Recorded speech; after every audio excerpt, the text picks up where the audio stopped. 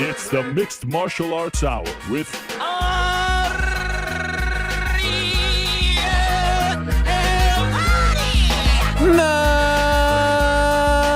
Mixed Martial Arts Hour is back in your life on this Wednesday, July 12th, 2023. Hello again, everyone. I sure hope you're doing well. It is so great to be here with all of you on a lovely Wednesday in New York City. Now, excuse me, I may have some indigestion. I just scarfed down my lunch. Didn't even get to finish it. I asked the team, hey, do I have a few minutes to finish it? They say, absolutely not. So it's all gone to waste. There might be some stuff on my beard. Is there anything on my beard, Frank? Not at all. Teeth? There's some on the ground. Yeah, that was a problem. Thanks for picking it up. I appreciate it. That's just the kind of team player that you are. I appreciate you very much. Anyway, it was a good lunch while it lasted. It was around 2 minutes long. And yes, I'd like to address the elephant in the room right off the top. A lot of people have been asking me about this all morning long. Everyone's wondering if I'm going to address it or not. Everyone's wondering if I'm going to talk about it or not. So let's just rip the Band-Aid right off and get to it. That's how I like to address things head on. Okay, I don't feel like some shows would wait an hour or two to get to the juicy stuff, get to the controversy. I'm not going to do that. I'm going to address it right on. I'm going to respond right away. I'm going to tackle these things off the bat. We're still Nottingham Forest fans. You're all wondering where the patch is. The patch is in here. Why? This is a loaner computer because I had to bring in my computer yesterday to the Apple store. It's under the knife at the moment. And yes, I did take the patch off, but you know what I thought? I thought it would be unfair and, just sort of cold and callous towards the original computer if I just moved the patch and put it on a loaner computer. So I'm keeping the patch off and we're going patchless on today's program. Is that okay with all of you in the back? I think that's fine. Okay. Thanks, guys. I appreciate that. The rare Andy response before anyone else. Yeah, I thought she went off the script there. No, I actually liked it a lot. I had a panicked look on my face, and she's trying to reassure me, like, no, I was answering him because I'm trying to fix a technical issue here. What's wrong? I mean, there's nothing wrong. You know what? When you say fix a technical issue, that means there's that technical something issues is that to don't be pertain fixed. to you that happen. Wow, that don't pertain to me. Okay. I mean, there was something on fire. You don't need to know about these. By the way, a things. lot of things going on in the show these days that don't pertain to me. I mean, all kinds of emails, all kinds of conversations, plans, perhaps, road shows. I just sit back. Yeah. Give me an update. Let me know where to show up. No, we will. Live event. I mean, there's all kinds of things happening here behind the scenes at MMA RHQ. So I'm a little bit out of my element here with the new computer. I hope you can all bear with me. And of course, you have to bear with me because we have a massive show. We're just trying to put on a good program here. We're just trying to get things done. And very excited about today's lineup. As always, back into the show, we will make our picks for the weekend to come in MMA. Massive event at the Apex this Saturday. KSW. I don't know if there are any odds for that. There's a little boxing action as well. So a little something for everyone in the dog days of summer, as they say, mid-July. Always a bit of a quiet time. Not in the world of fighting, because there's a lot going on in the world of fighting these days, and we'll get to that in a moment. Prior to that, we'll be joined by Brandon Royval, who was the backup fighter this past weekend for the Alexandre Pantoja Brandon Moreno fight. He weighed in successfully, didn't obviously fight. And now we wonder if he is in fact next in line for Pantoja. Of course, his last loss was to Pantoja 2 years ago. But are they going to go back to Moreno? Remains to be seen. And once again, what about Pantoja on Monday? If you missed that interview, heartbreaking stuff, heart-wrenching stuff, but also in a way, inspiring stuff, beautiful stuff.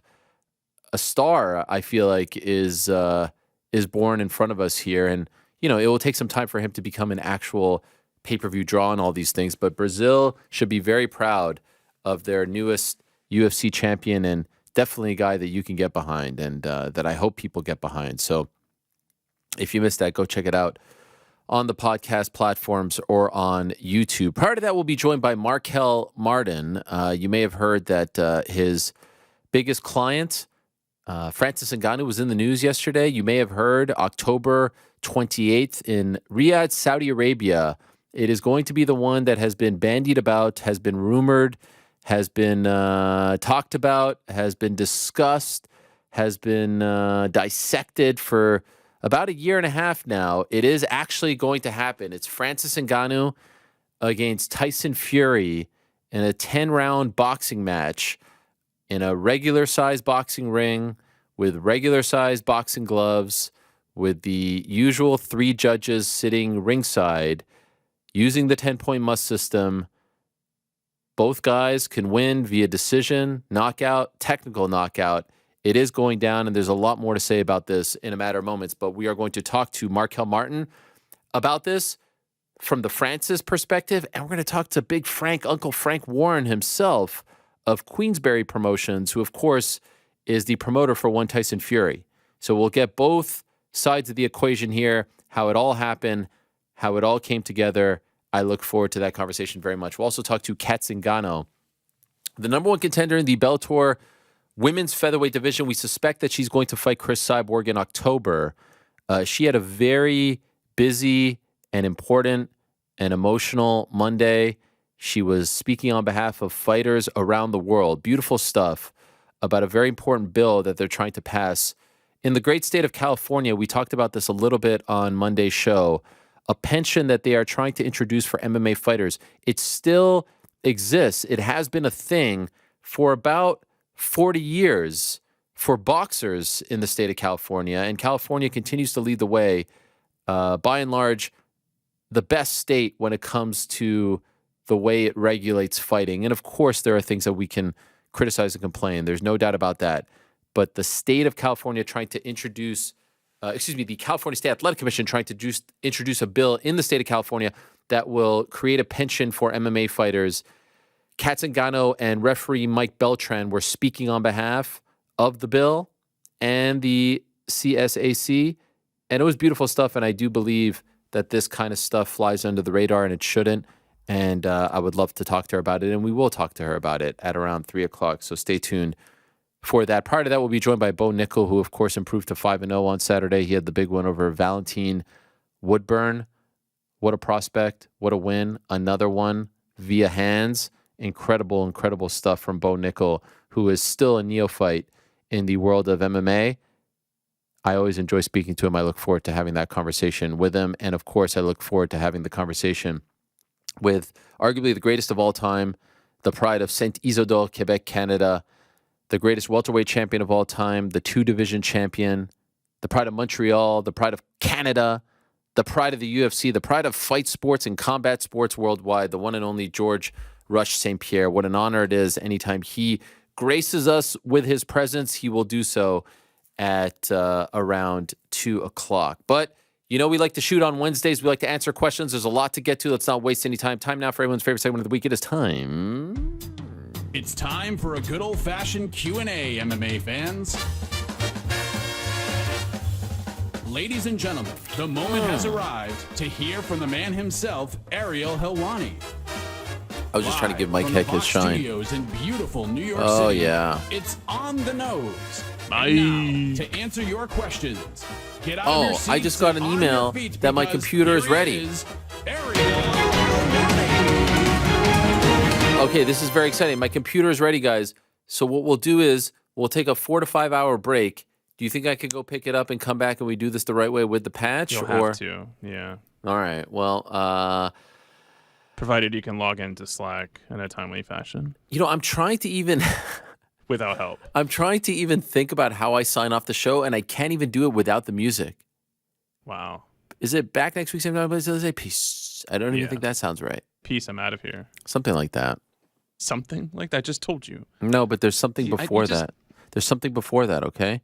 Let me go to Moderator Lewis here, who reminds me, by the way, Moderator Lewis, who is tremendous when it comes to anniversaries, reminds me that today is the 1-year anniversary of the YouTube chat being born in this particular iteration. Very exciting stuff. The 1-year anniversary of this being born. Shout out to everyone in the chat. Shout out to all the subscribers, all the supporters, even the trolls as well. Shout out to all of you. Thank you for your support. And I suppose your money, you have to pay for this. None of it goes to me, of course, but I think you have to for like $1. something like that. Pretty inexpensive. Yeah. I mean, it's the price of an espresso or something like that, right? No, actually, probably less. How much is an Definitely espresso less. these days? $3.99, $2.99? Try like 7. Jeez Louise. I actually just got a new coffee machine for my birthday. Grinds the beans for you, Frank. Wow. You'll have to stop by. Last time I know when you came over, we had the Nespresso. Yeah. It's much better now. And I made the point about the plastic in the ocean. Yeah. So the beans just stay in the hopper. Oh, yeah. And then you have to clean Is it out. vacuum sealed? No. I mean, that's not a good storage solution for the beans. Just not to shit all over your new coffee machine. What do you mean? It's a Jura or something. It's like top of the line. Okay, all right. What do you mean? Stay in my lane. I just poured in the thing. Is that bad? No, I mean, so is that where you store the beans now? Is like a hopper above the coffee machine? Yes. Okay. Is that bad? I think so. Where should it be? Like in a vacuum sealed container. Why? What's the difference? I mean, if you can't taste the difference, then we're not going to get into it right now. Bless you. Stop. Thank you. Oh, hey. All right. This is now. Well, now I'm just. I don't mean to make this all about the beans. We have a lot of things to get to, but like, why? Do you feel like it's a mistake? I mean, are you still in the return window? Why? It was a present. Okay. Then just enjoy it. But when you go to a coffee shop, they have it in a little case. It's not Yeah, because they're vacuum going sealed. through those beans every day. They're Yeah. filling those beans in. They're not sitting there long enough to get stale. I'm a grinder myself. We had this discussion. I grind and make my own coffee. I Yeah. vacuum seal my beans. You do? Yeah, I vacuum seal. What does that mean, vacuum sealed? Keep them fresh, man. You don't want them to go old. Keep the aromas, keep everything in there, and then as soon as you take it out of the vacuum seal, you grind it up and you brew it. Ariel, do you pour your wine into So a you- decanter and just leave it on the counter? I don't drink wine. So you pour the thing. I also have a decanter. I'm a decanting type You guy. pour the thing, and you just wait until, like, you only pour as much as you need. The beans? Yeah. Yeah. I was pouring it to the top, and I was like, "Oh, this is so great." Oh wow, you grind everything up and then it sits for days before you do it. Yes. I mean, you might as well. I'll just bring buy Starbucks the next time I pre-grinded come to your beans. place. You know what's so crazy about this? Today I had the coffee, and I was like, "This tastes really bad." It tasted sour. Top of the line. Yeah. Fuck. When Yeah, you I open a grind present, every- you need to contact the Parlay Boys. Make This sure it's is a good this is present. rocking my and world. then you right say now. thank you. It's like everyone's glowing about this thing, and I have to say, like, the cup of coffee does not taste good. Listen, I But I was trying to force myself to drink it and enjoy it. Wow, and now you come in and you lie to us and you tell us how amazing it was. You're trying to blow cloud off of this new Yes, coffee maker. yes, that's No, exactly what I was doing. I freshly ground my beans this morning. First sip I had, I was like, that's the stuff. So you keep it in the thing that you get from the coffee shop, and you just pour a little bit. From the coffee shop. No. So I get the beans, Yes. and then I have a vacuum sealed container that I put all the beans Goes, in. "Ooh." Yeah. Then now it's time to go make coffee. I go to the vacuum seal, pop it open, throw the amount of beans I need for the day into the grinder, freshly grind it up. I do it brew bean the by bean. coffee. How do you know how many beans you need? Wow. It's a You rough do it by estimate. weight. I mean, you usually make a decent sized pot. You use your you know, digital let- scale. Let other people have it. My roommates, whoever wants it. This I is- take out one bean, put it in the mortar and pestle, get it grounded. I do it to Next, you're gonna the tell me you're a alphabet song, Keurig so I guy. know it's been long enough, and then I do the next bean. I feel It like also such helps an you with idiot reading right now. comprehension. I feel like such an idiot right now. It's been sitting there for like a week. These Yeah. beans. Oh my Oh, god. there's probably Yes, you should be bugs and embarrassed, everything in honestly, there. that you brought this up to Do try. you think I have to get rid of it? Do I have to empty it out? I mean, I would just ask if you could get a gift receipt. Let's get to the news. What the fuck? This has ruined my day. This is legit ruined my day. Like the pit in my stomach right now. Okay. I can run to Starbucks real quick for you. Oscar A. Lara. Howdy, Ariel and crew. With Francis Fury being announced, should we expect Dana to announce a flurry of fights soon? For example, date for Leon Colby, Islam's, Khamzat respective opponents, and some other potential matches. I feel like the window for that was yesterday, and he didn't. And by the way, I predicted that he wouldn't because it was too obvious. What they probably should have done was, I tried to give him the heads up. I reported on Friday. It's, again, I said it on, by the way, no one gave me credit. So it's fine. It's fine. It's fine. It's fine. It's fine. It's fine. It's fine. It's totally fine. I don't care. Okay. I'm not petty like that. But on Friday, I didn't report close to being done. I didn't report targeted. I didn't report in the works. I said close to being announced. All right. I went right through that stop sign, close to being announced. Then on Monday's show, I said what? To chill. not close to being announced. Excuse me, not close to being finalized, not close to being done, not close to being whatever. It was close to being announced, very close to being announced. And I said it was going to happen this week. It did happen yesterday. And I also, may I remind you, said that it was going to happen within 2 weeks of Stipe Jones MSG. And when is it happening? 2 weeks, Stipe Jones MSG. You can only lead the horse to water, right, Frank? You can't have the horse drink the water. Exactly. Or the coffee. And here we are. Now, I do think it's important, before we get into all of this stuff, to read the information that was sent out yesterday. The information that was sent out yesterday reads as follows. All right.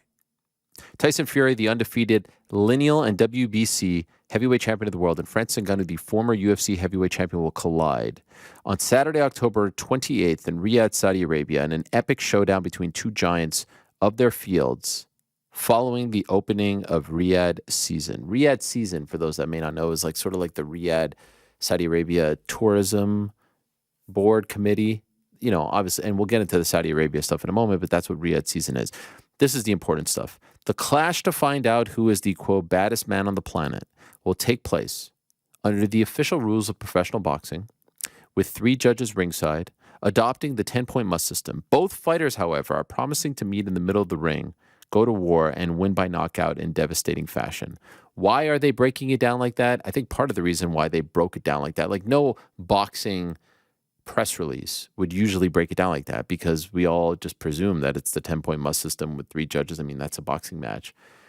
I think part of the reason why they broke it down like that is because the first inkling of this coming out and being close to done came via Eddie Hearn, who has nothing to do with this fight, who is the head man over at Matchroom Boxing, a competitor of Queensberry Promotions.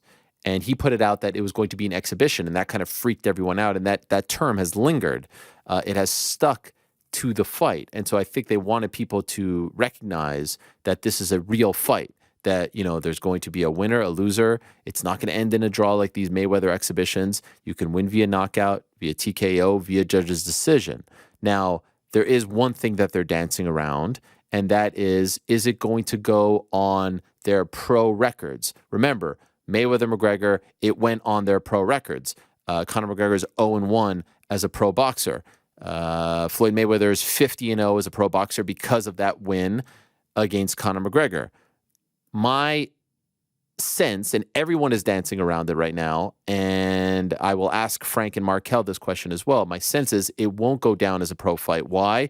Because the sanctioning bodies, and in particular the WBC, of which Tyson Fury is the heavyweight champion, is not going to sanction this because Francis Ngannou is not a ranked fighter, and they're not going to put the belt on the line. Now, I think this is very silly, antiquated stuff. It's a fight. Let it count. If there's going to be a winner and knock out all that. But that is the only thing that the haters will grab onto and say this isn't a real fight because it may not go on their pro record. Maybe that changes between now and October, but I think this is why they're dancing around it. So to kind of squash any concerns about the rules, none of that is at play here. To the naked eye, to you or I at home, who gives a fuck? There's going to be a winner. There's going to be a loser. The winner could come via knockout or TKO. That's all we really care about. I mean, how many people on the street know whether or not Tyson Fury is the WBC or WBO or IBF champion? Like, none of that really truly matters. To me, it's the lineal heavyweight champion of the world going up against the lineal MMA heavyweight champion of the world. And really, that's the biggest selling point here. It's never happened. It probably never happens again. And so many crazy things had to happen just for us to get to this point. That's the selling point. That's how it should be promoted, in my opinion. But that's what they're dancing around, and that's what people are still hanging on to, the detractors. But everything I've heard suggests this is going to be the same fight as Spence Crawford, as Tank Garcia, as Cameron Taylor, as any boxing match that you've seen in your life. It's the same thing for all intents and purposes. Do you get what I'm trying to say? Does that make sense? Anyway, an agreement has been reached between Queensberry, Top Rank, and Francis Ngannou's promotional banner, Gimmick Fight Promotions, which is a wink, wink, nudge, nudge to the comment that Dana White made a few weeks ago that Francis versus Anthony Joshua is a gimmick fight. This is obviously spelled Gimik Fight Promotions, to partner with Riyadh Season to host the history-making event that will capture the imagination of fight fans around the globe. So that's the top line stuff. That's really what you need to know. And I have a lot of thoughts as it pertains to this. To answer the question, no, he didn't announce anything yesterday. I'm pretty sure that he's not going to announce. I mean, like that was the window, right? If they announce something today or tomorrow, like the window was yesterday, and that's that. And I think they're just taking the knee on this one. What they should have done was, when I reported on Friday that it was very close, don't announce Jones Miocic, and they surely know that this was coming. It's going to be on ESPN Plus pay-per-view. It's most likely going to be on TNT Sports box office in the UK. Queensberry, I know, does some business with Endeavor. Like, they know. They're on the inside. They know. They should have kept Jones Miocic in their back pocket and announced it yesterday afternoon. That would have been the counter-programming announcement. But they didn't do that. They announced it Friday afternoon, and so that's that. But I do want to talk about like the reaction to the fight and the fight itself, because I've seen a bunch of stuff, and it's all kind of bubbling inside of me. Number one, let's make something very, very clear right off the bat. I see a lot of people, especially in boxing. It's the boxing community that is poo-pooing this the most, I feel.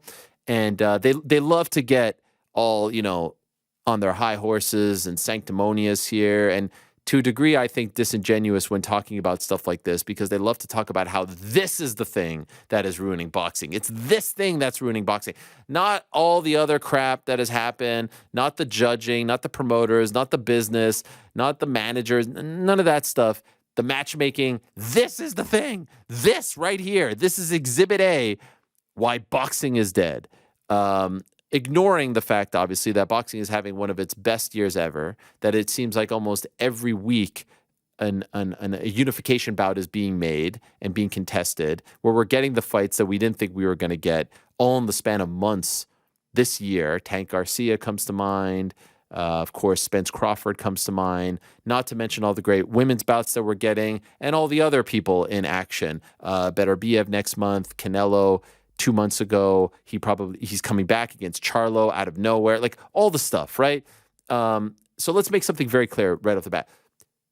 If you are upset at Tyson Fury for taking this fight and not fighting Usyk next and not fighting Anthony Joshua next, that's fine. You could sit back and say, you know what, this is annoying. Tyson Fury, you're the lineal champ. You should be fighting those guys next. But don't you dare blame Francis Ngannou for that. Because I see people blaming Ngannou for Fury Usyk and Fury Joshua not happening. Francis Ngannou, let's be very clear, did not take Tyson Fury away from those fights. This fight is happening because, for whatever reason, and that could be Fury, Queensberry, it could be their fault. It also could be the other side of the equation's fault as well. This fight is happening because those fights didn't get done. We know that those fights were trying to make them happen, and they didn't happen. And as a result, Ngannou came in through the back door and was able to, quote unquote, secure the bag, which is a term that I despise, but that's what the kids like to say, so I'll say it for these purposes. He did not take Fury away. Let's be very clear about that. So don't you blame Francis Ngannou for Fury's decision. A. B. Francis Ngannou didn't leave the UFC for Tyson Fury.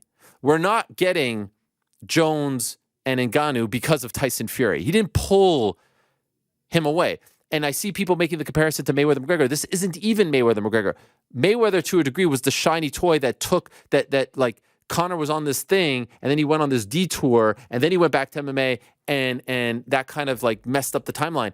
And Ngannou had one fight left in the UFC of note, and it was against John Jones, who, let's be honest, has only fought once since February of 2020. And who also, let's be honest, isn't exactly the most reliable of foes, because things happen along the way that, take him out of action. He had one fight left. Can you bring up Pavlovich? Can you bring up Aspinall? Can you bring up people from now until tomorrow? Sure. But in terms of legacy-defining fights, there was one left.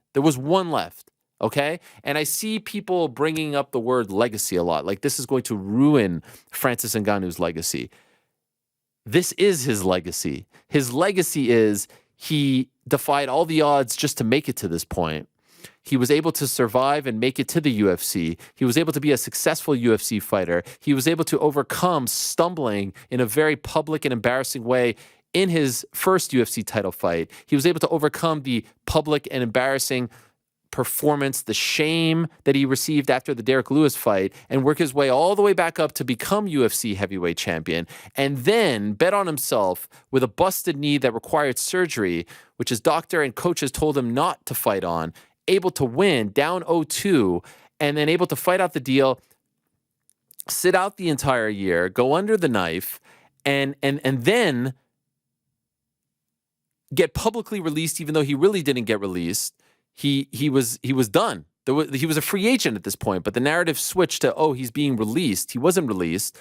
And then have the patience to sit for 5-6 months while everyone telling him he was blowing it and fumbling the bag and all this stuff, to then getting the historic PFL deal and then getting the boxing match against the lineal heavyweight champion of the world.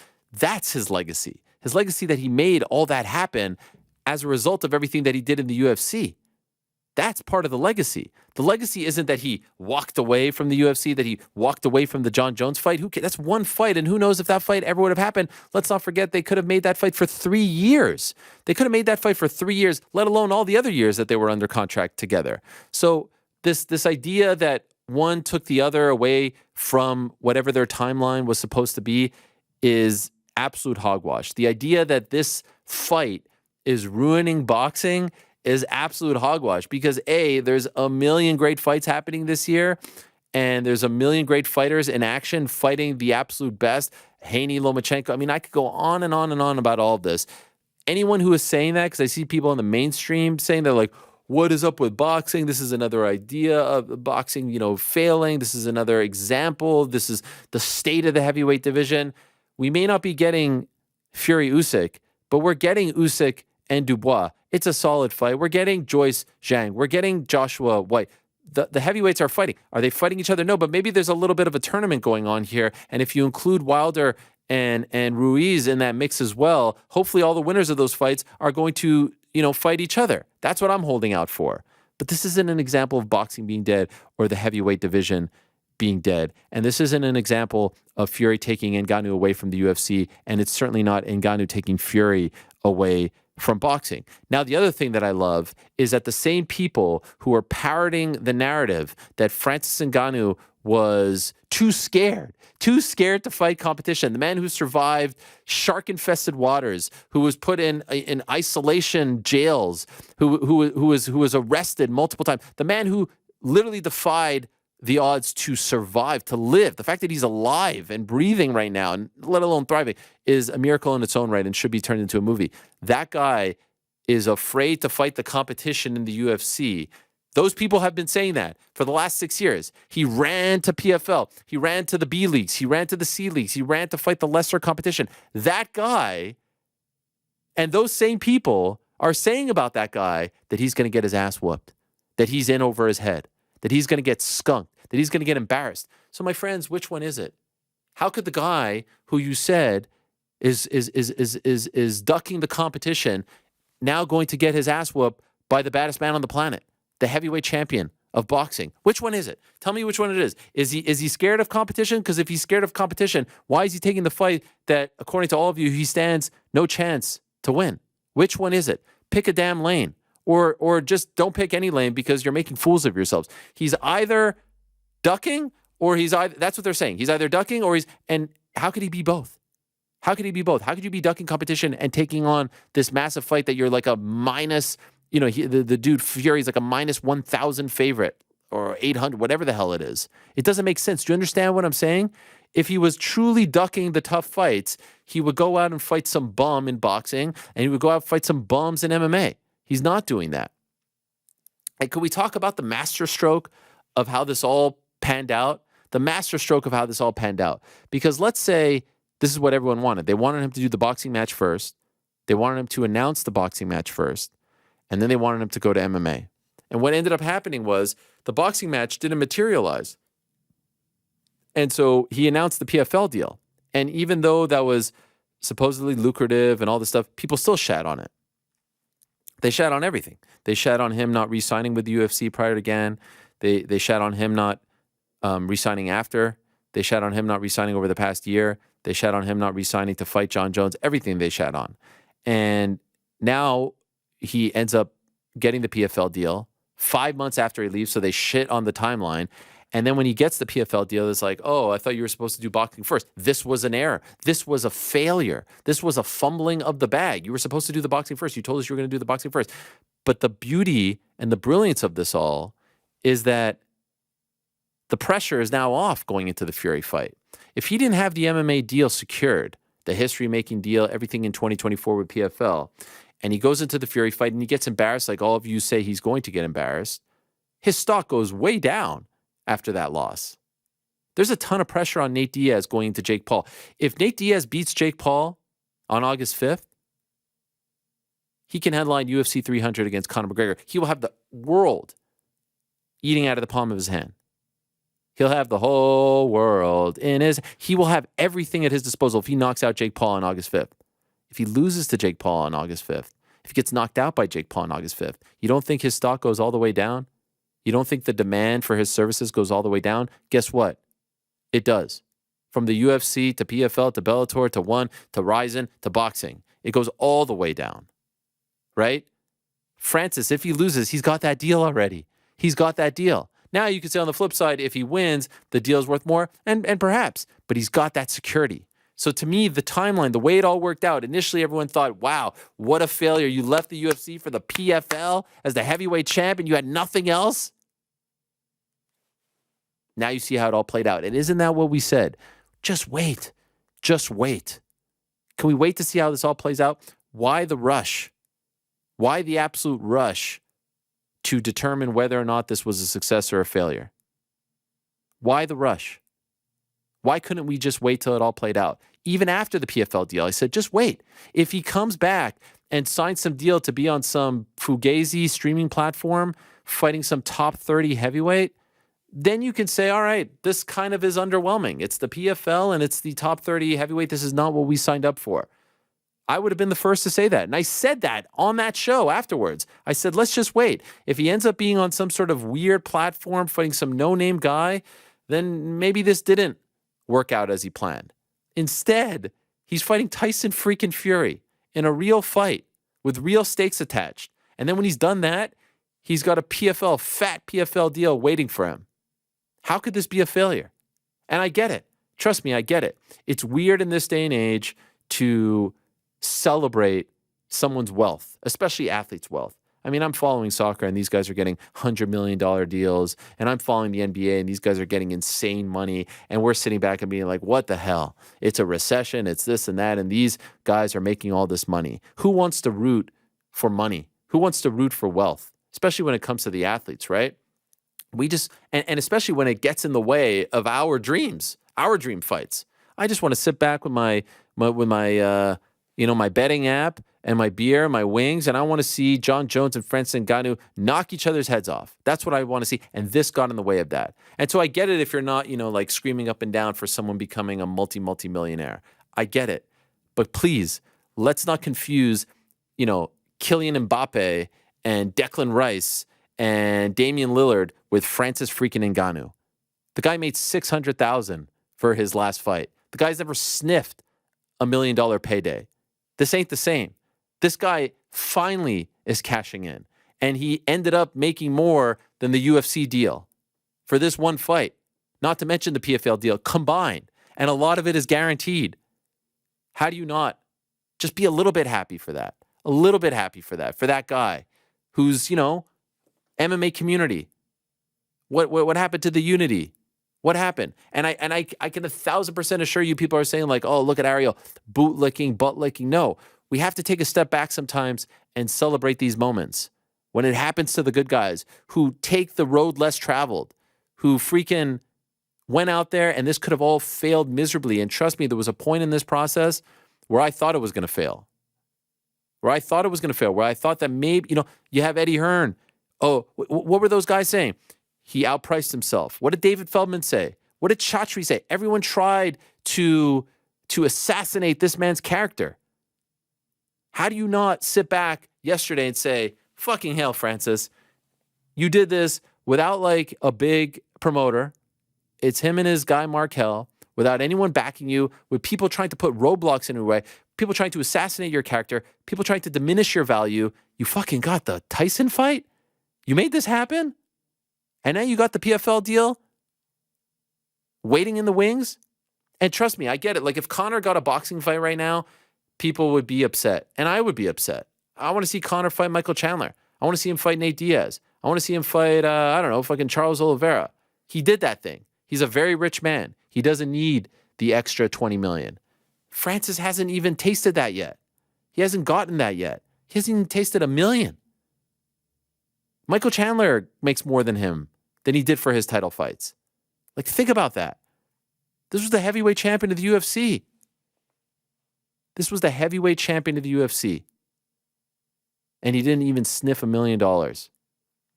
And speaking of the UFC, if you want to direct any sort of anger, oh, here comes Ariel, talk about this. No, excuse me. They could have made this fight in a flash. They could have made this fight in a flash. It's airing on ESPN Plus pay-per-view.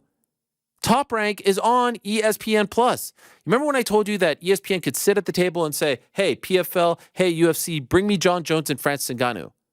It would have been even easier to do it for Fury and Ngannou. Because now it's not even two MMA promotions.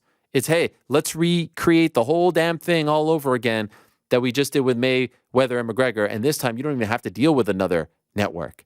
It's all in-house, baby. They could have made this deal in a second. Not only did they have the Jones fight, they had the Fury fight too. And don't tell me for a second that they weren't interested in the Fury fight, because 2 weeks ago, and this is the best part of this whole thing, 2 freaking weeks ago, Dana White was campaigning to have Fury fight John Jones. So how is he going to spin it now? How is he going to tell the world that this is a joke fight, a gimmick fight? You were trying to make this same fight, and we know you were trying to make it to get it away from Francis, and that's all fair and good. All's good in love and war, right? All's fair. But 2 weeks ago, you tried to make this exact same fight. In fact, you tried to make it into an even bigger gimmick because you tried to get Fury to come over to the UFC, which is, to me, a bigger gimmick than Francis going to boxing. Because at least here you're stripping away all the martial arts and you're doing one, as opposed to one guy adding everything to his plate. Come on now. You tried to make that fight happen 2 weeks ago. How are you going to tell us that this is the gimmick fight? I can't wait for the spin. I can't wait for it. They literally tried to make this fight, and it didn't happen. And somehow he was able to beat him too, and they could have made it happen. And dare I say, they probably could have made it happen relatively easily. So everyone was so quick to judge, and now they're moving the goalposts, and now they're saying, oh, well, he's going to get whooped. Oh, now they're saying that he's going to get embarrassed, and that he's going to, ruin his legacy and all this nonsense. Trust me, everyone has lost to Tyson Fury. You think Francis losing to Tyson Fury is any different than Deontay Wilder losing to Tyson Fury? He lost twice to Tyson Fury. People still want to see him fight Anthony Joshua or Andy Ruiz. It's not that detrimental. Even if he loses in 2 rounds, it's not that detrimental. He's just going to go back to his thing. He dared to be great. The same way so many others have done it, and we have, applauded them for it. And the people who are saying, well, this is a stupid mismatch, like, is it any greater of a mismatch than Val Woodburn against Bo Nickal? Is it any greater of a mismatch than the JDM fight that we're getting this weekend? It may not be as pronounced and as talked about, but we see mismatches every single week in MMA and in boxing. We talk about this all the time. Is this any different? It's not any different. So ultimately, if you are saying, what's the point? If you are saying that, oh, he's just going to lose, what's the point? What would you have preferred the guy do? Really? Would you have cared more if he went to Bellator and fought Ryan Bader? Really? Would you have cared more if he just went to PFL and fought Ante DeLilly? Really? Who would you want him to fight? If the deal with UFC didn't work out because they weren't giving him the freedom, the flexibility, the respect, who else is out there that's bigger than this? He got the biggest thing possible. So I think it was a masterstroke on so many levels, as I just outlined. And, obviously, I would love to see Fury fight Usyk. That would be the top choice. It didn't happen. You'll ask both sides, and they'll both blame each other. I would love to see Fury fight Joshua. It didn't happen. You ask both sides. They both blame each other. I'd rather see Fury fight Ngannou than Fury fight Dubois, or the Chisora fight that we just saw, or the Dillian White fight that we just saw a year and a half ago. And now, don't get me wrong. There are things about this that I don't like. Number one, I don't like if it ends up being not on their official records. I don't like that. This is a real fight. They're getting punched in the head. They're getting beat up. They could get knocked out. This should be on their official records. 1,000,000%. I don't like that. And that will be a cloud hanging over all of this. 1,000%. I'm not a fan of that. I don't care about WBC this, WBC that. No different than when the UFC goes to London next week. The UFC is employing the judges. They're employing the officials. There's no commission there. Just give me the same thing. Give me the same thing and put that on their records. If it's an official fight, if it's not an exhibition where it's like there can't be a winner and there can't be knockdowns, this needs to go on the records, in my opinion. And also, and this gets very complicated, I don't love the fact that it's in Saudi Arabia. Now, before you get all crazy and send me all kinds of anti-Semitic comments, please listen to what I'm saying. I don't like the fact that this is in Saudi Arabia, just like I wouldn't like the fact that this would be in Miami. I don't like the fact that this is in Saudi Arabia, just like I wouldn't like the fact of this being in Houston. I don't like the fact that this is in Saudi Arabia, just like I wouldn't like the fact of this being in LA. I don't like the fact that this is in Saudi Arabia, just like I wouldn't like the fact of this being in Madison Square Garden. This could only be in 2 places, in my opinion, and it only should have been in 2 places. Number 1, UK. Wembley Stadium, Tottenham Hotspur Stadium. Those were the 2 options. Number 2, Las Vegas, the fight capital of the world. T-Mobile Arena, Allegiant Stadium. Those are the places, those are the 2 areas that it should have been. London or Las Vegas. So this is not a Saudi Arabia thing. There's no connection to Saudi Arabia. I'm a big fan. I was having a conversation with someone recently, a promoter, who asked me this question. Why do you think we don't sell enough tickets? And I said, you don't sell enough tickets because you're not booking to the market. Pro Wrestling 101, book to the market. Why was Sami Zayn in Montreal at Elimination Chamber such an event? So emotional? Because he was in Montreal, his hometown. Now, of course, you could put guys in different venues and it's a big deal, but it's that much better and it's that much greater, as we've talked ad nauseum on this show, when they have a connection to the market, when they have a connection to the venue, to the stadium, to the city, to the state, to the country. These 2 guys have zero connection to Saudi Arabia. Zero. Absolutely none. So that to me makes it feel sterile. It makes it feel, it just like there's a disconnect.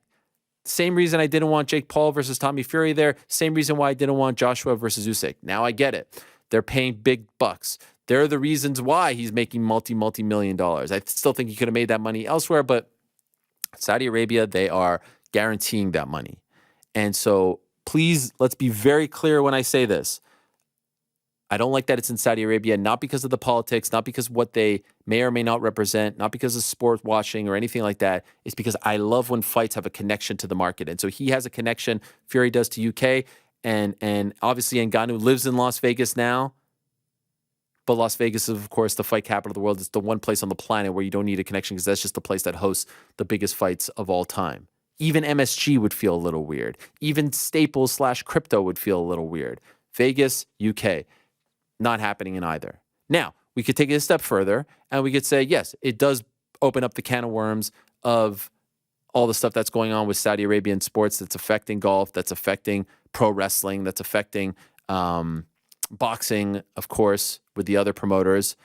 We could talk about sports washing and all that stuff. And I'm just going to, you know what that's all about. And it opens up a massive can of worms.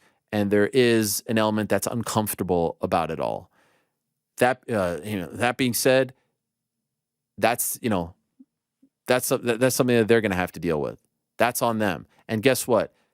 Saudi Arabia has invested a lot and has purchased a lot and has made an impact in the world of soccer, probably more so than anything, bringing over, the likes of Ronaldo and so many others. And obviously in WWE with the deal that they have with them, gigantic. Obviously with golf, massive. Live, PGA now coming together. They haven't quite jumped into the MMA world. This is the first time really that an MMA fighter is somewhat linked, right? That is likely, from what I'm hearing, going to change very soon. Now, it's not going to be with the UFC. UFC has their deal with Abu Dhabi. Extremely rare to have the Abu Dhabi deal and to have the Saudi deal. It's just this is deeper. This is way, it might be Frank's pay grade, not my pay grade. It's like here, okay? But it ain't happening, all right? But another promotion is deep in talks with them for investment, for an infusion of cash, for events happening there, et cetera, et cetera. So it's going to happen. It's going to be something that we're going to have to talk about, and it's going to be a thing. This is the first thing as far as MMA is concerned, not boxing. And so, yeah, that's a thing. But my comment about it being in Saudi Arabia is more to do just with the fact that like the atmosphere and the connection just isn't the same. It isn't. You can't tell me that, you know, Paul Woodley won in Cleveland felt the same as Paul Fury. It just didn't. It did not, in my opinion. I was at one, I was not at the other, but like just watching it on TV, one felt much different. So there's some that I love, and there's a lot that I love, and there's a lot that I like, and there's some that I don't like. But overall, to me, this was an unbelievable masterstroke by Francis Ngannou. He got it done. And, you know, I've seen some stuff, and I can't wait to hear what everyone says now. You fumble. People blaming me for steering him wrong. I had nothing to do with any of this. I wish I could sit here and take credit on this Wednesday. Nothing to do with any of it. The guy went out, bet on himself, took the road less traveled, and won. He won when so many don't win. This dude, who people took for granted, from Cameroon, won. That was question number one. How are we doing as far as, you know, time? We're doing great. Mr. Slow J, what's up, A-Boogie? Francis versus Fury. Other big winner, Stipe. Why does it feel like the UFC knew about this boxing match and had no choice but to cave into Stipe's big money demands because there are zero other big money fights for Jones? Otherwise, what took so long for the Stipe-Jones fight to finalize? Well, they did explore the Fury fight and it didn't come to fruition, and they knew Stipe was there. But I think that they have a little bit of work on their hands to get people truly excited about Stipe-Jones. Ultimately, it will be a big success, and I suspect it will do bigger business than the Fury and Ngannou fight because MSG, you can charge a premium in terms of ticket sales, and the ESPN and UFC right now are killing it on pay-per-view. But, you know, there needs to be a little bit of heat there, I would think, and maybe you just have to tell the story of this is the most, you know, this the most decorated, highest decorated, whatever you know the term, decorated champion, winningest champion, most title defenses champion in heavyweight history against the greatest champion ever, John Jones. You could tell the story without their help, but you need to tell the story, in my opinion, because there's no real like issue there between them. It took so long. I don't even care to see it happen. I think you'll change your tune come November. On the other side, Francis' story is so damn inspiring. John Jones fighting is must-see TV, and he's one of the biggest stars and biggest draws in the game. It will do just fine. But I do think it's an interesting thing that this fight is happening, the Fury and Ngannou fight is happening 2 weeks before the Jones fight. And I also think that one thing might hurt the Ngannou-Fury fight is the fact that October 21st is UFC Abu Dhabi, and we suspect Islam Makhachev is going to be on that card, and that's going to sell very well. And then October 28th is this pay-per-view. And it is worth noting that this pay-per-view is going to happen during the day here in America. And, you know, Saturdays in the fall, there's college football on. There's a lot of competition. The NFL is in full swing. So media attention is, you know, very much focused on that on the weekend. So they've got a lot of things, you know, as opposed to this happening on a Saturday afternoon in July or August. It's a different ballgame in October. So there's a lot of things working against them. But again, you know, the Saudi money, it's guaranteed, and that pressure is now off their shoulders to a degree. So stay tuned. But there's only so much money. If you're an MMA fan and you want to support this fight and watch this fight and you're interested in this fight, the Francis fight, you're being asked to spend on October 21st, 28th, and November 11th. That's 3 pay-per-views in less than a month. Max, Shalom Ariel, have you ever given thought to having a tremendous counter graphic for each show, ticking up with each tremendous uttered, whether by you or anyone else? We can have a baseline per episode, and over time, going above a certain number indicates a truly elite episode. Dare I say tremendous theater? Frank, are you writing this down? Thanks for everything. Is Max implying that I overuse the word tremendous? I don't think he's saying you overuse it. Sounds like he's saying that. I mean, I think you're reading too deep into that. He's just saying it gets used a lot. Can we get a tremendous counter too? I've never noticed it. All right. Pecan Pie up in this. Hey, Ariel, you and the guys went back and forth on what Volk's next fight should be, Islam or Topuria. One option I'm surprised hasn't been brought up is Aljamain Sterling. If he wins at 292, all signs point to him moving up if he wins in August. Could Volk's next fight be Aljamain attempting double champ status, or is Topuria the more attractive option, 145? It's very interesting. I guess the reason why we're not talking about it is because that fight needs to play out, and so we don't want to disrespect Sean O'Malley. Also, we don't know how long Merab's going to be out for. So maybe Aljo gets another fight in before Merab is ready to come back. And we don't even know if Merab's first fight back is going to be a title fight. So there's a lot of what ifs there. And I think for Volk, moving up rather than defending the belt against the guy moving up is more attractive. So that's why we're focusing on those two. And Topuria has certainly put in the work at that division, but not to say that Aljamain wouldn't deserve it. And perhaps it's inevitable, but it feels like something that is more likely to happen next year. Andy Koufax says, Ariel, I love you. You are a peerless ball of atomic god-tier MMA coverage. Wow. That is a tremendous compliment. I'm putting that in my Twitter bio, or maybe I should say my Threads bio. In the most thankless role there is next to motherhood. You suffer for your art to produce an unparalleled product, not unlike the soup Nazi. You want soup? $3. No, you want bread? $3. That said, for the love of Frank's anonymity, it's Volk, not Volk. What do I say? The name Volkanovski has a very pronounceable L right there. You have no problem nailing when you say his full name. But when you refer to him by his pet name, you lose the L faster than Dean Thomas backstage after the Sarah fight. What is he trying to say? Is he trying to say that it should be Volk, not Volk? What do I say? I say Volk? Tremendous. Well, what is this, Andy? What do I say? I say Volk.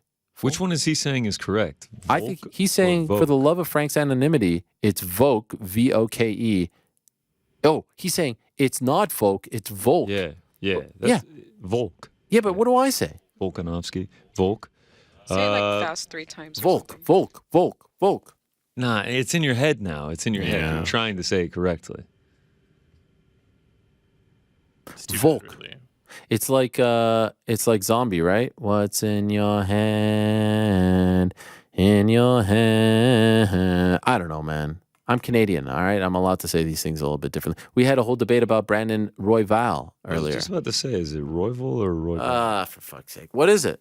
Royval? Now it's not, I thought it was That's Royval. Right there, what I just said. No. Royval? Royval. All right. She. Royval. Hey, this question is for you, GC.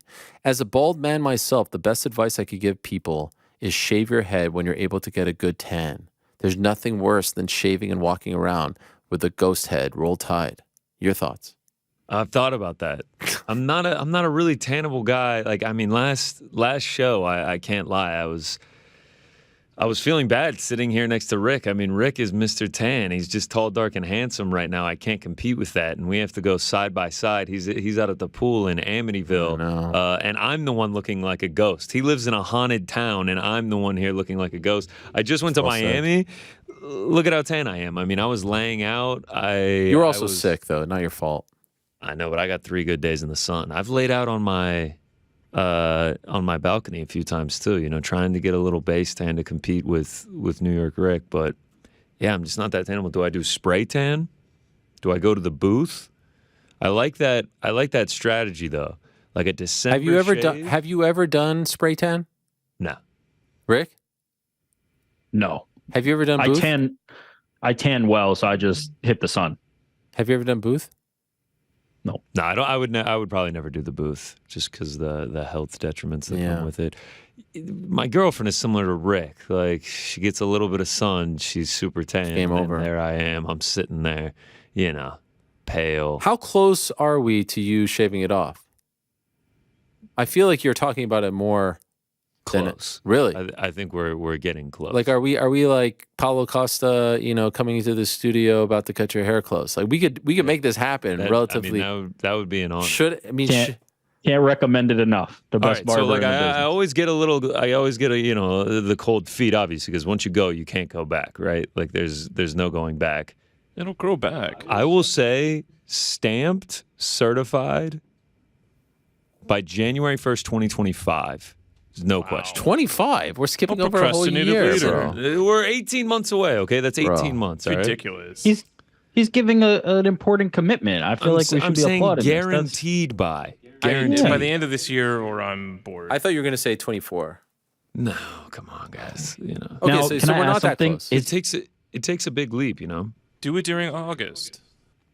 Is it offensive that he led with as a bald man? Yeah. I don't think so. I think I he's feel like I that. was offended. No, I I feel like there think was he's a trying. presumption there. I think he's trying to let you know that he's coming There is from. no presumption, Rick. I mean, everybody can see what I'm dealing with you're not here. bald. A man entering not bald. his 30. Listen, I turned 30 on Sunday. Big. Wow, the big 3-0. Huge. Any plans, by the way? Yeah. Plans have been made. What? Plans have been made. What kind of plans? Does it involve? Do the plans involve anyone who works on the show? Because I'm not. It's actually funny that you say that. No. Wow, I'm actually offended on Frank's behalf because he's kind of like your running partner when it comes to stuff out of the show. That's what I thought. Frank, I'll see Frank this weekend. Frank didn't make the cut. Monday's the big day, right? Apparently, there's a pretty exclusive list. Excuse me for asking. Yeah. It was interesting. Yesterday, Frank had the good idea of doing a little shindig after the show and threw it out there in the chat. Actually, if we're going to put all the cards on the table, Frank wanted to do the shindig today. And I hope you guys realize, I was like, well, first of all, Monday's actually closer to his birthday, but today's fine because for us, Wednesday sort of feels like a Friday, at least for me. And it's like it feels a lot. It's like you can exhale a little bit, the booking, all that. But then I said, you know what? I feel like we always do these things on Wednesdays, and Rick gets excluded from it. And so I don't even know if he wants. What's the real reason we're not doing it today? No, and so I said, let's do it on Monday so Rick can be involved. This is actually good that Thank you you, did this Ariel. because I have to meet up with someone after the show. Perfect. Yeah. So perfect. I had a premonition, and so Rick could be involved. Part of the team, part of the show. And Frank threw it out in the text thread. It kind of sat there like a rebound, like it was just bouncing and bouncing and bouncing and bouncing. And then he didn't even get like oh, that's really cool. Like, I appreciate the thought, the just sentiment. a He got a thumbs double tap thumbs up. Yeah, that was pretty lame. What was up with that? I gotta come to it. I gotta come to his defense here. Like, it almost felt like the lack of acknowledgement was like yeah, we're all on the same page. Like nothing else needs to be said. The explanation that was simple. my feel. I got things to do on Tuesdays. I know. It's Oh, a even a fame select like, few. oh, you You'd don't have to do that. You'd or actually anything. prefer a Wednesday meetup. No. The thing is, I was very busy at the time the text sent, and then I had to go and do a separate recording for No Bets Barred. And by the time that I saw the text, about 2 to 2.5 hours had elapsed. I didn't want to pull a Frank, as we call it, and respond, and I'm going to be like, what is this? What is he talking about? So the double tap was my way of being like, saw it, thank you. Wow. I mean, what you said was also very vague. Am I getting a cupcake at lunch, or are we like going out to a It's just 5-star something. dinner? What it was? Yeah. I Well, mean, I'm I'm Ariel's trying to- involved, the plans are the plans will up in change the the air. last. Big. like, what we do you mean couldn't do up it in today the- because Ariel's leaving after the show. No, I'm not leaving anything. Listen, by the way, I have to leave after but the show. by the way, take it from someone whose birthday came and went and nothing was done. Hey, you stop The it. sentiment is, I think, huge. No, there was something that was done. What was done? Yeah. We went and saw the Wes patted you on the Anderson back movie. outside. The Offered you to go to the movie. yeah, the We saved you from the Wes Anderson movie. the cupcake, the meetup, the cup of coffee, the toast. All these things are big, in my opinion. A cup of coffee. Anything. cup of Anything fresh is coffee big. or Anything is bigger stale than bean what. coffee. I mean, I'm still waiting for my pat on the back. I have to say, how did everyone on the show handle the strict Hawani timeline birthday text ordeal? Oh, I mean, I think the rundown was GC was first, like super early. Very appreciative. It was like 8:30 or something, 9. Get some brown on your nose. I'm not gonna lie, that was natural. I'm actually gonna be honest. he's good at that. I was up having a cup of coffee. I was like, looked at the time. I was like, we're right in the Hawani. Oh, this is fantastic. Zone. Joe was actually next. That was big. Frank, I think, was next. Matt, so now we're still in like the 10 a.m. territory. Eric I was didn't like do it till the evening. Eric was like 6:30 p.m. It was crazy, and it was like an HBD. It was almost like a deliberate. I'm doing this just to Yeah, spite I think you. that was deliberate. It was. It was I think deliberate. deliberate. But I mean, that being said, he did beat Alex and Andy to the punch because I still don't think I got anything from them. But maybe I'm wrong about that. I don't know. Maybe I'm wrong. I mean, a lot is said without saying anything. It's just a little bit. Still, it's sensitive. Anyway, we're gonna put a pin in all this stuff and get back to it all because we have no time to waste. We have a very special and prestigious guest here in our presence. As I said at the top of the show, it's always a massive honor to have the greatest MMA fighter of all time, the pride of Saint Isidore, Quebec, Canada, the greatest welterweight champion of all time, the 2-division champion, the pride of Montreal, the pride of Quebec, the pride of the YMHA wrestling team, the man who is returning to competitive action in December in a little thing I like to call Jiu-jitsu, grappling to be exact. He is your friend and mine. He is Georges St-Pierre. There he is. Hello, George. How are you? How are you, Ariel? I'm doing well, and you? I'm doing very well. It's nice to see you. What a beautiful shirt you have on for us today. Did you get dressed up for us? It's just for you, man. Just for the audience. Wow, what a gent. By the way, why is your phone like that? Are you not able to turn it? Why is it vertical? Are you able? It doesn't work. Yeah, I got. There was something that happened on the road, and I didn't have enough time to get to the location that I wanted to be, so I had to park on the side and do it. I mean, it's a mess. Oh, so that's why I had to put it this way. I'm sorry, guys. No problem, no problem. Are you okay to do it now, or are you stressed out? I don't want to stress you out. Oh, no, I'm perfect. I'm perfect. Okay, all right. Well, thank you so much for the time, George. It's always a pleasure. I would take you if you texted us on the program. So this is a nice treat to see your face. It's great to have you on. Coming to us from Montreal. I see Montreal behind you, right? Is this Montreal behind you? Yeah, I'm in Montreal. I'm home. Yeah, I came back Saturday night. Okay. So you didn't stick around for the event? No, I had to go because I had different businesses to take care. I had to go to when I left Austin to go to Vegas. Then Vegas, I went to Toronto on Friday, and then I came back on Saturday. I missed the main event. Apparently, it was an amazing fight, and I missed it. I just saw the result when I came back home. Wow! Unfortunately, you know, it's funny. I just wanted to ask you. I know you didn't see the fight itself, but to me, because I'm sure you've seen him before, Alex Volkanovski is the first fighter to remind me of you in the UFC. How professional he is, how smart he is. The way he fights remind me a lot of you. Do you see that similarity as well? Well, the way I see Alex Volkanovski is he's not a specialist. He's very good everywhere. And me, when I was fighting, that was my strength. I was not the best at something, but I was good everywhere. So I was able to become the perfect nemesis to my opponent. And I think he's using a similar a similar strategy. When he fights someone, he takes always his opponent outside of his comfort zone. So you enjoy watching him? Oh, yeah. He's one of my favorite fighters to watch. I love watching him. I think he's the best right now. The best, probably the best active fighter, the best pound for pound right now. I agree with that. Okay, so let's talk about your news. And also the fact that he beat Rodriguez, like for his legacy is just amazing because he's one of the fighters that was able to beat the older generation. He beat his own generation, and now he's starting to beat the future generation. And this is amazing for him. Sort of like you. Well, I did something similar too, and we're not the only one, you know. And I think when you talk about the best in the world and of all time, and when you start getting into that category, this is one of the criteria that they need to have. All the fighters that are entering these sort of GOAT name they call, because I think it's very subjective. That's one of the criteria that they need to have.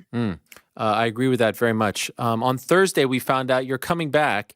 You're competing, not in MMA, but in grappling. First, can I ask you, I have a few questions about this, obviously. Can I ask, how long has this been in the works for? When did the discussion surrounding this start? Well, a few months. the thing is, I love jiu-jitsu. I love grappling. I mean, it's also a sport. I believe that it's it's accessible to more people, a bigger range of people. Because MMA, it's not everybody that want to compete in MMA because they don't want to get brain damage. But grappling is a sport that is accessible to a much bigger audience.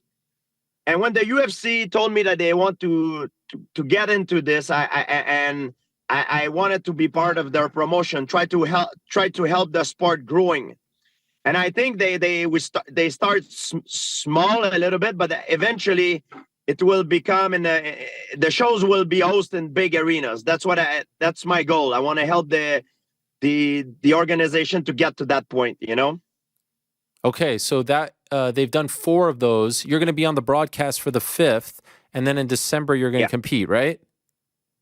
Yeah, exactly. And December 14th. December 14th, you're going to compete.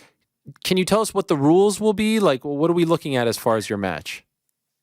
We don't know the rules because I don't compete. I'm not back to trying to be world champion here. It's a different mindset than when I was competing in mixed martial art. I'm competing for the kick of it. Of course, I'm a very, very competitive person, and I will do my best. But I think it will be best for me, for the audience, for I think it will be best for everybody if I match against an opponent, maybe a veteran of MMA, or you know, someone that comes from the MMA world and not someone who comes from I think that will be better for me, for the promotion, for the fans, because there's guys that will compete that are guys that want to be world champion, like Gordon Ryan, Giancarlo. These guys really compete to become the best grappler. That's their specialty. That grappling never been my specialty. What made my strength that we talked about before is the fact that I'm able to do everything very well. I'm a very complete person, but now complete fighter. But now I'm going into something that is very specialized into grappling, and I'm 42 years old. So I think the thing with it is to have fun, do what give the fans what they want to see, and you know, to train well, train you know, as serious as if I would be going for a mixed martial art fight. So as of right now, you don't have an opponent, right? I'm sorry? As of right now, you don't have an opponent, right? I do not have an opponent right now. No, I don't. Is there someone that's close to being, like, are they in talks with anyone? Are you close to someone? I'm gonna have to discuss. There are many options. And it's hard to know right now because there's a lot of fighters when they retire. A lot of them, they gain a lot of weight. Some lose a lot of weight. Some are just, they have an unhealthy lifestyle and they cannot no longer go back to competition.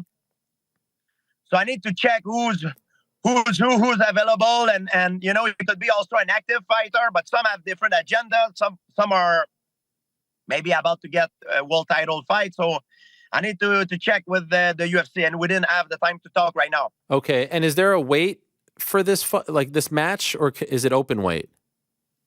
Well, the rules can be subject to changes. The weight as well. I personally would like to compete at 170 because I walk around 180 pounds now. So, and the rules, I believe it's best for the audience, for the promotion, and for the fighters, especially for the show. If we try to make the sport bigger, it needs to be attractive for the audience. We need to make a set of rules that promotes finishes, and not only stalling. That a set of rules that will promote the finishes, and we're in discussion with on that right now. Could I ask if the promotion, if the UFC came to you and said, George, who is your number one choice? We're going to go and try to make this happen. What would be your response? Oh, it will be there's a few names. There's a few names that could be good. I want. There's a few names. It's just I need I think I need to have someone who's a formidable opponent that is you know what I mean, like someone that the fans want me to, they want to see me compete against. Oh, we lost you. Okay, it was a great cliffhanger. You were about sorry. to tell us. You were about to tell us the name, and then you disappeared. And I was like, "Oh my gosh, George, what's happening?" Oh, sorry. No. I think there's many guys that could be an option. That there are guys that are veteran fighters that have a good grappling background. I'm talking about maybe the Diaz brothers. Could be a guy. I don't know. Like I'm a competitive guy, and something like that. Maybe I think the fans will want to see, or it could be someone that is active. You know, right now that is currently active. I don't know, Usman, Covington, someone like this. It depends. I want to give I think it's up to the audience to choose who they would like to see. And I think it needs to be a formidable opponent too, like someone that is from a grappling background. I'm not really an interest on fighting someone who's more like from only a striking background, because I don't think that the fans will be pleased with that. I think it needs to be, someone that will give the fans a good show. We're there more. I'm doing this more as a novelty competition match than a competition match that is there for a ranking to have a place among to be the best. Because I have no illusion. I'm 42 years old. You know what I mean? And I have other priorities that are more important than this right now. Even though I'm gonna show up and be in the best shape of my life for this, that I can be in the best, the most well prepared that I can be. Can I tell you my top two choices? You didn't ask me, but I would love to hear. Okay. I would love it. Number one, I think you've heard this one, Khabib, just because it's the fight that was talked about. I think it would be an incredible scene. Any chance of Khabib? I'm not sure. I think he's retired. And but so are you. This is different. His name was not on the list. It was not in the talk. But I think he's retired, and I'm not sure if he's still in the circuit of doing martial art right now. Nick Diaz rematch, grappling only. That could be an interesting one. And he's very good. He's a very good grappler. In grappling, he's got more experience than me in grappling. So I would have to make sure I come very well prepared for this one if it's Nick Diaz. When would you like to know the opponent? When is it important to know? Like, does it matter if you don't know for a while, or do you want it to be done sooner rather than later? Does it even bother you?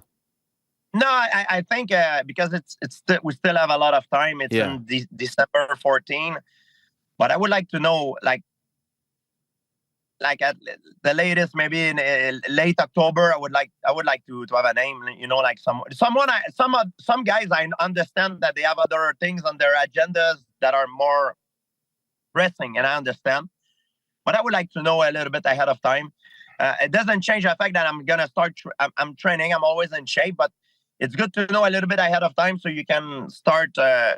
Make your training more specialized towards and gear it towards the opponent that you will face. And you mentioned this is a novelty. Any chance there's going to be more than one, or do you think it's one and done for you? I want to do more than one. That's why I want to test the water. I never did this before. I competed in Abu Dhabi a long time ago, a few years ago, and I didn't have the experience that I have now. It's a different thing, a different set of rules. I never did this. I'm gonna be outside of my comfort zone, and that's the fun thing. I like also the fact that because I'm retired from mixed martial art, there's always a danger if you don't tap. Your arm can snap. It's hard on the body, but because there's no limited damage to the head, because there's no strike. It's safer, and that's what I like. I think it's an avenue that a lot of athletes, a lot of fighters, when they retire from mixed martial art, they can have. And if they still have the kick of competition and they still want to make money with it, so that's why I'm promoting it too. And it's also not only for retired fighters; it's also a serious competition, because people will have a chance to witness some of the best grapplers in the world. Some are like Gordon Ryan. In my book, he's the grappler of all time in grappling. But it's a very specialized combat sport, and it's made for that purpose, and I'm excited about it. You have told me and others in the past that before your fights, you would get very anxious, very nervous, right? And you loved the training, but you hated the fight night, right? That's the part you really don't miss. Do you think you'll have those same feelings leading up to this and on the event itself, or because it's not for the UFC belt and all that, like the pressure is completely different? No, I think I will have the nerves. I will be stressed, and I like it because that's when I perform at my best, and I need it. I might not be as bad as when I was fighting in mixed martial arts, because when I was fighting, being champion, being the best was my number one priority. Now it's still very important. I have other things more important, but I'm feeling it right now. You know what I mean? The tension, and it's gonna build up and get worse and worse. I don't like that feeling, but I like to win, Ariel. Yes. So I think it's worth it. I love it. By the way, gi or no gi? No gi. No gi. You don't do gi? Yeah. No, I think it's more no gi because it will be more against fighters, mixed martial art fighters. I think it's no gi. It's something that it's more appropriate. Okay. And I'll just ask you a couple more things and then I'll let you go because I feel bad that you're sitting in your car here doing this. Could I ask you, George, yesterday we found out that a man you know very well, Francis Ngannou, is fighting Tyson Fury in a boxing match. What was your reaction to this news? Yeah, I don't know I didn't know it was official. You just mentioned, yeah, it's official now. Wow. Well, I'm glad for Francis because he's going to make a lot of money. Probably a lot more than all his fight in UFC. But on the other hand, like, my heart is with Francis, but he's going to take on the champion, the best boxer in his sport. So he's the one who's going into another sport. So the odds will not favor him. But, we never know. We never know. A big punch coming from out of nowhere could seal the deal. But I even though the odds are not in his favor, my heart is with him. Do you think he's making a mistake by going in there and potentially, he's the big underdog, right? It's not like he's fighting some lower level guy. Do you think that's a mistake? Well, if he goes out there, I mean, everybody wants to win, and I really hope for him that he wins this fight. But I believe if he goes out there and he performs well and he showcases some good skill and he looks good against the champion, and even if he loses, but he looks good, he doesn't take too much brain damage, I think it could be good. He's going to make a lot of money. It could be good for him. The question is it how it's going to happen? I don't know. Tyson Fury is very good. And boxing is a very limited and specialized combat sport, If you would do the same fight in mixed martial art, I would give Francis 1 round. Right. Maybe not even a round. 3 minutes, and it will be over. Like, even probably less than 3 minutes. But in boxing, I know for a fact, I'm pretty sure that Francis can last much longer in boxing against Tyson Fury than Tyson Fury will last against Francis in mixed martial art. I remember 2 years ago, there was some talk of you versus Oscar, but you had the UFC deal. Now that you're free from that, any consideration to doing a boxing match? Well, it's not in the horizon. The last time it was against Oscar, a big part of it would have been given to charity. It was well organized. It was with bigger gloves. I would have done it because it's a serious competition with high risk. But we try to bring the risk to a minimum, and for a good cause, for a charity.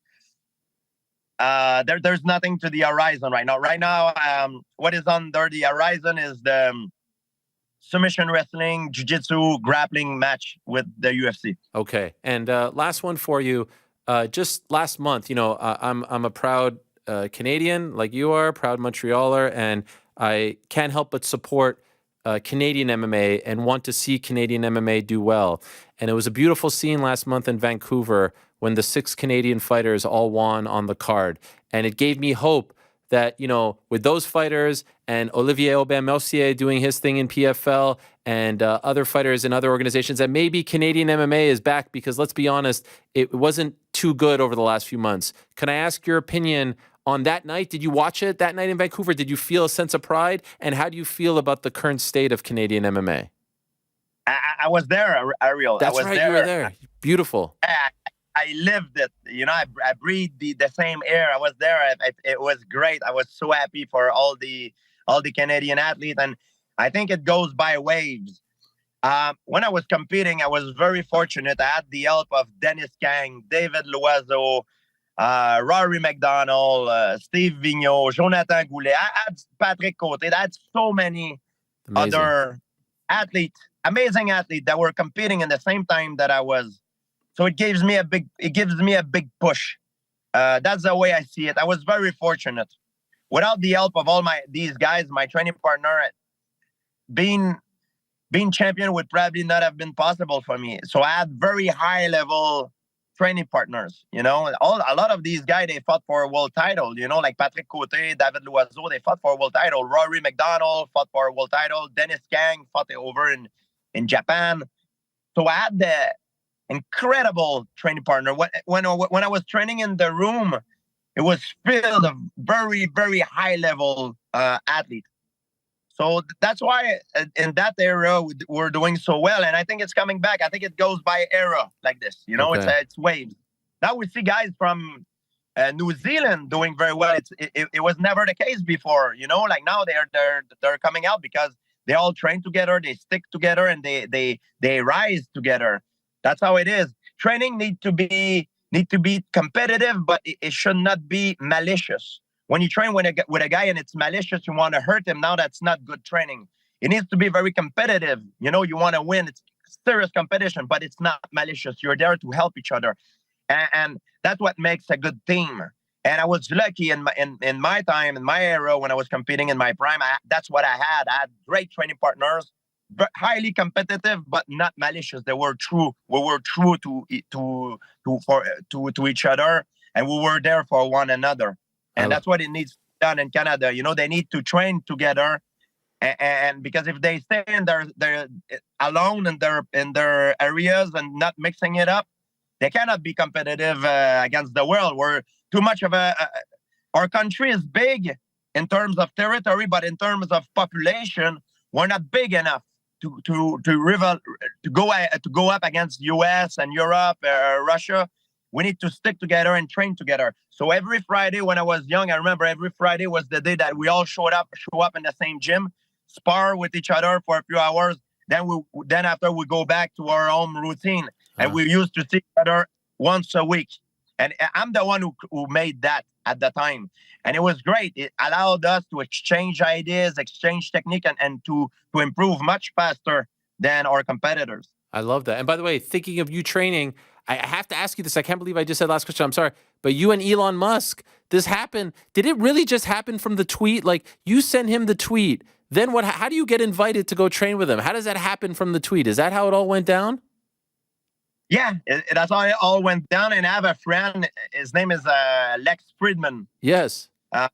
He's friend with Elon Musk as well. And he told me that, that because he knew I was going to Austin, Texas, and I'm going there quite often. And I think Elon has a residence there.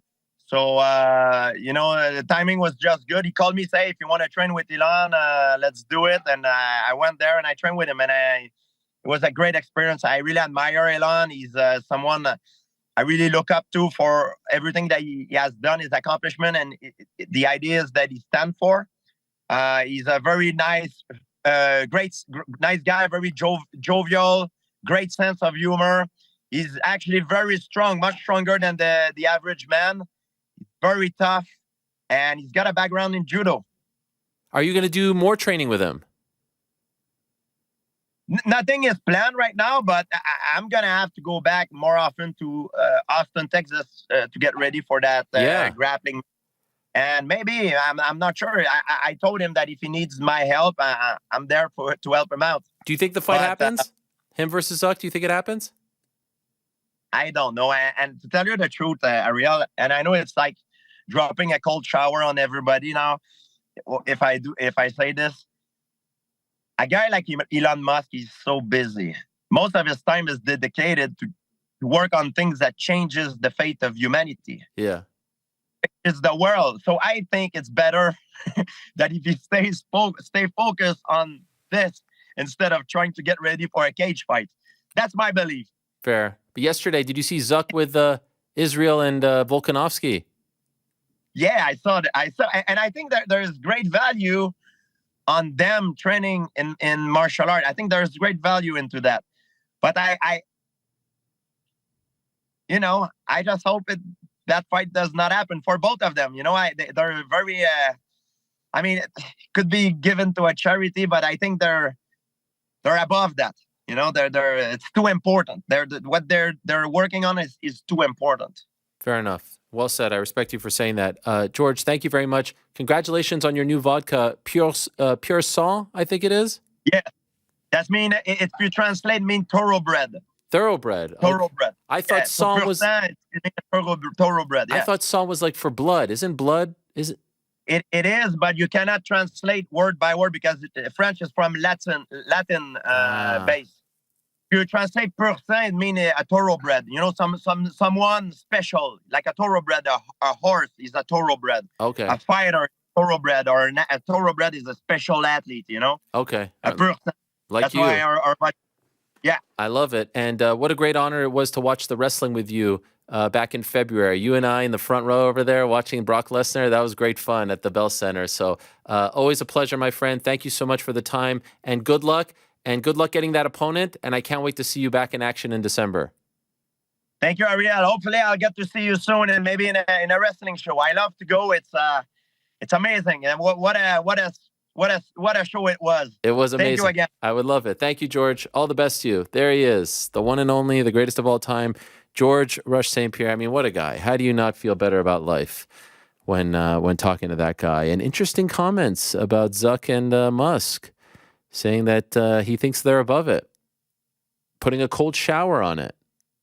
What a shirt. I was thinking, Frank, I feel like you would look good in that shirt. Yeah, I'm actually wearing that shirt right now. Are you? Wow. Can we get a good look at it? Yeah, just close your eyes. What do you make of his comments regarding Zuck and Musk? Do you agree with him? Yeah. No? No. I would love to see him versus Khabib, him versus Nick Diaz. That would be fun. If Diaz is ready to go, you know what I mean? I think that would be a lot of fun. Just such a jovial guy. That's royalty right there. This isn't your run-of-the-mill type of competitor. That's a legend right there. Pure Sang. I told GC that Pure Sang meant blood, and I could just feel him saying like, "Oh, Ariel lied to me." Did you say that? 100%. No, I didn't say that. It's red though, Yeah. because of the thoroughbred. Yeah, it looks cool. Gonna have to get some when it gets out of Montreal. Everyone's getting into this business. It's a crazy thing. I mean, I want to try GSP's liquor, and I feel like a lot of people say that, so the sales are good. GSP getting into the grappling game. Everyone's going out there doing their thing. Francis, boxing. Even his commentary on Francis. The guy keeps it real. You got to respect that. He's friends with Francis. Gives him props. But I thought Francis was taking the easy route. I thought he was, going for the easy fight. Didn't want the tough fights. What is Francis listed as right now? Fury's a minus 1,000. Oh, he is 1,000. Yeah, he hit 1,000 yesterday. What is Francis? Francis is now plus 620. Plus 6. What do you think he ends up as? Probably like a plus 1,000. I could see Fury closing at like minus 2,000, minus 2,500. Is it possible to? I'm sure it's pretty easy to find out. What did Conor McGregor end up as? Yeah, I want to say Floyd was like a minus 1,000 as well. Oh, he was? Yeah, let's see. Looks like the closing range was plus 500, McGregor minus 800. No. Mayweather minus 800. Yeah, what did I just say? McGregor. Mayweather minus 800, McGregor plus 500. So you think that Francis will be an even bigger underdog. Maybe I'm wrong. Maybe I'm wrong looking back at it. Maybe it'll stay right around this minus 1,000. You know, I think more. Here's the other thing. When I was talking about things I don't like that I failed to mention, there's two other things that I don't like, but not about the fight. Just like in terms of Francis's chances for pulling off the upset, there's two major things at play here, which aren't getting talked about enough, just because everything is so fresh. Number one, I mean, he hasn't fought. By the time this fight happens, he will not have fought for 2 years almost. His last fight was January of 2022. So that's big. Number two, it's not that he just, it's like not that he hasn't fought. He's coming off a major knee injury at his age. Not exactly something to just ignore. And then the obvious is number three, he's never had a pro boxing bout before. You could add number four, he's fighting Tyson freaking Fury of all people. Not even, a top 5 guy, like 2 through 5, not a top 10 guy, 2 through 10, not a 15. Like, he's fighting the guy. Arguably a pound for pound top 5er. A lot of people have him and Usyk in their top 5. So those things are all against him as well. Should be interesting. It's an incredibly tall task. Incredibly. I mean, you're talking about one of the best heavyweight boxers ever. But personally, I would have rather just see him fight like Ryan Bader. To me, it's a bigger fight. It's a bigger deal. I wanted to see him fight Ryan Bader at Mohegan Sun in front of 11,000 people. That, to me, would have been better for his legacy. You know what I mean? Honestly, you could make the argument with Francis's power that he may have a better shot than McGregor did against Mayweather. That's going to be the fun conversation leading up to all of this. McGregor was scorching hot when he took that fight. Yeah. Where were you in, college? You were in college? What? You were in college? So the fight... wasn't it in August? Yes, August 26, 2017, I believe. Yeah, I had just gotten back. So you're back. What are you? You're unpacking the dorm, or are you off campus? No, I'm off campus. Come on. You're off campus? Downtown Athens at that point. Come on. Yeah, did the frat brothers all chip in for the pay-per-view? What was the... I did go to a big bar that was completely shut down just for Mayweather McGregor, and it was a huge deal. Please tell me you were at least a senior? Yes, it was my final year. Final year. This is how you kicked off the year. Yep.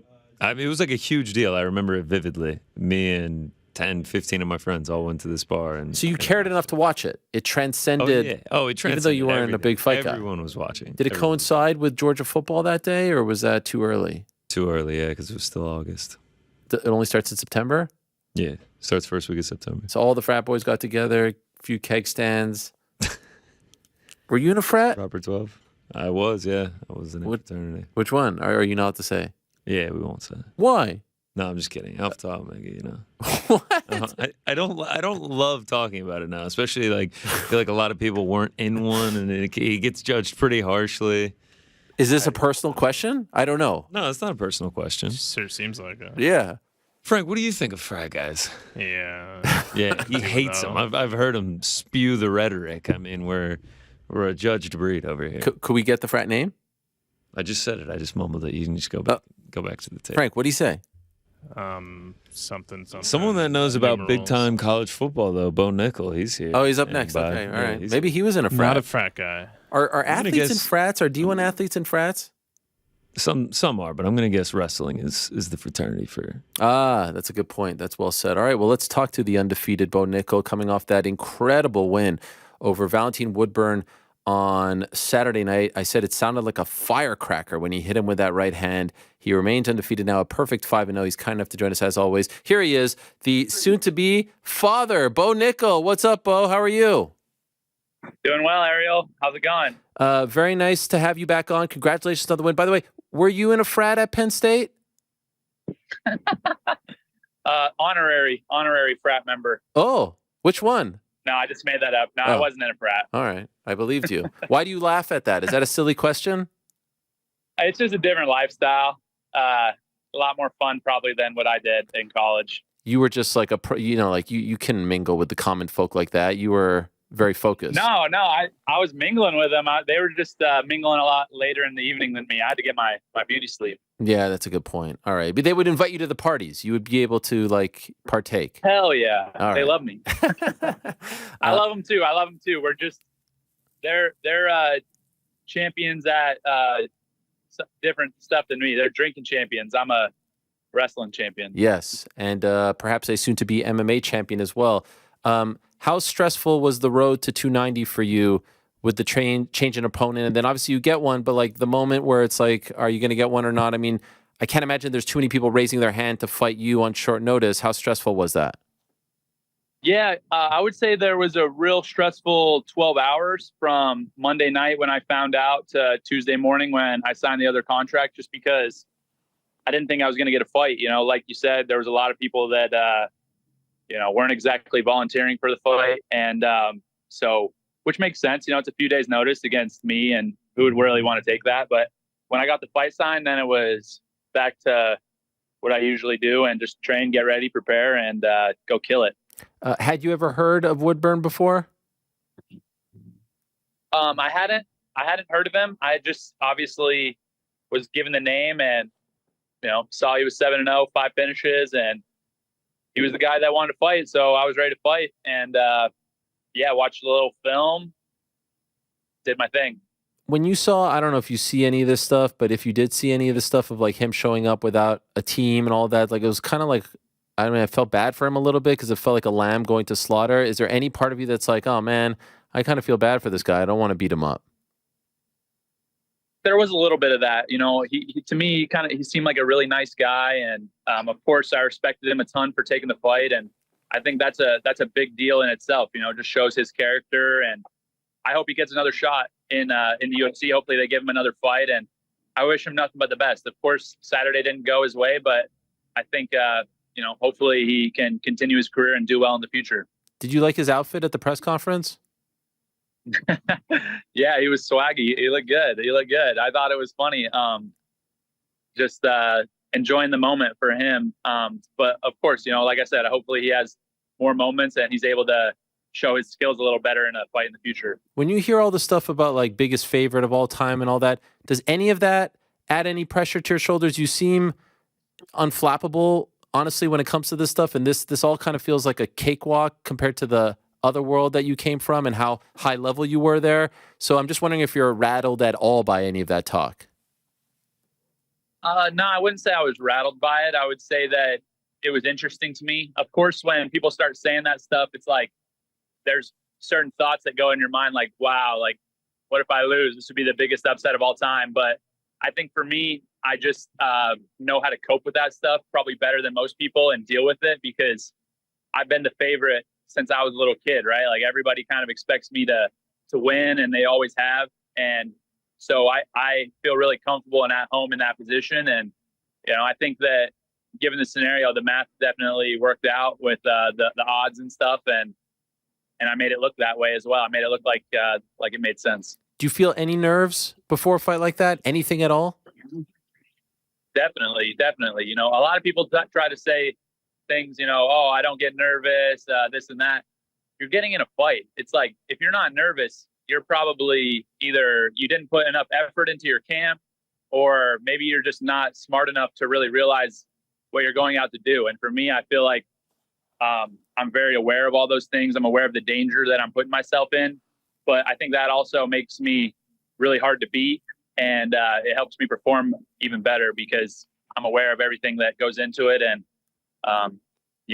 considering the short notice nature, the opponent that you're facing, his caliber, and how your first 4 pro fights went, did you feel like in your mind, like this has to be a minute? Like, do you put that kind of limitation on the fight? Like, I can't go past X amount of time?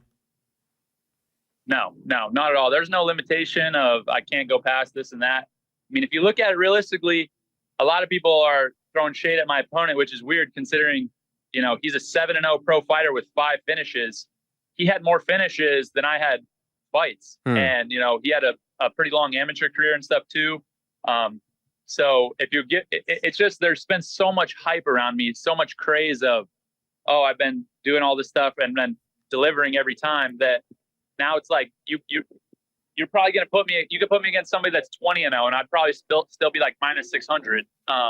So it's just like a weird situation that I'm in, because it almost belittles my opponent when they face me just because of who I am and the media's perception of me. But yeah, I think that I was ready to go all 15 minutes if I needed to. Like I said, I respected Val a lot. I thought he was a tough opponent with a lot of experience, big power, but the fight went the way it went. And I was just happy that I got to get the win and represent my team well. I didn't love the landscaper stuff because it made it seem like he was just a guy coming off the road. Like he's an actual fighter with a 7-0 record. I thought it was weird that they were highlighting that so much. Yeah, it was weird to me. I'm like, what are we talking about here? This guy has, if you include his amateur record, he probably has almost close to 20 fights. And like I said, 7-0 pro, he's an undefeated fighter and almost double the experience that I have. So it was definitely, I think, a little disrespectful. But for me, it's like, I think that's just because he's fighting me. Like, you put him against anybody else and we have an undefeated prospect that has, an incredible finish rate with amazing power, and they're going to talk about him very differently if they put him in there with anybody else. At this point, are you surprising yourself a little bit? I mean, like, these hands, what is going on here? How is this possible that you're hitting guys like, there's not a part of you that's like, shit, man, this is actually going way better than I thought it was going to? I don't know, Ariel. How is it possible? I don't know. I really don't know. How is it possible? Have you been boxing for 25 years? Come on. You're I've been boxing for let me calculate it out exactly. Let's call it a conservative 18 months. Probably a little less than that, but 18 months conservatively. It's crazy. It's crazy. Like, when you land that right, what do you think? Like, I heard it on television. Like it was loud. It sounded like a firecracker. What are you thinking? What does that feel like? I'll just take you through the whole fight because it didn't last that long. Yes. So, I come out and I'm expecting him to rush me. Like, I'm thinking, oh, he's going to charge in crazy, blitz me in. I'm going to hit him with the straight left hand, take him down, sub him. That's in my mind what's going to happen. And he came out very patient. He was measured. He was backing up. He was looking to counter me. And so immediately I have to change game plans because I expected to be the counter fighter, and I wasn't.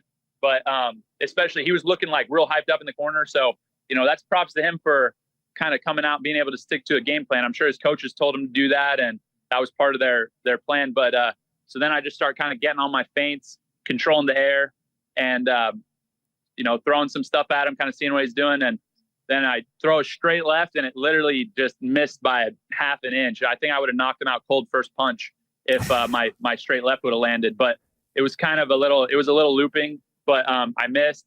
And then I get back out, and now I'm thinking, all right, I'm going to kind of get in close with him and kind of fake a takedown a little bit and see what he does. So then I kind of throw a punch and shoot, but I'm not really looking to take him down. I'm more just looking to get him aware of the shot. And I kind of hit him like pretty hard with my shoulder and stuff, and we kind of collided. So I was like, all right, now he's going to be more worried about the takedown. So then I give him a little space, back off, start feinting again. And at one point, you can see it on the film, but I drop my right hand down low, and he completely drops his lead hand like down to his hip. And then in that moment, I was like, all right, bro, you're done. So then I feint again, come up with the right hook, wobbled him. I hit him flush, straight left hand, right hook again, back out, uppercut, and then kill him with the last shot when he's down. So, yeah, that was fun. How do you remember all that like that? How did you memorize all of that? That's just how I've always been. If you, I could probably walk you back through most of my wrestling matches that I competed in, in college and high school. Even when I was a kid, I just kind of remember that thing. I think I just kind of have a weird intellect with my my competitions and stuff. I love it, and I think that just helps me. I don't know. The intelligence is increased since I love it so much. That reminds me of that football player. I think he was on the Rams. Was it Cooper Kupp when they asked him about a play and then he broke it down sequence by? You know what I'm talking about? That famous clip. That's what that just reminded me of. Yeah. There's a lot of people that are able to do that I look up to, especially in other sports. Cooper Kupp's one of them. LeBron does similar stuff. Yes. I like the linebacker for the Panthers. He retired. Luke Kuechly. He's a guy that I study a lot, just his mindset and how he competes and stuff. But yeah, you don't really see that in MMA too much because people they go red and they get too emotional. But for me, it's not an emotional game. And I think that helps. That's another thing that helps me. Your post-fight interview, though, was emotional to a degree. It was beautiful, the stuff that you said. Was that your first reveal that you were going to become a dad? Like, were there people in your family that didn't know yet, or did they all know and you were just telling the world? There was a few people that knew, but most people didn't know. So, it was just kind of a cool reveal, and I was just happy to get the win and give my wife a shout out because she, puts up with a lot. I'm having to travel and sacrifice a lot, be away from her and stuff. But it was kind of cool to be able to do that in the ring and stuff. Why did you feel the need to say the stuff that you said about being a good father and husband afterwards? I think that's just something that, to me, I've felt that genuinely. I think that role models in today's day and age oftentimes are the guys that are, making the most money or have the most fame or drive the nicest car or this and that. When in reality, I think the people that we should be looking up to are good husbands, good dads, guys who lead by example and are there for their families. And that's the type of guy I want to be, right? Like, I think that, like I said in the interview, it's really cool to be a good fighter. It's cool to knock people out, but it's cooler to be a good dad and a good husband. And I just think that's what I believe. So I want to spread that message rather than, a message that is more showy. You, like I said, you're unflappable. You're such a pro. You've been there before. But is there any part of you when this is done, when you take a step back and you're like, I just fought right above Robbie Lawler, the legend who just retired, International Fight Week. Every fighter on the roster felt like they were in attendance, celebrities in attendance, July 4th weekend for the, like, are you allowing yourself to enjoy this, or are you so intense and focused and professional that you don't smell the flowers at all? I enjoy everything I get to do. I enjoy the training. I enjoy leading up to the fight. Every choice I make in my life, I feel grateful for, and I'm grateful for all the opportunities that I get. And, that's what's fun for me. It's fun for me to actually go do it. And, to do it on that stage is even more fun, because that's what I love the most. I don't fight for money. I don't fight for attention or to get more Instagram followers or whatever. I just fight because I love it. I don't really have to do this. There's a lot of other things I could do. But yeah, I think that I don't really feel like I have to take a step back and smell the flowers, because I'm always grateful. I'm always appreciative. And it's something that I just feel lucky every single day that I get to get up and train and compete and then go perform. So, everything else that kind of comes, it's definitely surprising, like the money and the notoriety and all of that. I don't really expect that, but it's nice. And, but I stay focused on the same things that I've always talked about, on gratitude, on making the most of my opportunities, on being a good person and stuff like that. And that's what's fun for me. So every time you fight, the talk grows. They want to see you against tougher competition. Have you reached that point yet? Or do you want, I said, give me 10 more Val Woodburns. To me, you're must-see TV. It's a spectacle when you fight. I love seeing those quick finishes the same way I loved watching Mike Tyson as a kid. As a competitor, though, how are you feeling? Do you want a big step up now? What are your thoughts? I'm not in a rush. We'll get there. We'll get to where I want to be in due time. For me, I'm 27. I can compete easily I got probably 8 more years of prime fighting, right? Like, even up to 35, I think I'll still be in my prime because of my discipline and work ethic and commitment inside the cage and outside. So, I got a long time to keep competing. So for me, it's no rush. I'm 5-0. Whoever the UFC gives me, whoever Dana and Hunter decide that makes sense for me to fight, then I'm ready to go. But I'll get the belt and achieve my goals in due time. And yeah, right now I'm not in a rush. International Fight Week 2024. So a year from now, where do you think you're at? I could be fighting a ranked opponent at that point, but it's interesting because once I fight a ranked guy and finish that guy in the first round, then it's like the rocket ship is all the way up to the top quick, right? Like we saw Dricus, he's getting a title shot. He's really he's beat Derek Brunson and he beat Whitaker, like 2 guys, and then he's at the title. So for me, I beat a ranked guy, I beat one more guy, I'm probably fighting for the title next. So that's something that, you know, is, I think, very doable end of 2024, or, you know, we'll see. Am I a crazy person for wanting to see you fight Khamzat now? Is that stupid? I think everybody wants to see me fight Khamzat. I want to fight Khamzat, but I think that we need to build more. He hasn't fought in a long time. I think his last fight was Holland, right? Yeah. Yeah, September so he of last Kevin year. Holland up. Yeah, so he smashed Kevin Holland up almost a year ago, and you know, I would like to see him maybe fight an 85er. I'll get a couple more fights in, and my goal with Khamzat has always been Allegiant Stadium, sell it out for the belt, and blow the roof off that place when I smash that guy. So, you know, I think it's going to take a little more to build my reputation and get to where I want to be, and you know, for him to get to where he needs to be in order to make that fight what it deserves, right? To give it the atmosphere that it deserves. Is that your ultimate fight? Like, do you think that'll be the biggest fight possible for you, or is there a bigger one?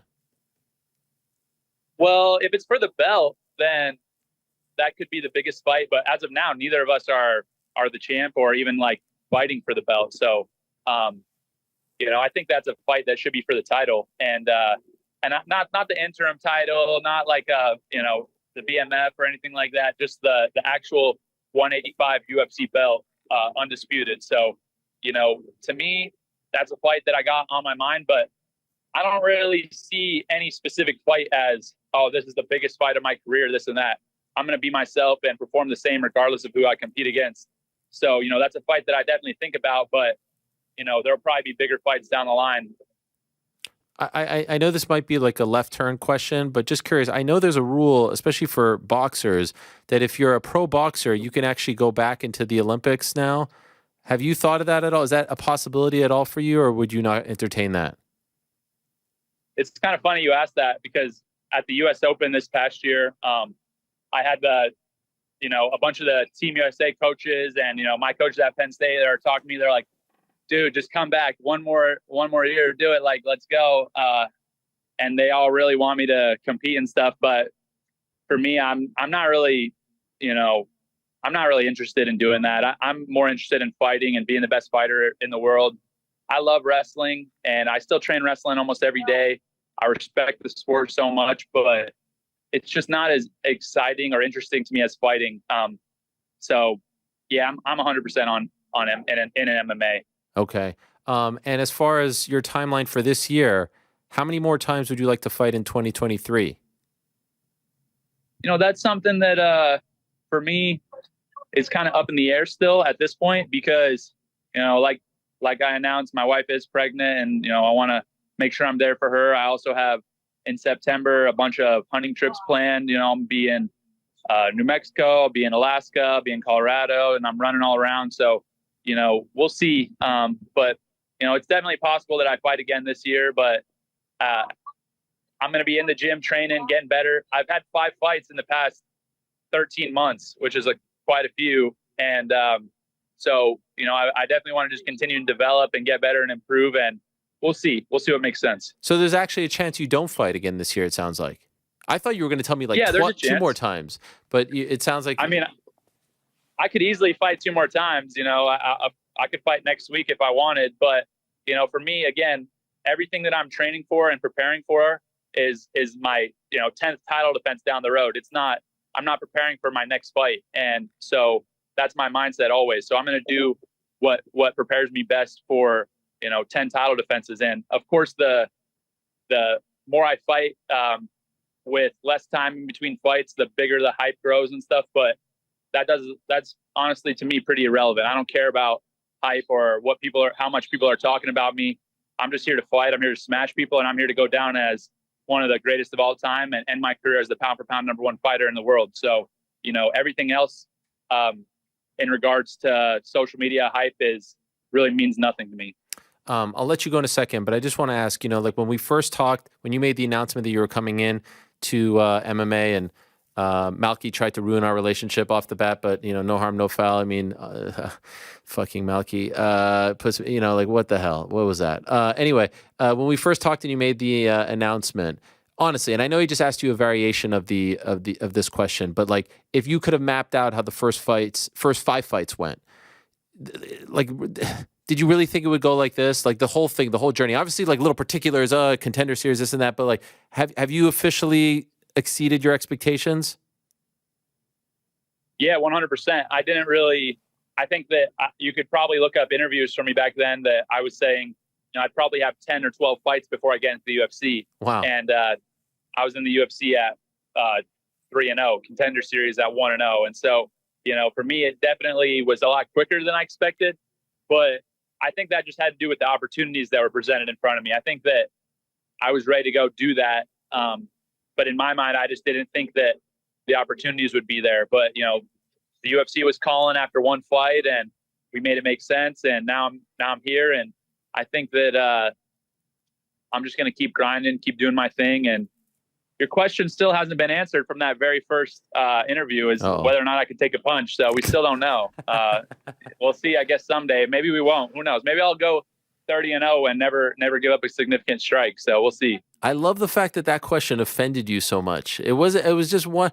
It was more about Brock Lesnar, who like famously didn't like to take punches, and I just wondered if because you are coming from a sport where you don't get punched, if you were comfortable with that. And it bothered you. You even tweeted at me. It was like a whole thing.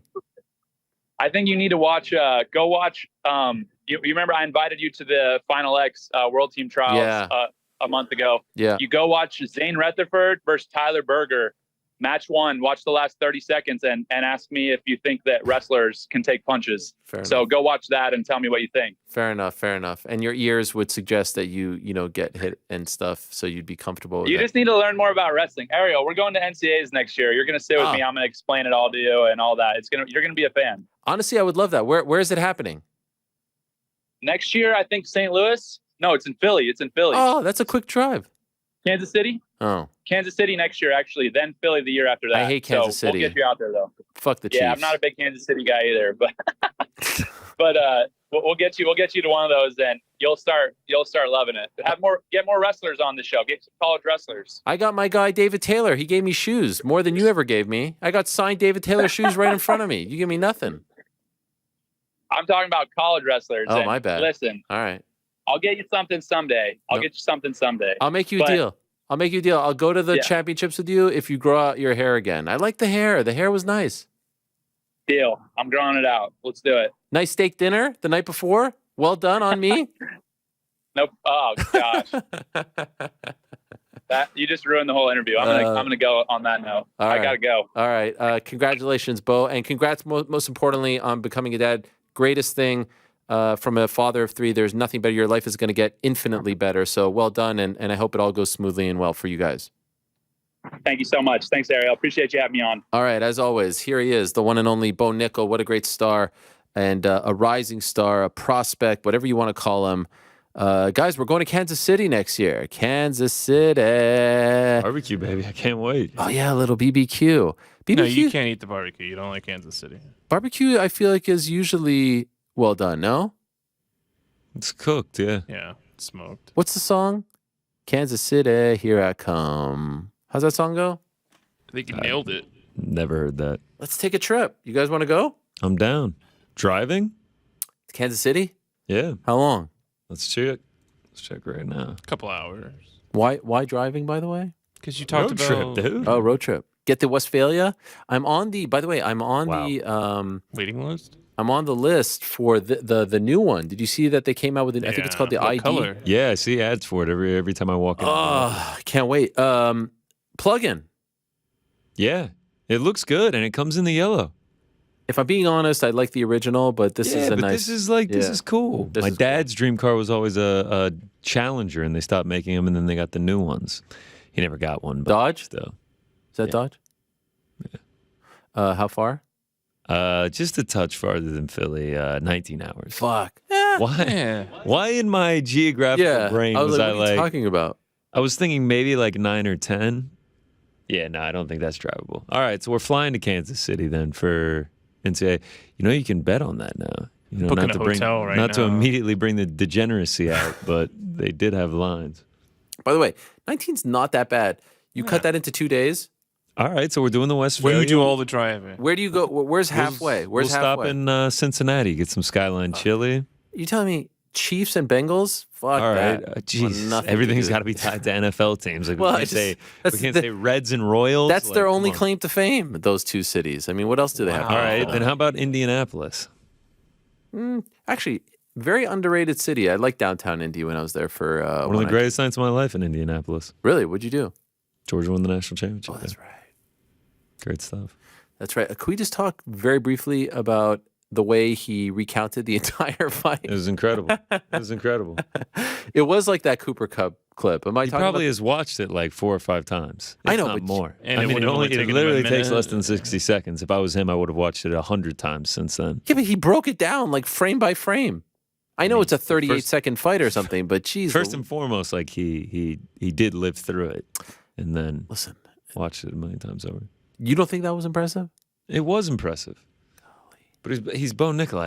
I have very high standards. If you could buy stock in any MMA fighter, I feel Bo like Bo Nickal. Nickal's your first guy that you're buying stock Yeah, I for. texted you guys this morning. Yeah. I mean, I'm deep diving on his social. The guy runs his channel like a superstar already. He's got the merch. He's got the deal with Scrap Life. I mean, his house that he had for International Fight Week was like a mansion. Yeah, he is something. He's We media always talk about polished this from his blue days at Penn chip State. prospect, Yeah. blue chip, like as blue chip, first round, first pick overall. Like the fact that this guy, I mean, he has this thing, but like if I'm Nike, if I'm, I don't know, Adidas, like the fact that he can have them on his shorts or at least be in some kind of business with them. I know he could be in business with them from like a social standpoint, but like he is that guy. Dare I say, he is him. Nice. That was nice. Yeah, I mean, Nike could make a reiteration of the bone. Oh, shirts. you know what? I swear to God, didn't even think of that. Wow. That's like one of the first things I thought. Wow.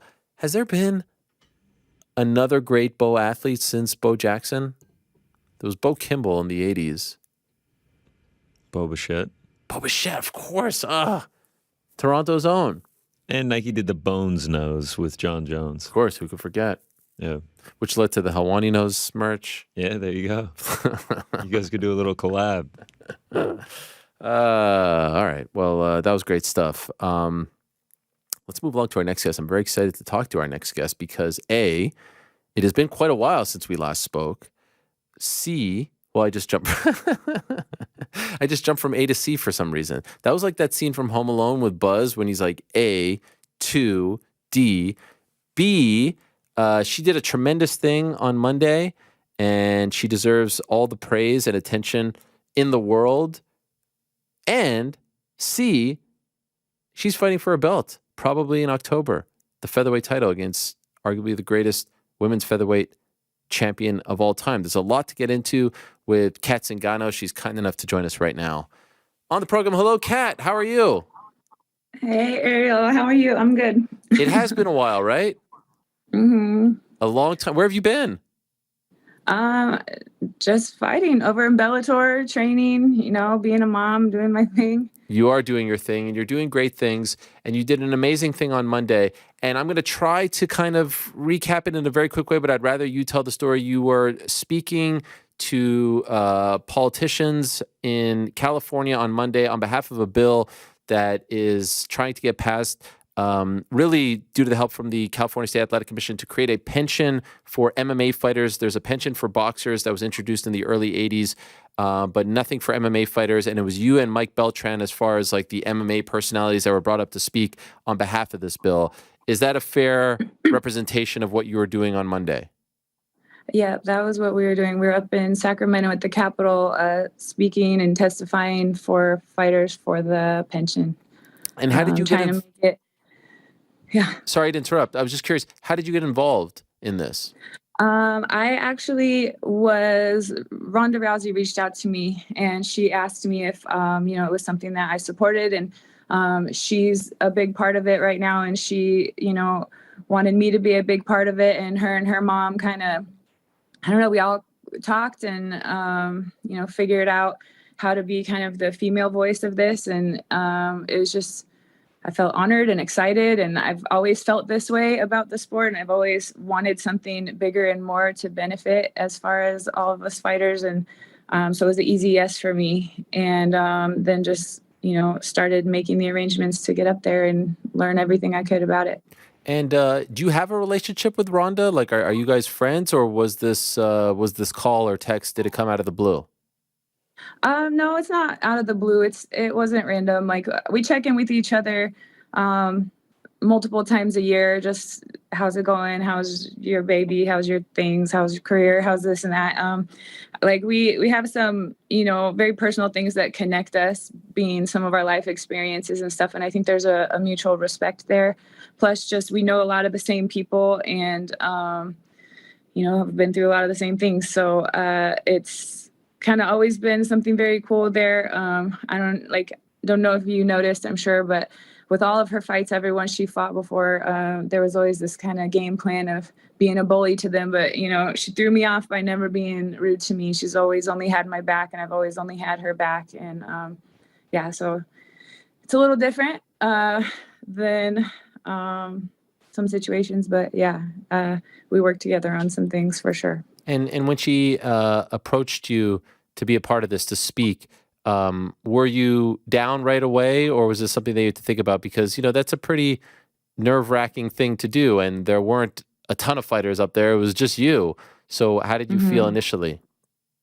Like I said, it's something that I've just kind of, I've been around since the beginning, and I've had the crazy fights and the fights where I get injured. I've had the crazy life outside of fights, and had to make everything work. And so I've had the ups and the downs, the feelings of being supported, the feelings of feeling alone, all of that. So I feel like I've noticed all spectrums of this, and what I do think is needed, and what I do think is having, there's a good job is being done with things. So, I feel like I have a fair assessment of how it all works. And I did hear a while ago that she is working on this project, and I was like, oh, that's pretty awesome. That's cool that she's up there doing that. And I think all of us fighters have kind of been sitting back like, okay, what's going to happen?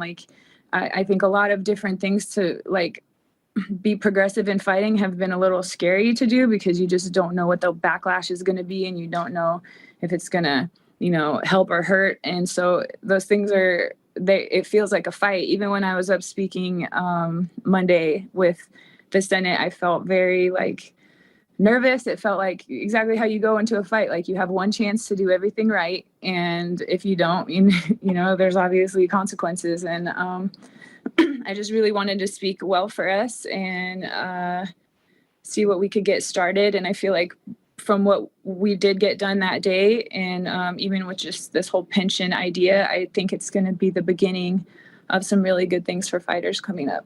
And you tweeted a clip of your speech. It's about 2 minutes and 20 seconds. I reposted it as well. You did a great job. I know you said that you were somewhat unhappy because you wish that you could do it again, that you felt like you were, I don't know, too nervous or something.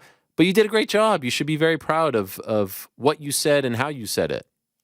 Yeah, I'm proud. I just, the perfectionist in me wishes I wasn't as nervous as I was, because I wanted to speak very confidently. But that's how I felt. I really was. This means a lot to me, and it means a lot for it to be communicated properly.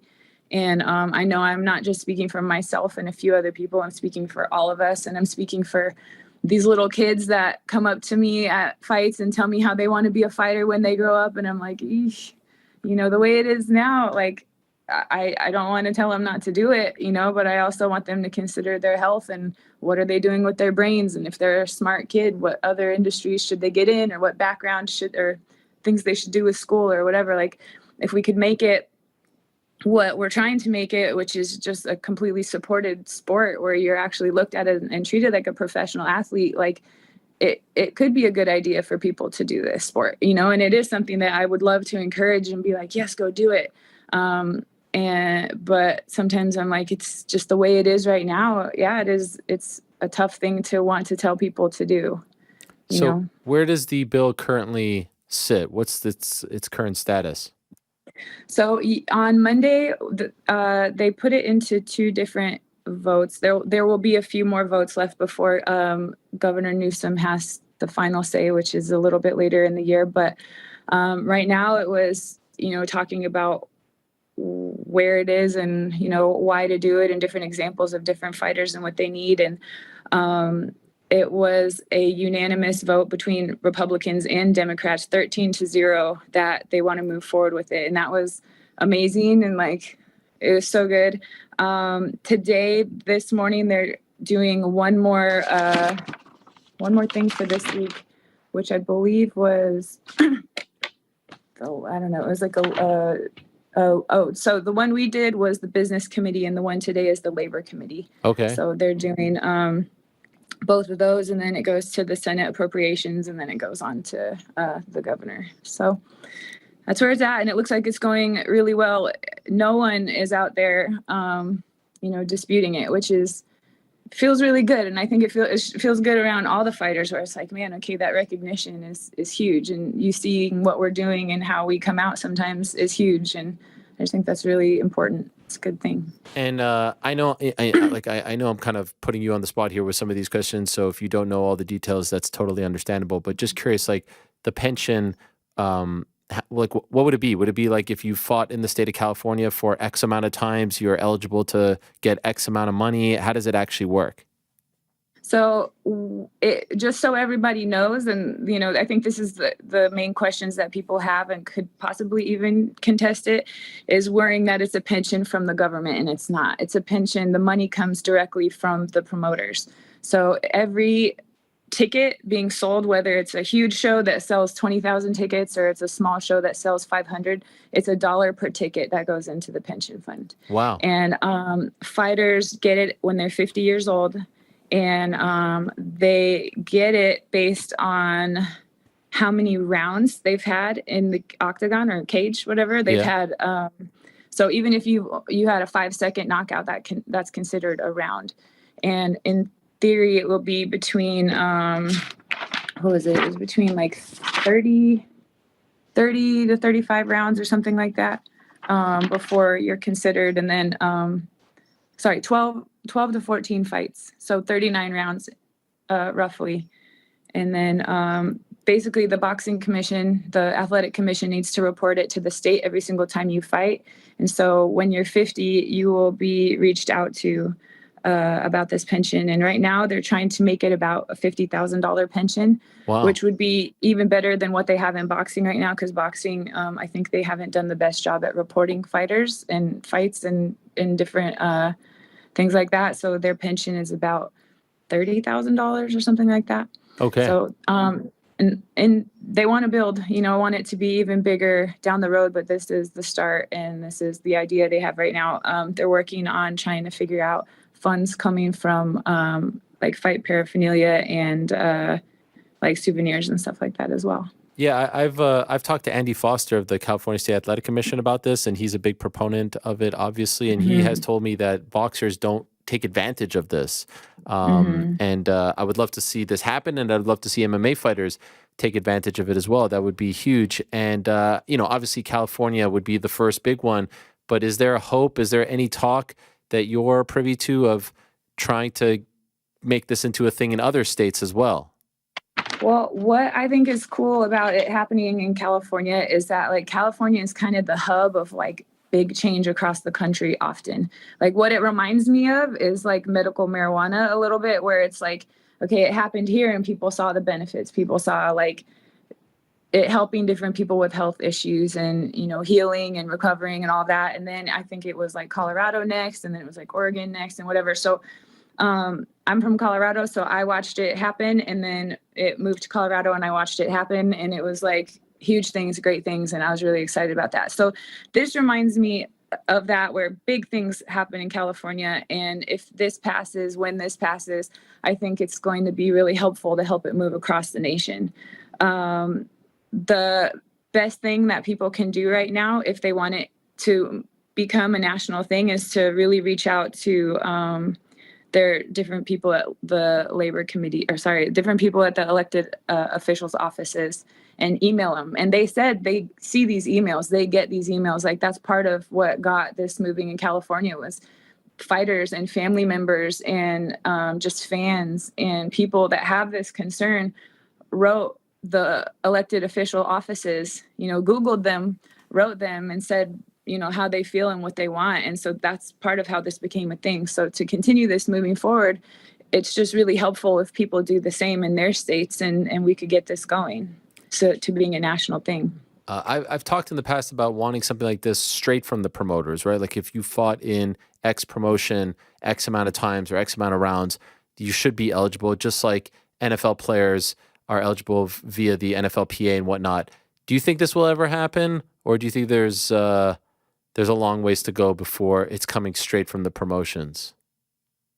It's hard to say because I feel like there's a lot of like offense and defense being played with the promotions. Like I think everyone wants to be protected from feeling like they're doing something wrong. And I think $1 off of every ticket is really nothing, and that's safe and it's fair, and it's not something that someone's going to be like, wait, $1? It's $1, and it will add up and it will be helpful. Unfortunately, this isn't retroactive. Like it's not going to really do much for people before this, but this is the beginning. So moving forward, it has to start somewhere. Right. And that part bums me out because it's like when you see the reasons we're doing this and the people that are hurt or the people that are having a hard time, like doing stuff with their career because of injury or because of whatever reason, it's not going to do a ton for that. But moving forward, it is going to be a thing and it is going to be helpful in the future. But, I think it would be amazing if it were something that was just like a recognized effort, like especially when so much is coming off of our backs and we're really supporting these promotions and these promoters so much and what we're doing and what we're sacrificing. It would be awesome if it was genuinely just an offering from that to be like, oh yeah, I do want to take care of this and I do want to make sure they're doing good after this and I do want to make sure that they're happy with their experience. Like that would be perfect world. That would be amazing. But and maybe we will get there, but right now I think it's a little bit iffy and people don't know what to expect and people feel weird being told what to do sometimes. And so I think it's just having to wait and earn it and seeing that it's not a big deal and seeing that it's not like this huge threat and recognizing, okay, it feels good to make sure people are taken care of and it feels good to do a kind thing and the right thing and, support people that have done things for me in return. So I think it's a good thing and I think it will seem and look like a good thing coming up. I just think right now it's the fight, So just to be clear, like if you fought in the 90s and 2000s in California for 50 rounds, you're not it starts when this bill actually gets introduced. Yeah, I believe that's what it is. That's it's a big bummer. That's like the most heartbreaking part. Yeah. That's the part that's like, ugh. It's a downer about it. Yeah, because I want to see the older guys and women get help right now. The ones who are close to 50 right now. All right, I didn't know that. Thank you for telling me about that. Obviously, it's a great thing, but that would be one thing that I would love to see done retroactively. Can I ask about yourself? Is it October? Are you fighting Chris Cyborg in October for the featherweight title? I was told to get ready by the end of September, early October. So I don't have an exact date. That is supposedly the opponent, and I don't have a location either, but that's the plan. I'm curious what's going to happen because I have heard some, different angles with what's going on with Bellator as a company in a whole. So, kind of got to wait and see what that looks like coming up. But as of now, that's the plan, and that's what I'm doing. That's what I'm getting ready for. Are you worried about the future of the company? Not worried, no. Just curious. Like it's kind of just hard to know what it is. Like I'll get ready all the same. I'll plan it all the same. The only thing is a bummer is if it, postpones things and then you end up with an extremely long training camp or like a extremely short training camp. Those kinds of things are always kind of a pain in the ass. But ultimately it's, stay the right amount of ready where you don't have to make any huge adjustments for it. So the hot rumor is PFL buying Bellator. How would you feel about that?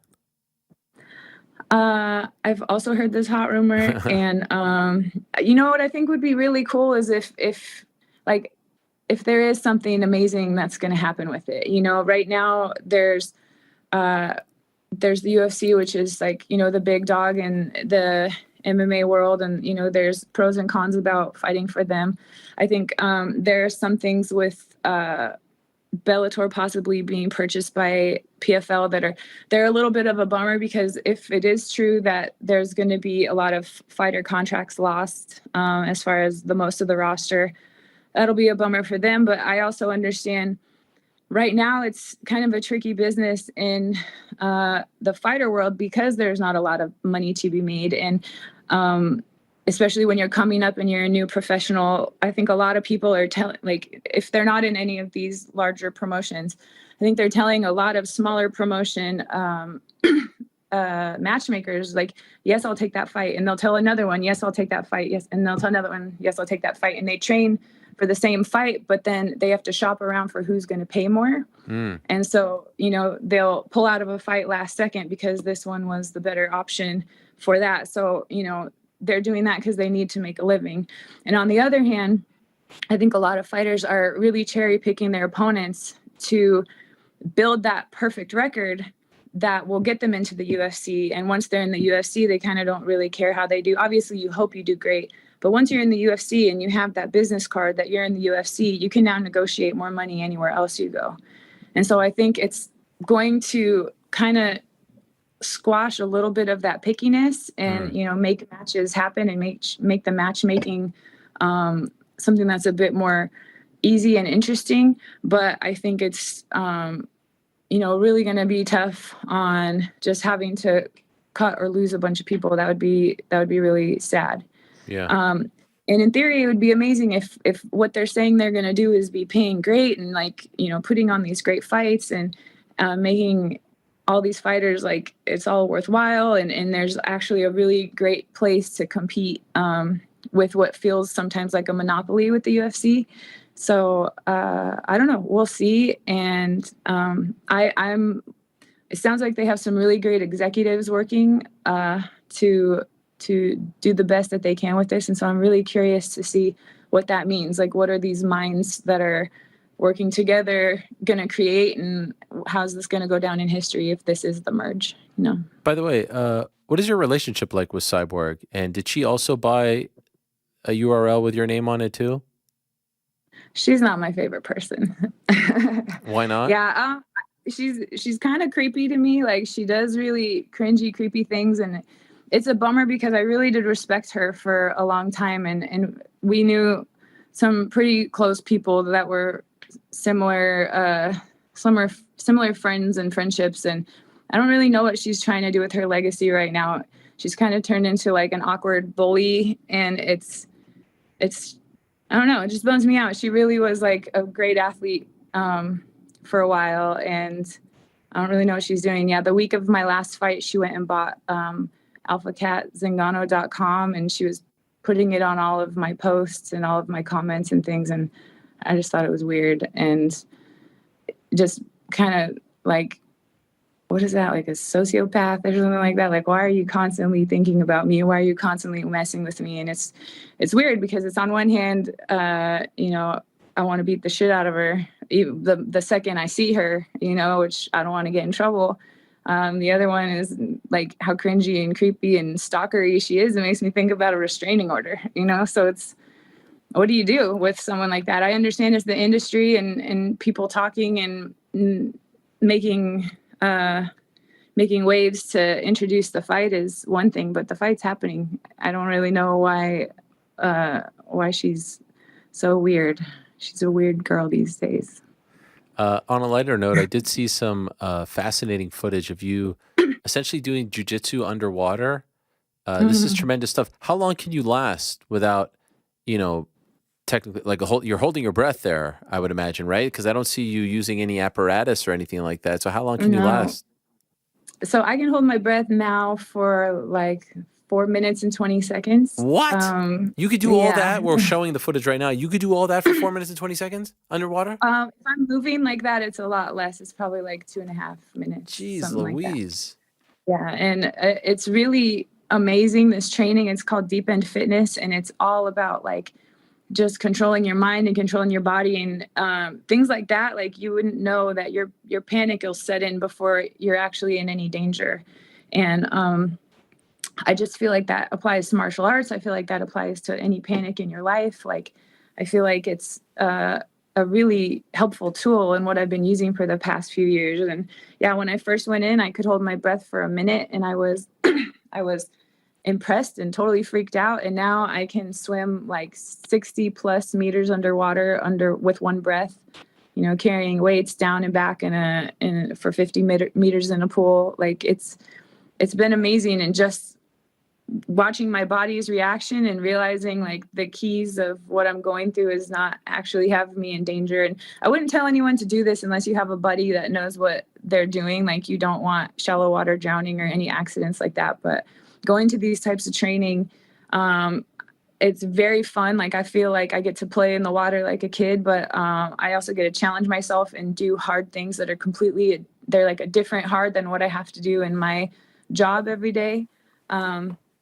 But they, you know, it contributes to everything that I do in my life, everything that I get through in my life, and just knowing how to stay calm. And, you know, you'll never regret staying calm in situations, you know, and so it's a really good training for that for me. Well, this has been great. Great to have you back on, Cat. Congratulations on representing on Monday. You did a fantastic job, and I hope that this passes, and I hope that you, and I love that Rhonda is a part of this. And, you know, Rhonda and I maybe don't have the best relationship, but I think she deserves a tremendous amount of credit for trying to do something like this for MMA, because I know that her departure from MMA wasn't the best and sweetest for her. So this is a great legacy to have. And I hope that all of you get that credit and that this happens, that you're able to benefit from it. If you could just do me one favor, and I hope you don't think I'm oversharing here, but we had a bit of like a miscommunication in terms of phone numbers and whatnot. And I was privy to the fact that you have 94 at the time unread text messages based on a screen. Can you clear? I mean, that's horrible for my OCD. Can you clear out the text? How can you live with 94? I can't live with 5 unread emails, let alone. You're probably one of those people with like 15,000 unread emails, right? You're one of those? No, yes. Oh my gosh. You got to clear that out. For the same reason, because, you know, it'll be like my storage unit sends out a monthly thing saying I paid, or or something from the school saying something about hot lunches or whatever. And I know what it's going to say, and I know it doesn't apply to me, so I just leave it. But why not just delete it? I eventually do. That's usually what I do on flights. Okay. I get on flights and I just start cleaning out my phone, but that's when I don't have anything else to do. All right. Fair enough. To each his own. Good luck. Thank you for coming on. Congrats. And good luck getting that fight in October. I hope it happens, and I hope it all goes well for you. Thanks so much. All right. Thanks, Ariel. There Bye. she is, the one and only Cat Zingano, doing tremendous things. And yeah, she's one of those people. My wife is one of those people as well, like 15,000. My new thing, by the way, guys, is not only to get to 0 unread emails, it's also to unsubscribe to all the spam. I'm going the next step. That's how anal I am about all this. I don't want all the spam. And so, kudos to you. Yeah, not only am I trying to eliminate all of it, I'm actually trying to unsubscribe so that it never comes back. So I did the same thing. And Okay. I just want you to be prepared. And like in a year, they you still might get came back? resubscribed to those things, and then they're banking on you not unsubscribing again. Oh man, It keeps me up at night because I'm like, I know I unsubscribed from this thing a year ago. Why am I back on the list? Okay. How many email addresses are you working with? How many email addresses? Just Ariel Hawani at. Why did I just say it? Yeah, why are you? I don't know, because I'm reading about. I mean, How many phone numbers do you have? I don't really care about that, to be honest. Yeah, how many phone No, numbers? it's going to be tough to keep it at 0. I've actually been through the phone number thing, if you may recall. Yeah, we do recall. You're still Ariel Hawani new in my phone. Really? Yeah, I still haven't updated it. Old one. You know, I'm still hanging on to the AOL. Wow. Yeah, I'm still It puts you on a list somewhere. I'm still hanging on to arielhawani at AOL.com. I just feel like so. that's... It's just the one email. No, it's actually 2. Oh, you have 2. I have a main one. I have I have a personal like junk one right now. I'm looking at it, 21,211 unread emails, but like most of it is just junk. Then I have a serious personal one that like that's what I'm looking for. Do you escalate a family thing to? That's where I'm gonna give like more serious things. So that's at 2462 still unread ones, and then we have the work one, which is far and away the most serious one, only at 6 unread. So there's levels to it. Last week, I tried to get to 0 right before my birthday, and I successfully got to 0. Nice. And no joke, I felt like I just shed 15 pounds. I care less about the email. The text thing is what kills me. I can't stand the little red thing saying I have a The text. text thing kills me. I will. Emails and I don't know if I've ever gone messages. to bed with an unread text. Well, I can attest that you have. No, meaning if you're gonna send me the text while While I'm you're sleeping, asleep. Yeah, of course. But like if I have seen it, I don't think I have either. By the way, a year or so ago, I said that one of my big gripes with iPhones is that you can't read a text and then mark it as unread to go back to it. They've introduced this now, and it's. You think Tim Cook was watching? I think so. Yeah. Saw the show. Maybe he's going to start training soon. Maybe you'll be the one training Tim Cook, and then it'll be a 3-way type thing. Oh yeah, that would be incredible. Hey Tim, if you're listening, Helwani boxing for Tim Cook. Oh yeah, Helwani boxing for Tim Cook. No, it's a huge thing because you can now swipe. What is it? Left. So to like unread it, so you know you need to go back to it. Yes. Yeah. You don't do this? No. Oh my God. I just handle business right then and there. Frank, do you do this? I'm sorry, I got distracted. What? Do you read text and then mark them as unread? No way. I read them and I respond to them. Yeah. And then I move on. No, but let's say there's something you don't want to respond to right away. Then I don't read it. All right. Yeah. What do you mean then you don't read it? If I get a text Sometimes from like right now, I get a text from someone and I will not be able to respond. So I'll go back and But you see the preview, right? I want to know what else is going on. That's yeah. Like if You I'm feel busy, like that's an I'll see the extenuating preview. circumstance. Wow.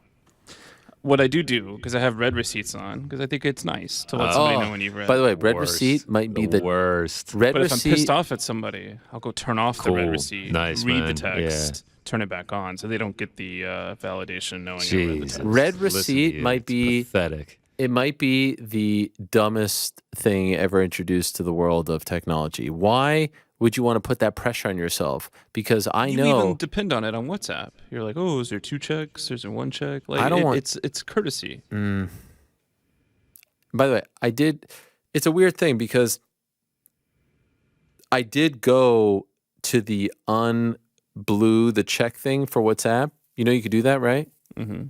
And then I felt like that was just like, I don't know. It's part of the ritual to have the double check blue, but on actual text, I think you should not have the red. Common courtesy. It's too much information to the public. It's too much information.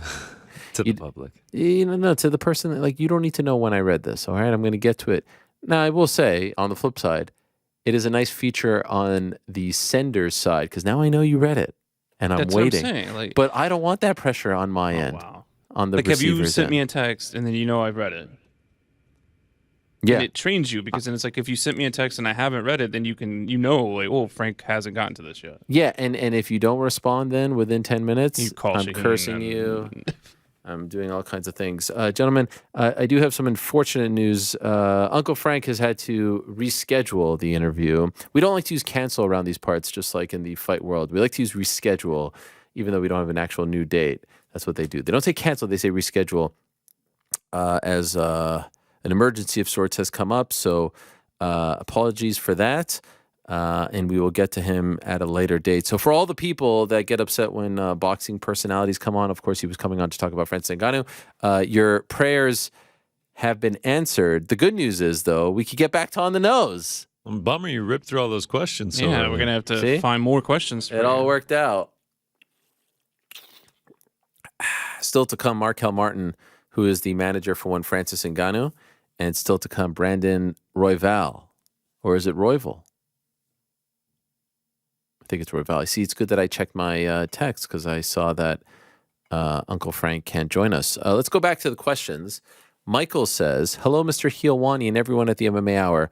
I couldn't be a bigger fan of your content, including your basketball podcast. Shout out. UFC 290 exceeded my expectation by miles. I knew of the potential of the card, but never would have thought we'd get a product we got last Saturday.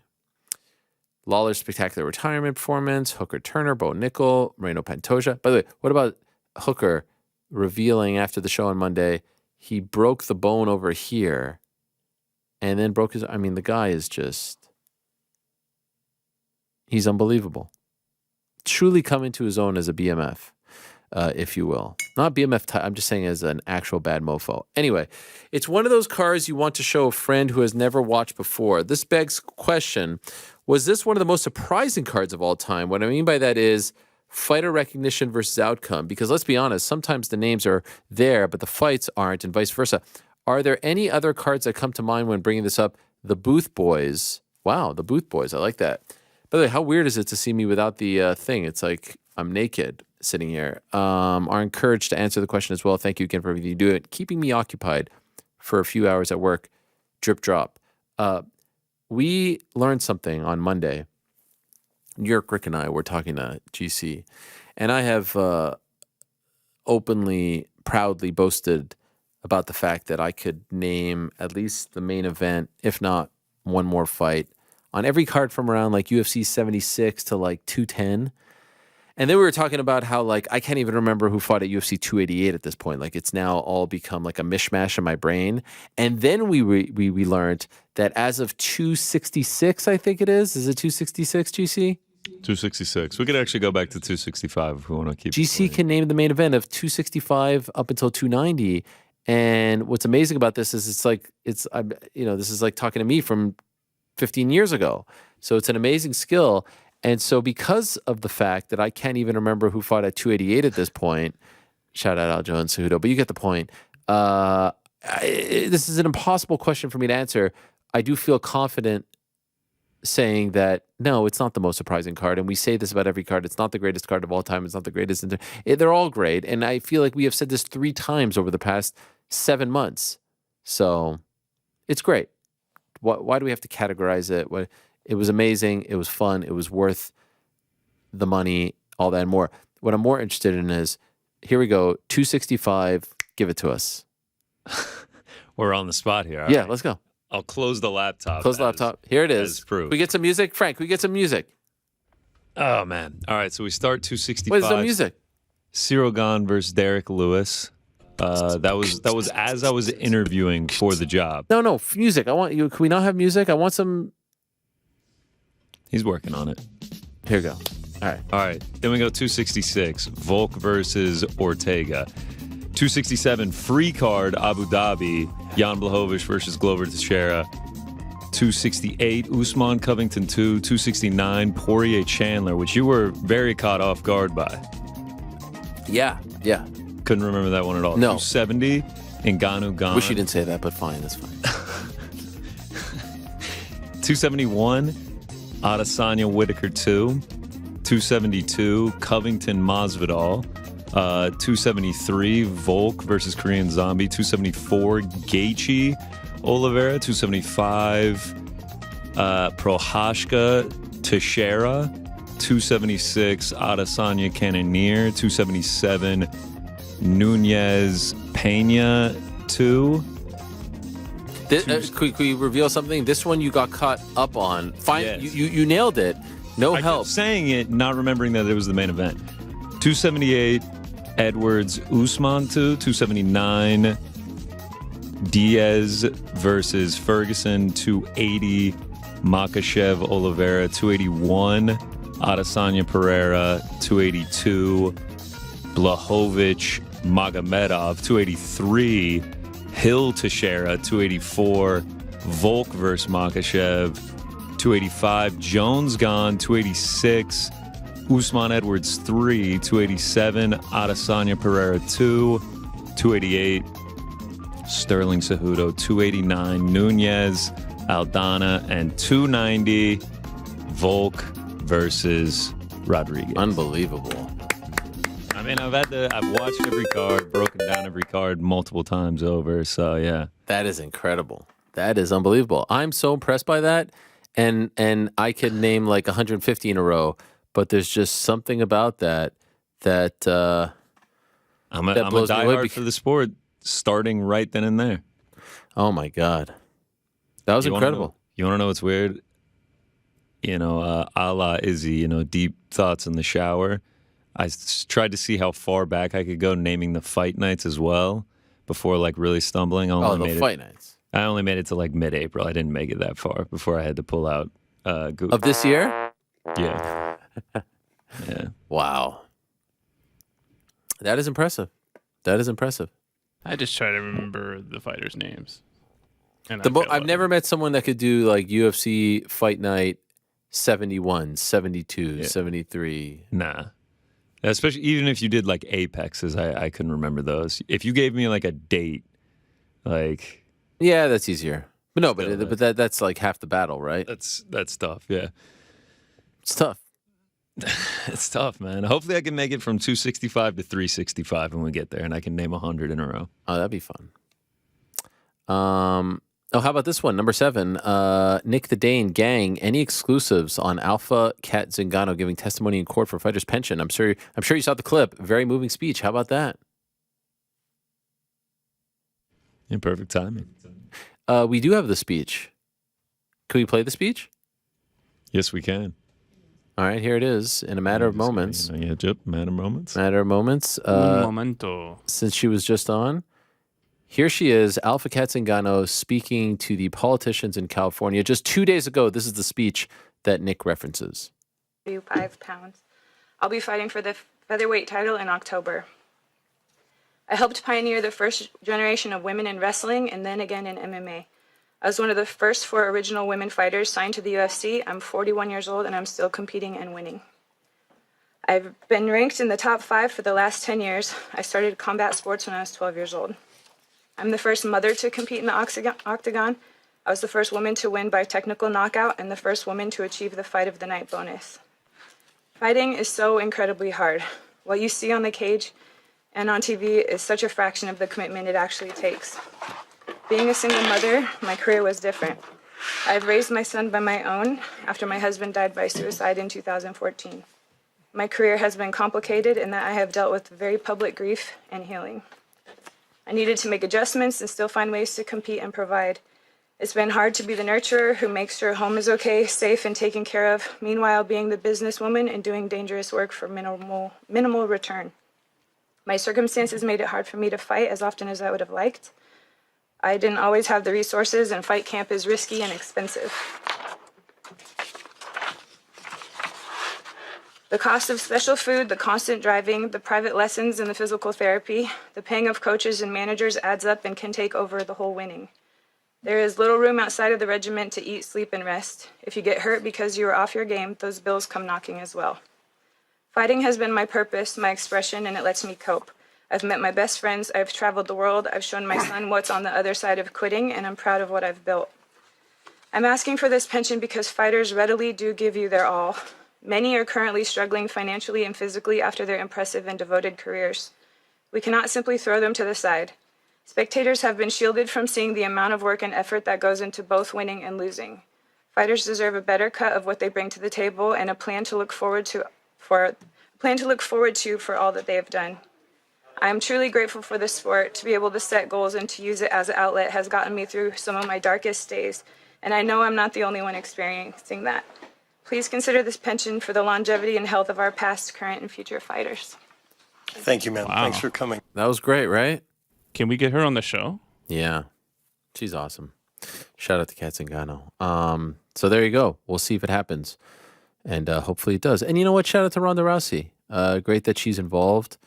And I know her WWE contract is coming to an end. Perhaps she's itching to get back in there. What about Ronda in studio, one-on-one, burying the hatchet with old Helwani? One of the great misunderstandings of my career is the rise and fall of my relationship with Ronda. Truly one of the great misunderstandings.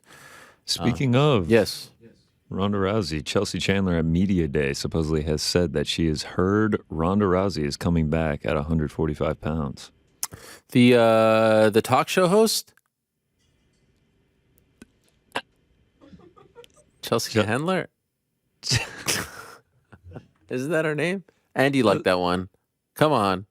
I like that one, but I can't lie. I thought you were actually being serious for a second. He probably was. Yeah. Does she train with Ronda? Like, who's her source, bro?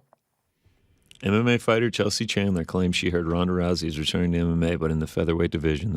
Imagine that. Imagine the featherweight division gets saved, and then it would be one of the biggest fights in UFC history. What's going on? Is everything all right? You just looked around. The door closed. The boogeyman.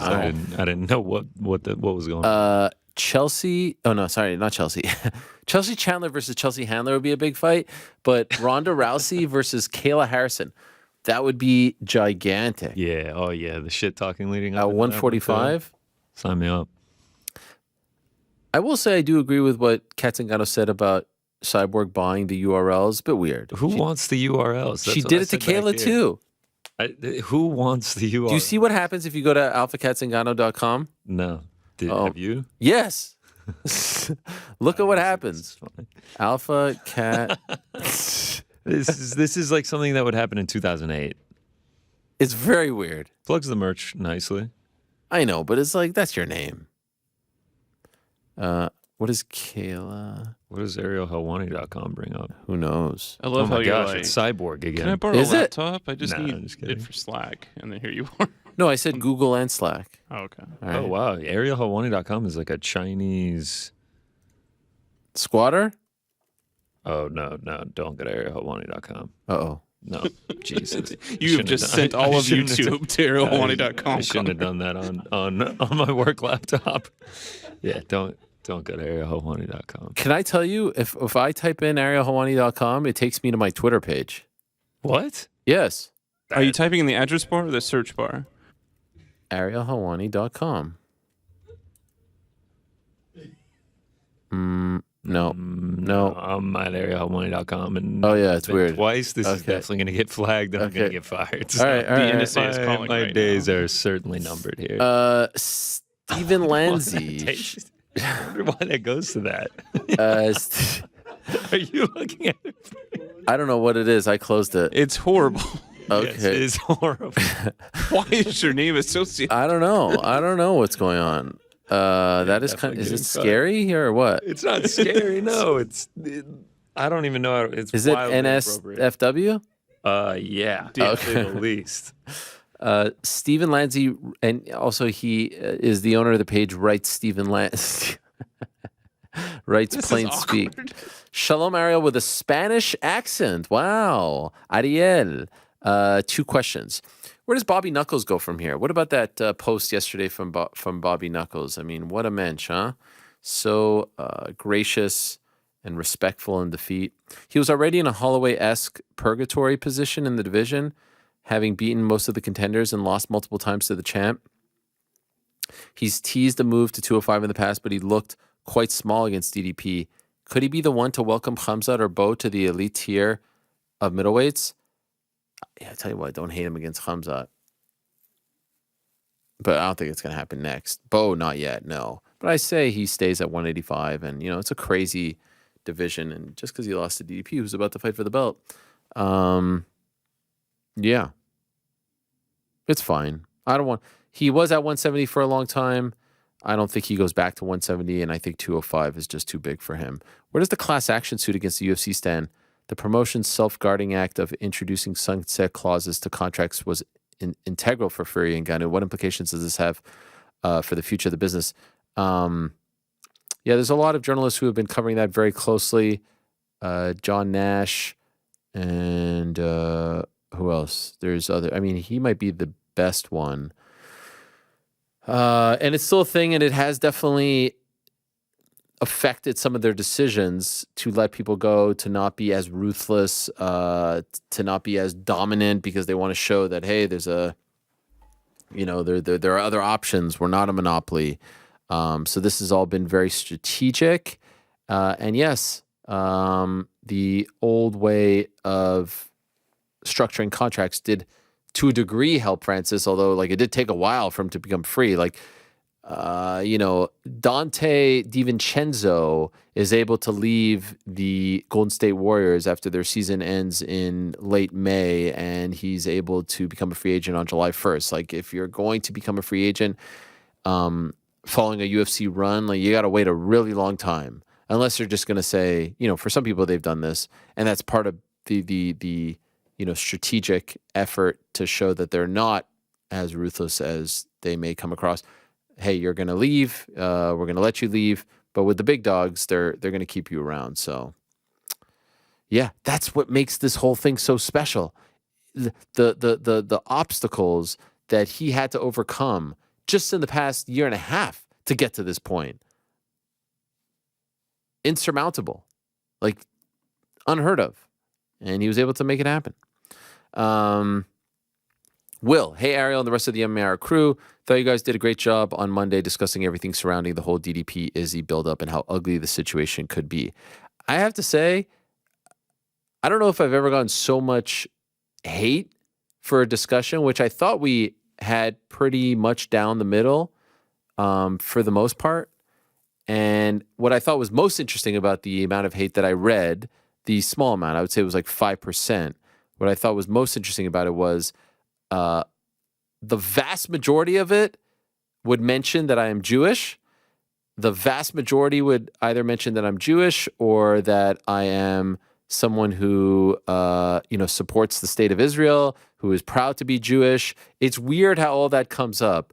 Why any of that should have anything to do with this is interesting to me. But, there's an obvious reason.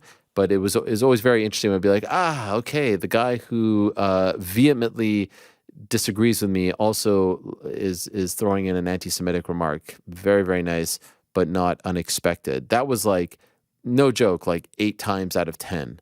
I still don't really understand some people's take on all of this. And I will say I have one regret from all of this, and it's that we missed one clip which emerged on Monday night from, I think, a Twitter page called MMA News Africa 2. Is that at GC? Am I right about that? Yeah. Do we have that clip? Yeah, we have it. Well, there was a clip that emerged that the main thing that DDP and his team, especially his coach, who seems like a great guy. He seems like a real great guy. And I would, love to have him on the program one day. It seems like we can have a really nice, civil conversation. The one thing that they love to say, and the fanatics love to say, is that he never said real African. Show me where I've said real African.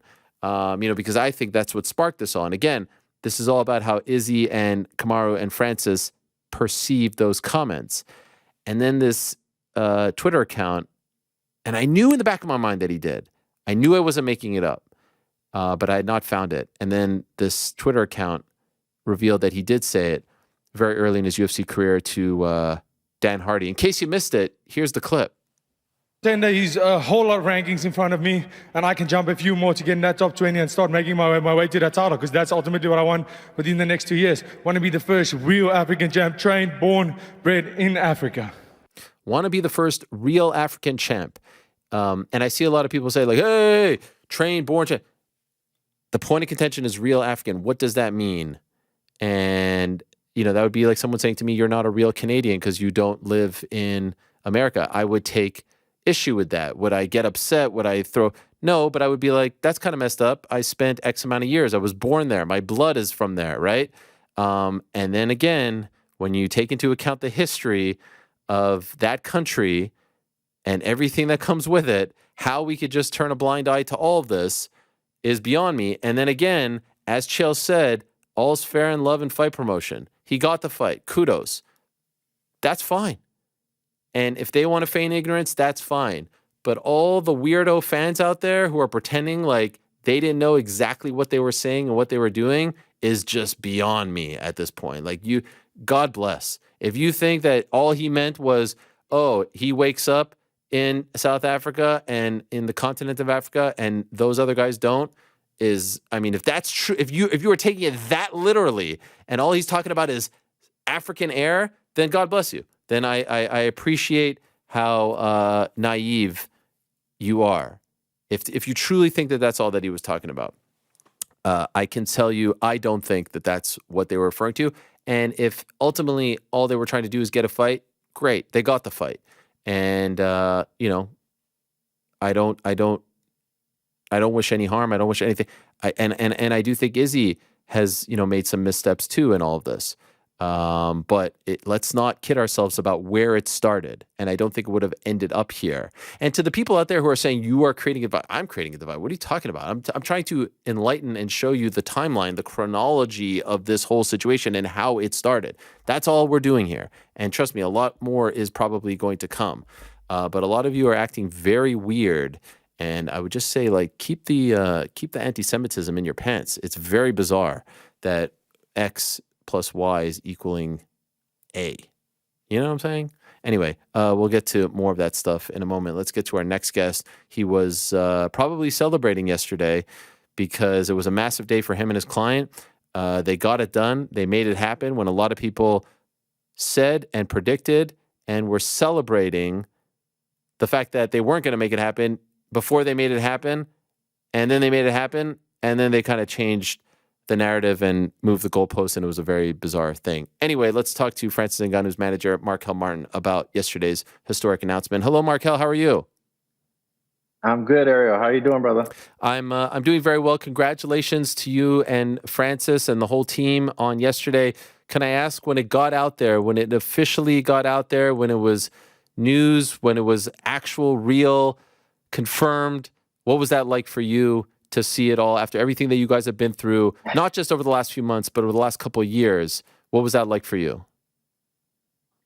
Man, honestly, we knew that the deal has been done for a little while now, but just having the announcement and the rest of the world, it was just a massive, massive weight lifted off of my shoulders, the team's shoulders. And it was just like a sense of relief. It wasn't even so much like, it was a celebration, but it was just like just a moment. I was sitting with my wife, and we just put the baby to bed, and it was just like, wow, this is a massive blessing. And we talked about this literally, Ariel, 4 or 5 years ago.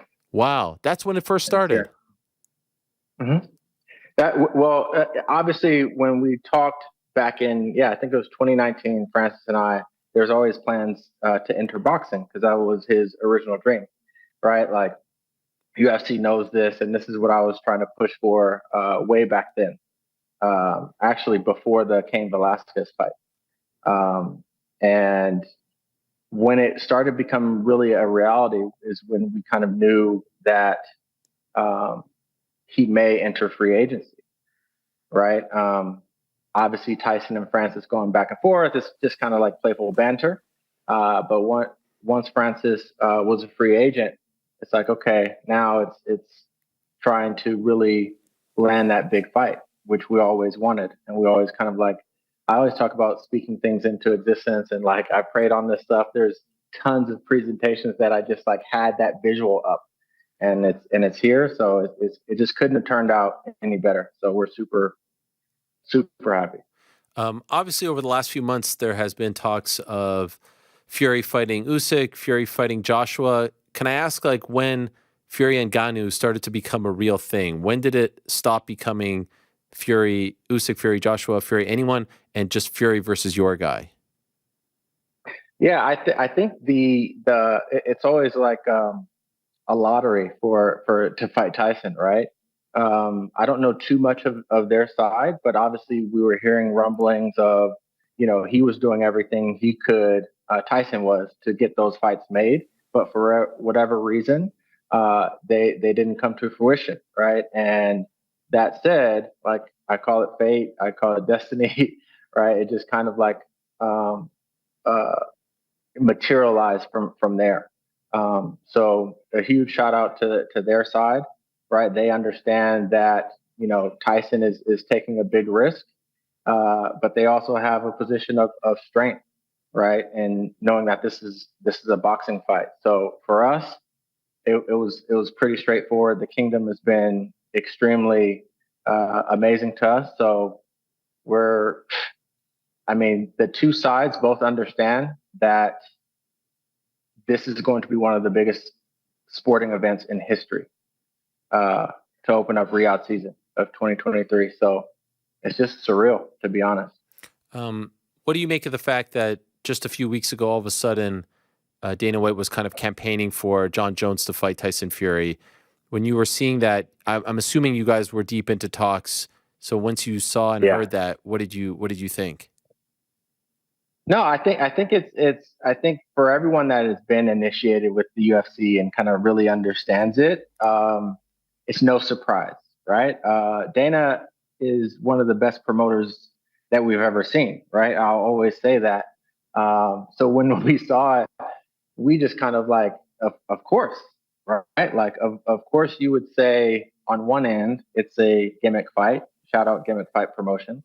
And then on the other hand, right, it comes to where it's like, oh no, we'll put that on. So I'm sure that they wanted that fight, but at the end of the day, the result is that we'll be fighting Tyson Fury come October 28th. Do you think they really wanted that fight, or do you think that they were just trying to mess up your chances of getting that fight? I think they really wanted to just mess up our chances.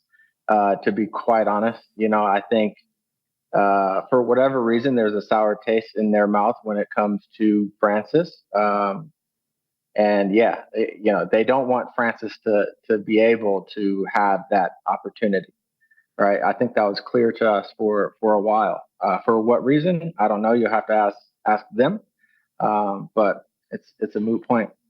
I said at the beginning of the show that anyone who is upset at either Francis for taking this or Tyson for to me, the thing is the most amazing, and I went on like a whole 45-minute thing, but the UFC component is so interesting because this could have been one of the easiest fights for them to make because of the fact that they are in business with ESPN. Top Rank is in business with ESPN. It's not like a Max situation where Showtime had to get involved and they had to do business with Showtime, who they don't necessarily like. They could have, tell me if I'm wrong here, signed Francis, made this fight happen, and then he fights John Jones and everyone wins. Am I wrong about that? No, you're absolutely right. You are spot on about that. These conversations, what people don't understand, these conversations are not new. They are 2 years at least in terms of talking to UFC about making this fight happen. After Stipe, it was supposed to be John Jones, right? I think I tweeted something long ago. Somebody may be able to find it, but I literally wrote it down. I said, Stipe, then we're going to take care of John Jones, then we're going to go for Tyson Fury. In that order. But they have their own plans and their own strategy, and for whatever reason, they just didn't want to make it happen. I kind of feel like it was maybe like the Conor McGregor effect. Like Conor made so much money from that boxing fight that maybe they didn't want to do it again. So maybe they had some business reasons. So it's hard to like really pinpoint the exact reason, but I do know that from our side, it would have been so easy and everyone would have been happy. We'd still probably be with the UFC today and Dan would be promoting this fight potentially, right? And just like, but I don't know. I always told them, I said, I remember telling Hunter, I'm like, you have the baddest man on the planet. We always talk about MMA, who would win in a street fight, MMA fighter versus boxer. Everyone knows that it's an MMA fighter. And you have the king of the MMA division, Francis, right? No disrespect to Stipe, but we had just beat Stipe. So, and then if we were to beat, which I think Francis would have, knocked out John Jones, then what? You beat the heavyweight GOAT, then the GOAT of all GOATs. Then the next thing you do is what? Go see who really the baddest man on the planet is. But I don't think they saw it that way. So no harm, no foul. But we're going to prove it. When the whole thing happened where it was like Francis and Joshua is a gimmick fight, but we don't do gimmick fights here. That's not what we do. And then 2 weeks later, it's, hey, Tyson, let's do the fight. And then a week after that, it's like, hey, Musk and Zuckerberg, come fight here. Is your head spinning? Like, what? How are you internalizing all of this? I used to spend a lot of time like trying to unscramble the reasons of why they do things, and now I don't spend too much time on it at all. I thought it was amazing to see that. Like that is great. Maybe Zuckerberg and Elon Musk should come to Gimmick Fight Promotions. Maybe they want to be on. Maybe they could be on the co-main if they're not able to get it done over there with UFC. But I don't know. If that's not a gimmick fight, then I don't know. What do you call it? You know? Right. So, you know, Gimmick Fight Promotions, very cheeky, GIMIK. Everyone knows what that is, and it's fun and whatever. But what is exactly Gimmick Fight Promotions? Like, is he actually starting his own? What could you tell us about that?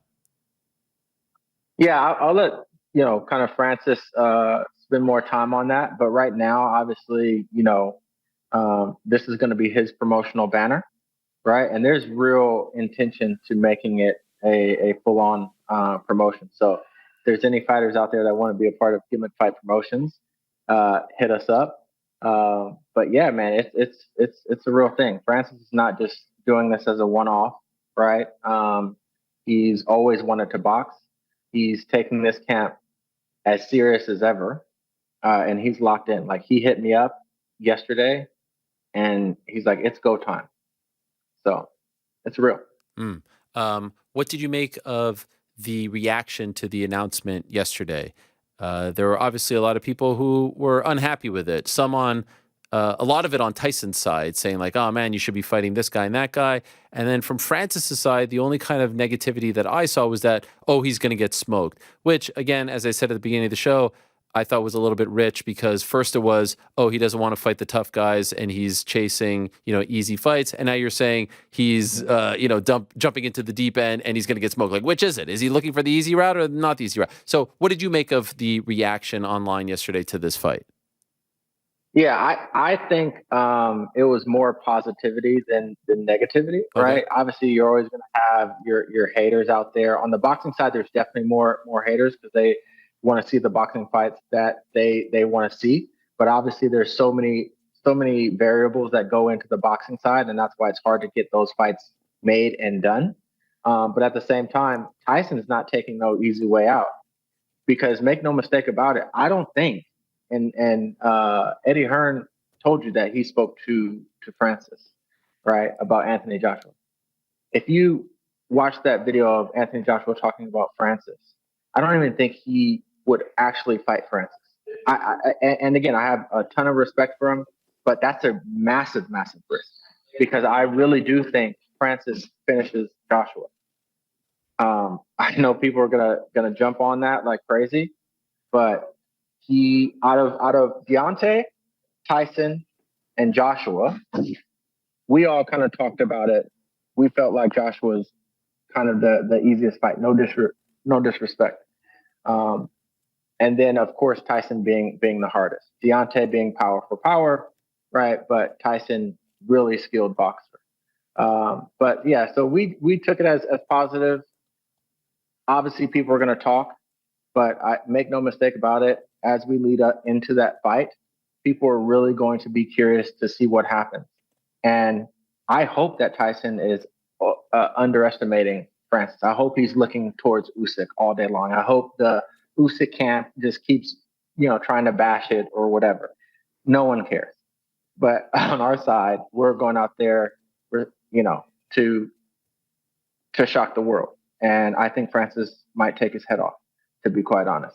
I tell people like this, like, I've spoken this thing into existence. Like, I envision this. All I needed to see was when Deontay knocked him down 3 times. Deontay's when he fought him, around 220 pounds or so. He's a very vicious, a talented boxer, heavy-handed. Francis is 285, like solid muscle, with the hardest punch in the world. If he touches Tyson Fury's chin, he's going to sleep. He is not getting up. I'm telling you right now. I hope we can replay this clip, right? Because I'll either get shitted on for saying it, but I'm gonna, take the risk of and speaking that into existence. I'm telling you, people are not understanding the power that Francis Ngannou has. If he touches him once, Tyson is a different fight for him. He's gonna be in a different world.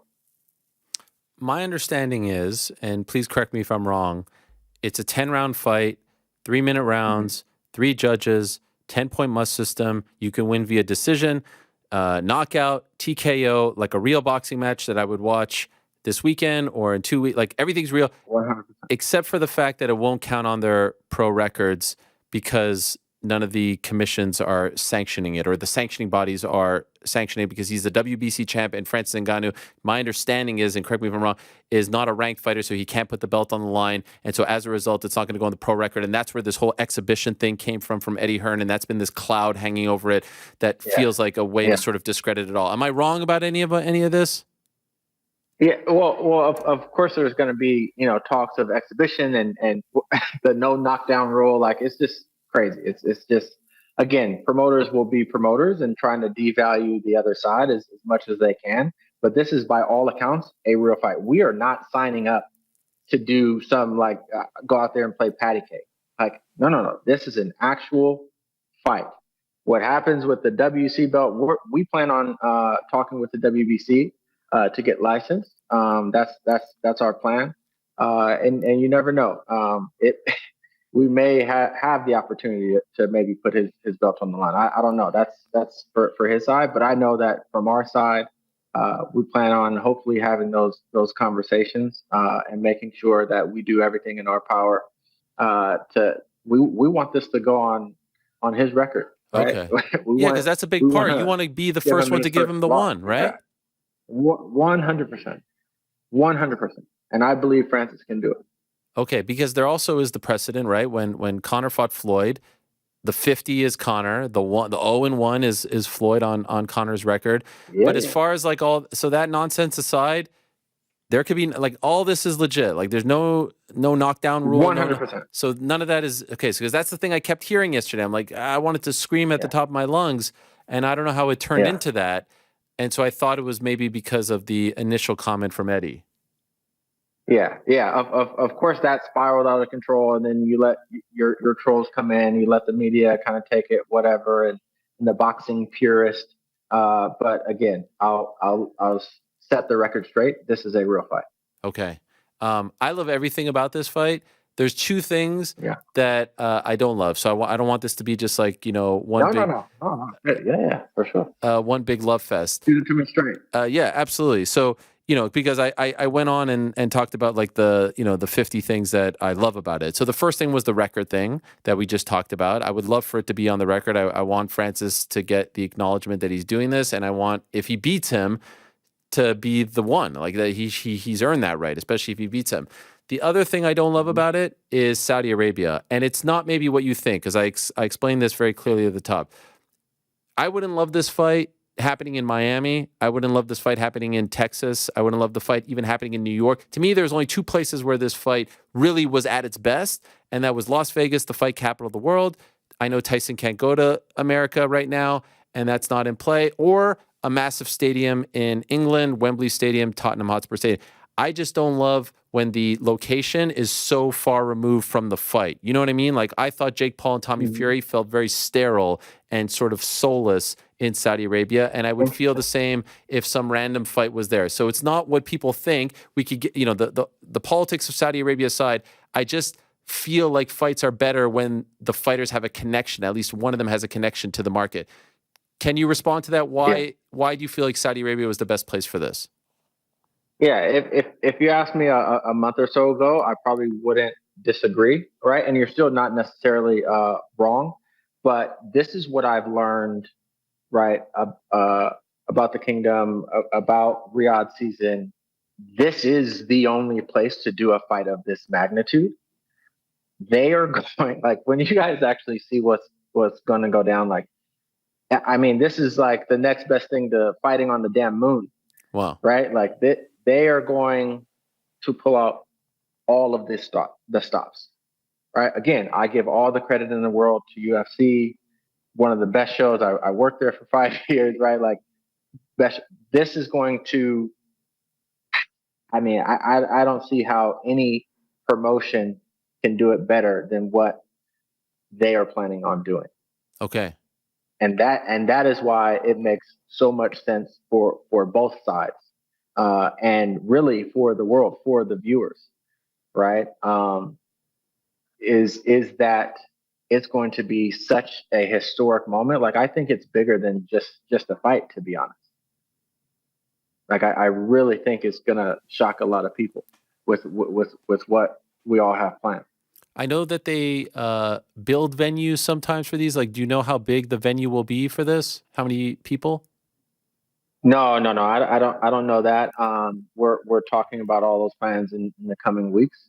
And I'll kind of leave that behind the curtain for now. Okay. But all I can say is that like you do not want to miss this fight. I know of course I'm biased. Of course I'm gonna like sell it, but when I mean like I learned so much in the past month, I'm like this you couldn't write it any better.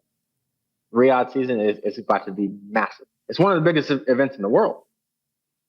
And if you know how they do things, they don't play small. It's, And this is going to be the who's who.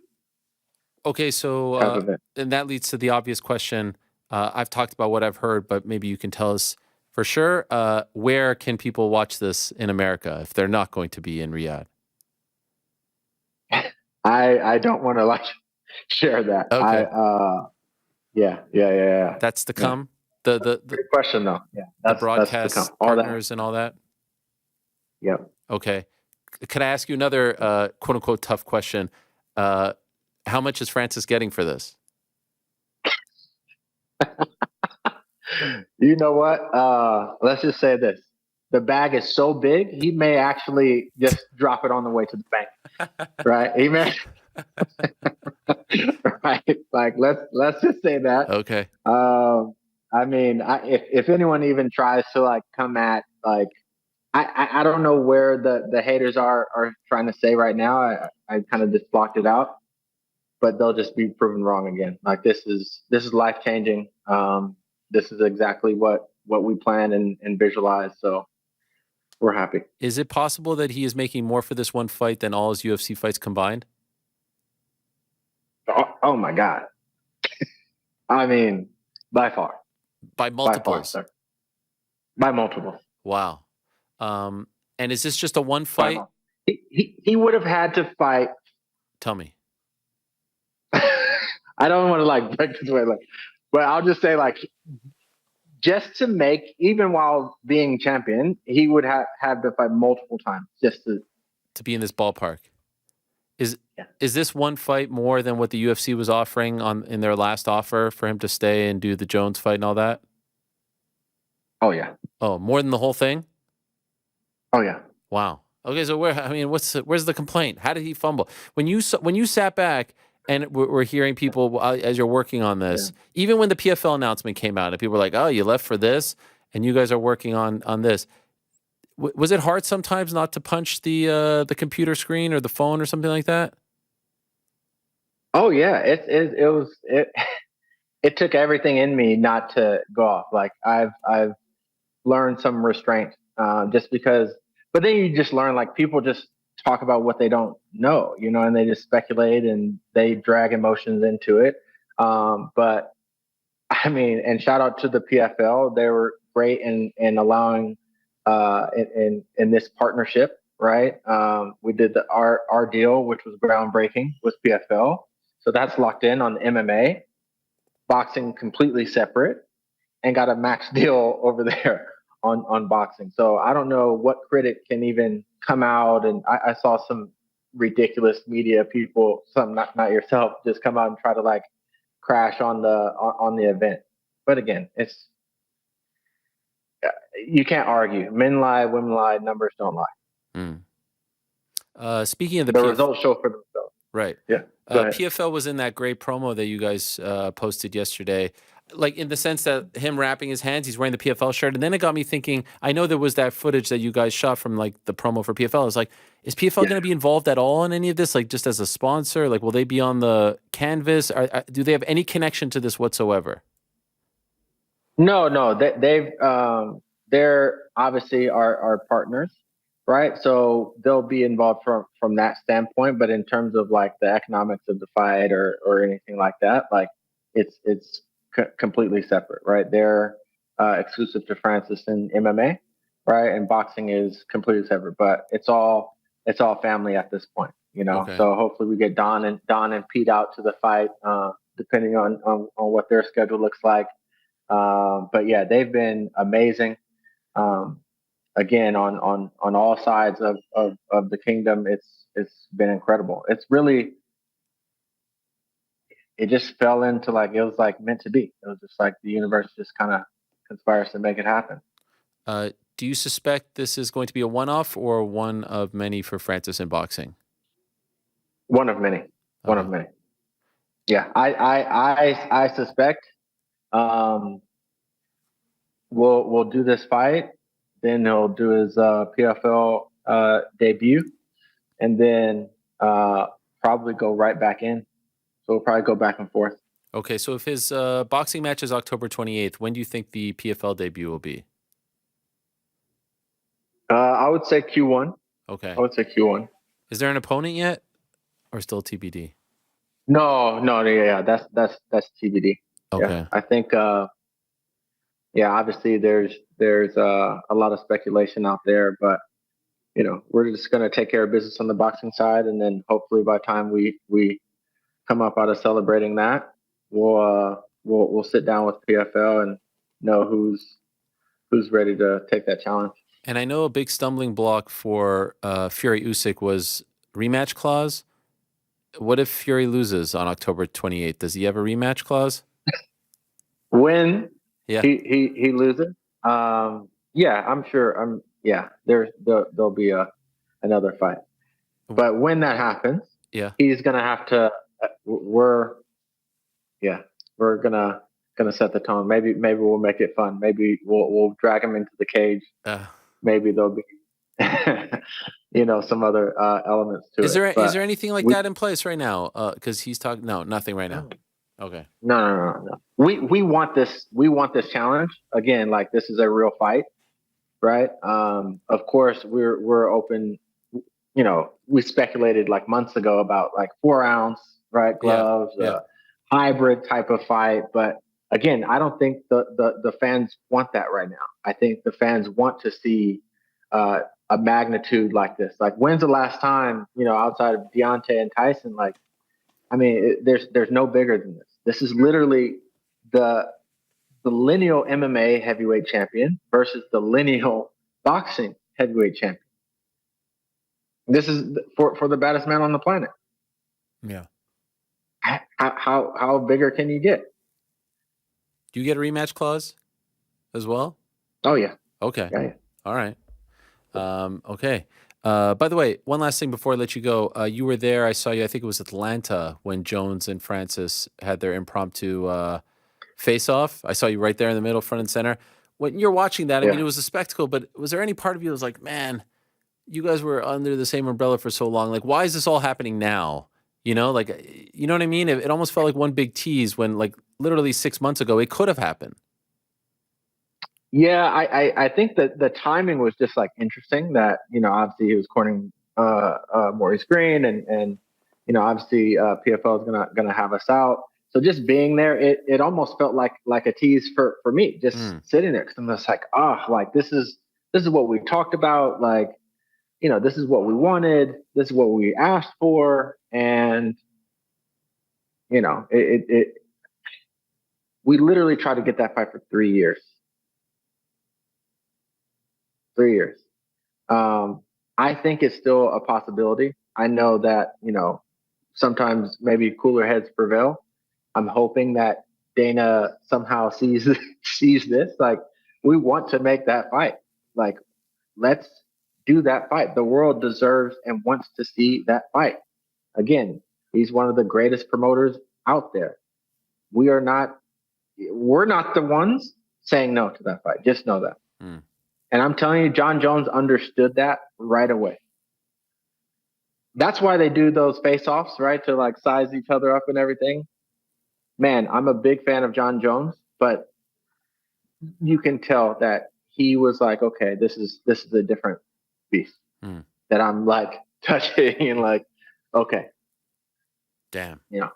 And Francis and I talked afterwards. I think we both think he was a little bit nervous. Jones. He was a little bit nervous. Oh yeah. I'm telling you, like, not like a scared thing or whatever, but it was, you had to be there to really like understand like that there was respect, mutual respect, but as competitors, it's like, oh, like maybe this wouldn't be an easy fight like a serial gaunt from Right. John Jones. Right. That's what I thought. If I'm trying to read his mind, he knew good and well this would not be that kind of fight. Well, next up for Francis, October 28th in Saudi Arabia against Tyson Fury. I know that you have had to swallow a lot of razor blades over the last couple of years, Marquel. Congratulations. Yesterday you were drinking pina coladas, not any razor blades. There's some variation of that. So enjoy everything that comes with this. Good luck, obviously, to you guys, but most importantly, congratulations on proving a lot of people wrong, defying the odds, and getting the big fight done. Yes, sir. Thanks, brother. Appreciate you. All right, there he is, Marquel Martin, the manager for one. Francis Ngannou, a lot of questions answered, a lot of interesting stuff, and I don't put it past them. I don't think it's just lip service that they will try to get the WBC on board. It's a different ball game, boxing, and it's not just like, hey, come on over here and you're James Toney and you could fight Randy Couture and this will all count. There's just a different structure involved. And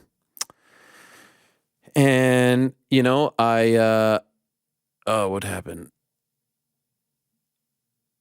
You all right? Yeah, no, I mean, I got, I'll just send this. I really won't put it past them. I won't put it past them to see. That's the one thing, obviously the Saudi Arabia thing, we can talk about it all day, and I'm trying my best to, but also, I want to be respectful and smart about everything. The record is a big point of contention. I think it's something that a lot of people are going to, grab onto. If ultimately, what is the more so than belts in boxing, what is the most precious piece of real estate, right? What is it? It's the O, right? Why was Tank and Garcia such an important fight on many different levels? There was a lot at stake, but that O was big. Why every time Floyd fought 40-0, 41-0, 42-0, 43-0, 44?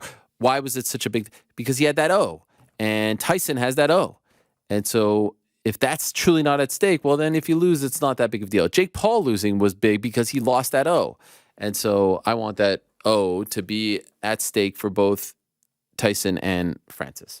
All right, let us move along and talk to our next guest. Our next guest was busy this past weekend in Las Vegas. Ultimately, he didn't fight, but was very invested in the co-main event, the Alexandre Pantoja Brandon Moreno fight. He was the backup fighter for that title fight. In fact, I do believe that he revealed that news on this program. And we suspect because he was the backup fighter, and we've been told if you're the backup fighter, you're getting a title shot. Wink, wink, nudge, nudge. He may be next, or is he? Let's ask him. He is Brandon Royval. He is kind enough to join us right now. There he is. Hey, Brandon, how are you? I'm doing good, and yourself? I'm doing really well. By the way, we had a big debate before the show. How do you pronounce your last name? It's Royval. Royval. Yeah. I feel like Royval sounds fancy, so when people say it, I'm like, yeah, maybe that should be how it's said, One time I fought for a Mexican promotion or for Combate, and they're like, Royval. I was like, damn, I think that's how it's supposed to be said. Yes. I don't know, though. But you go with Royval. Yeah, Royval. Royval is what I've always known. So, GC, was I right or were you right? We went over it over the show before the show how he just said it. Okay. Royval. So I was right. Royval. All right, cool. Perfect. Yeah, I don't think it's ever been announced right, though. As long as I've been in the UFC, they've been kind of messing it up. But like I said, I don't really care necessarily.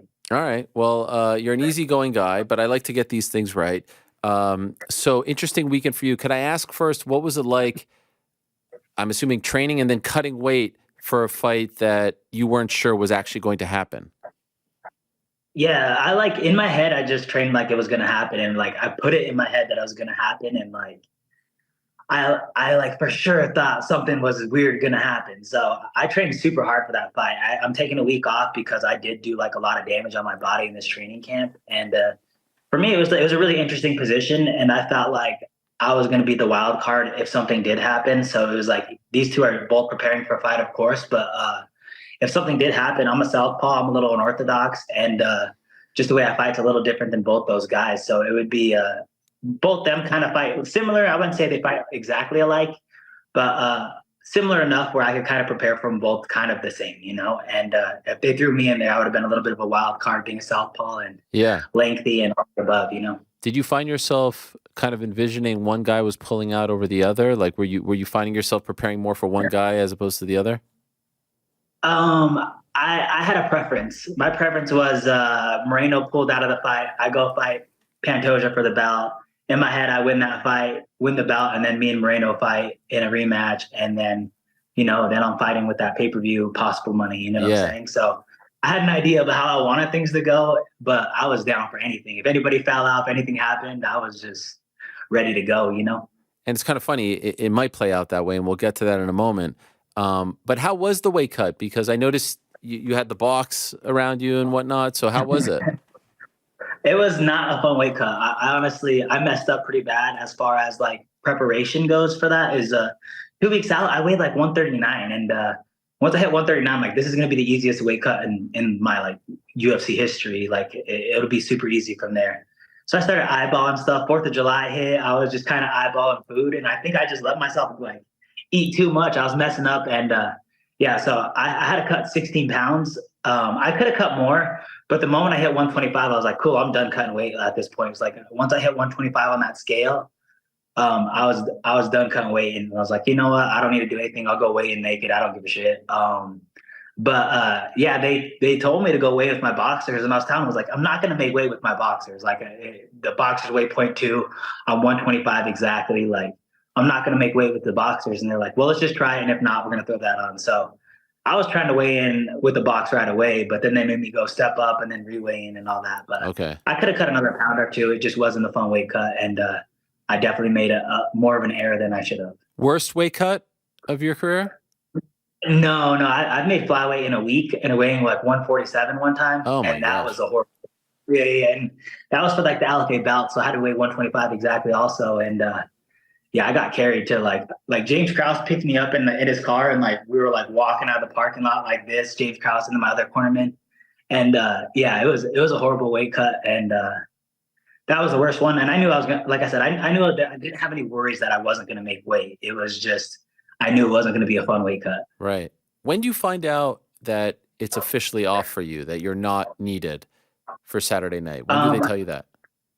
I stopped and like kind of like started eating a bunch of junk food around 12 o'clock Saturday, like noon Saturday. Okay. But nobody ever really officially reached out and was like, you're not needed, you know? So I was walking with one of my friends to the fight, like, 'cause we're right across the street. And I'm like, what if right now they're just saying like, all right, we're ready for you. We need you right now, which would have been cool, because it's like a zero thought behind it. Sure. I already prepared, the work was done, and I wasn't eating too crazy yet at that time. So even when you go to bed on Friday, there's still a chance in your mind that you, because we've seen people pull out on the day, you're still thinking in the back of your mind, like you're not going crazy with food and drinking and stuff like that. You're still staying ready.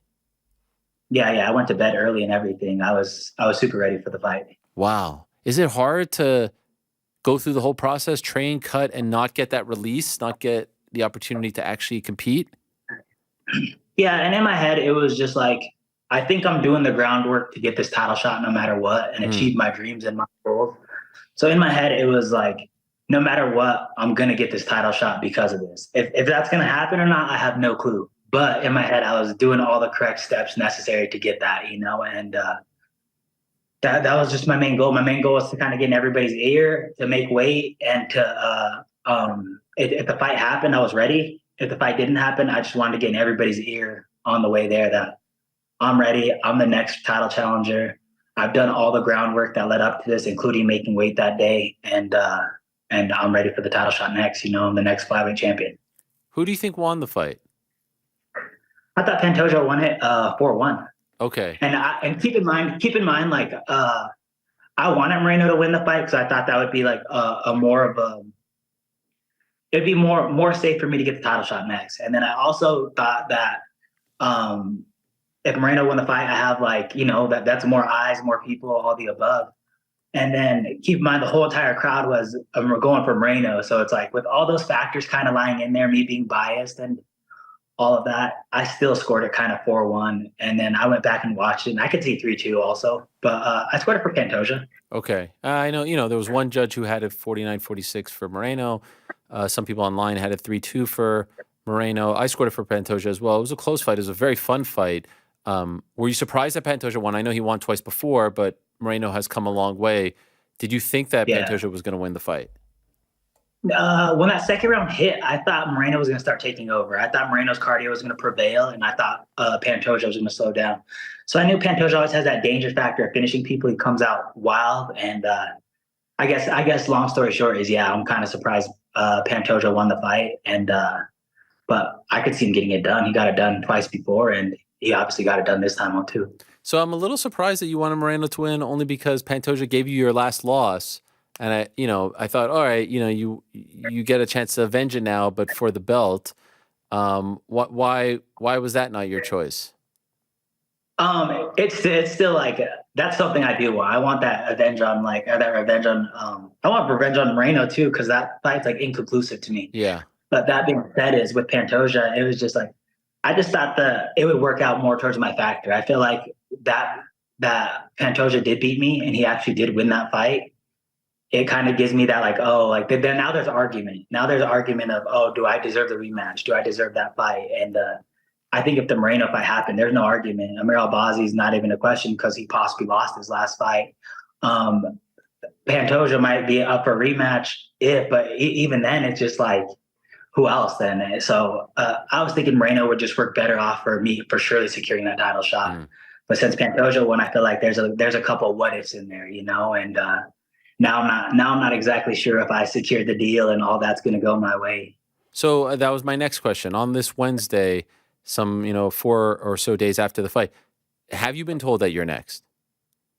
No, and I even when I weighed in, I talked to McMahon and I was just telling him, I was like, yo, can I go in the cage after the fight? And they're like, that sounds like a good idea. We'll see what happens. Sometimes when we do that, things go awry, things go crazy. And I was like, okay, cool. So I kind of got in their ear and I'm like, just making sure that I'm next. You know what I'm saying? And he was like, it sounds like a good idea to me. He's like, I'll clear it through everybody. He goes, but that's an in the moment thing that we decide as like promoters to like, in the moment, we'll let you go in the cage, or in the moment, we won't let you go in the cage.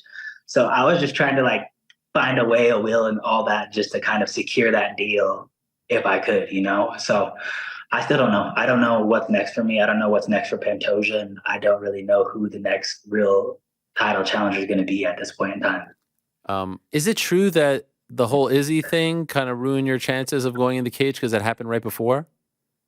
I don't know if it ruined my chances, but like I know that they're talking about bringing me into the cage, and I know it was up for discussion. And I know that the moment I saw Izzy step over that platform, I was like, "Damn, this is not going to go my way." And like, me and my cornerman looked at each other. I was like, "The only thing that could go wrong with me getting in that cage for sure was Duplessis wins, and then Izzy jumps in the cage, and all of a sudden I see Izzy stepping over the guardrail, and I'm like, well, there that goes for sure." And then he went in there, said a bunch of stuff, and I'm like, I don't think this is going to happen at all. No. Yeah, it's tough to do it back to back, especially after that one.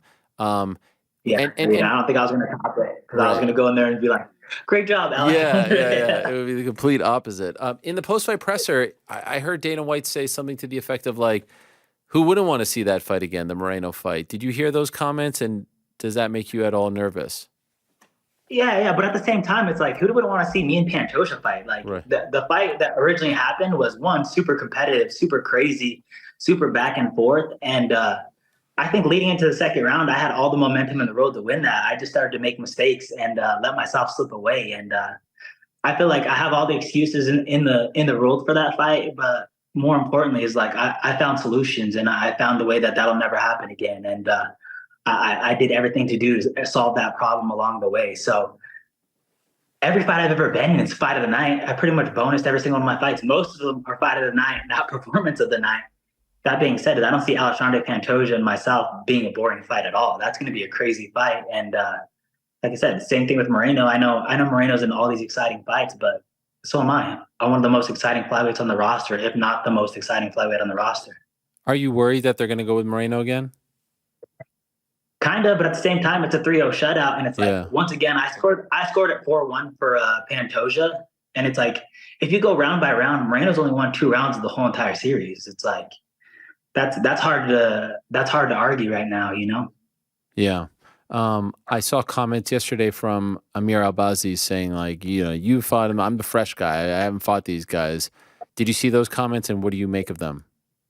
Did you see the comments under it of everybody just ragging on him for it? Like, no, I did not see the comments under it just talking shit on him. But like I said, good guy. Me and him are both going for the same goal, so it's like it's easy for me to talk shit on him all day, every day. But that being said, he lost his last fight. No one in the world thinks he won that fight. Like you said, you had that fight going 4-1 for Kai Kara-France, 3-2 at best. We can go 3-2 at best. But as far as it goes, it's the biggest ripoff of the year so far.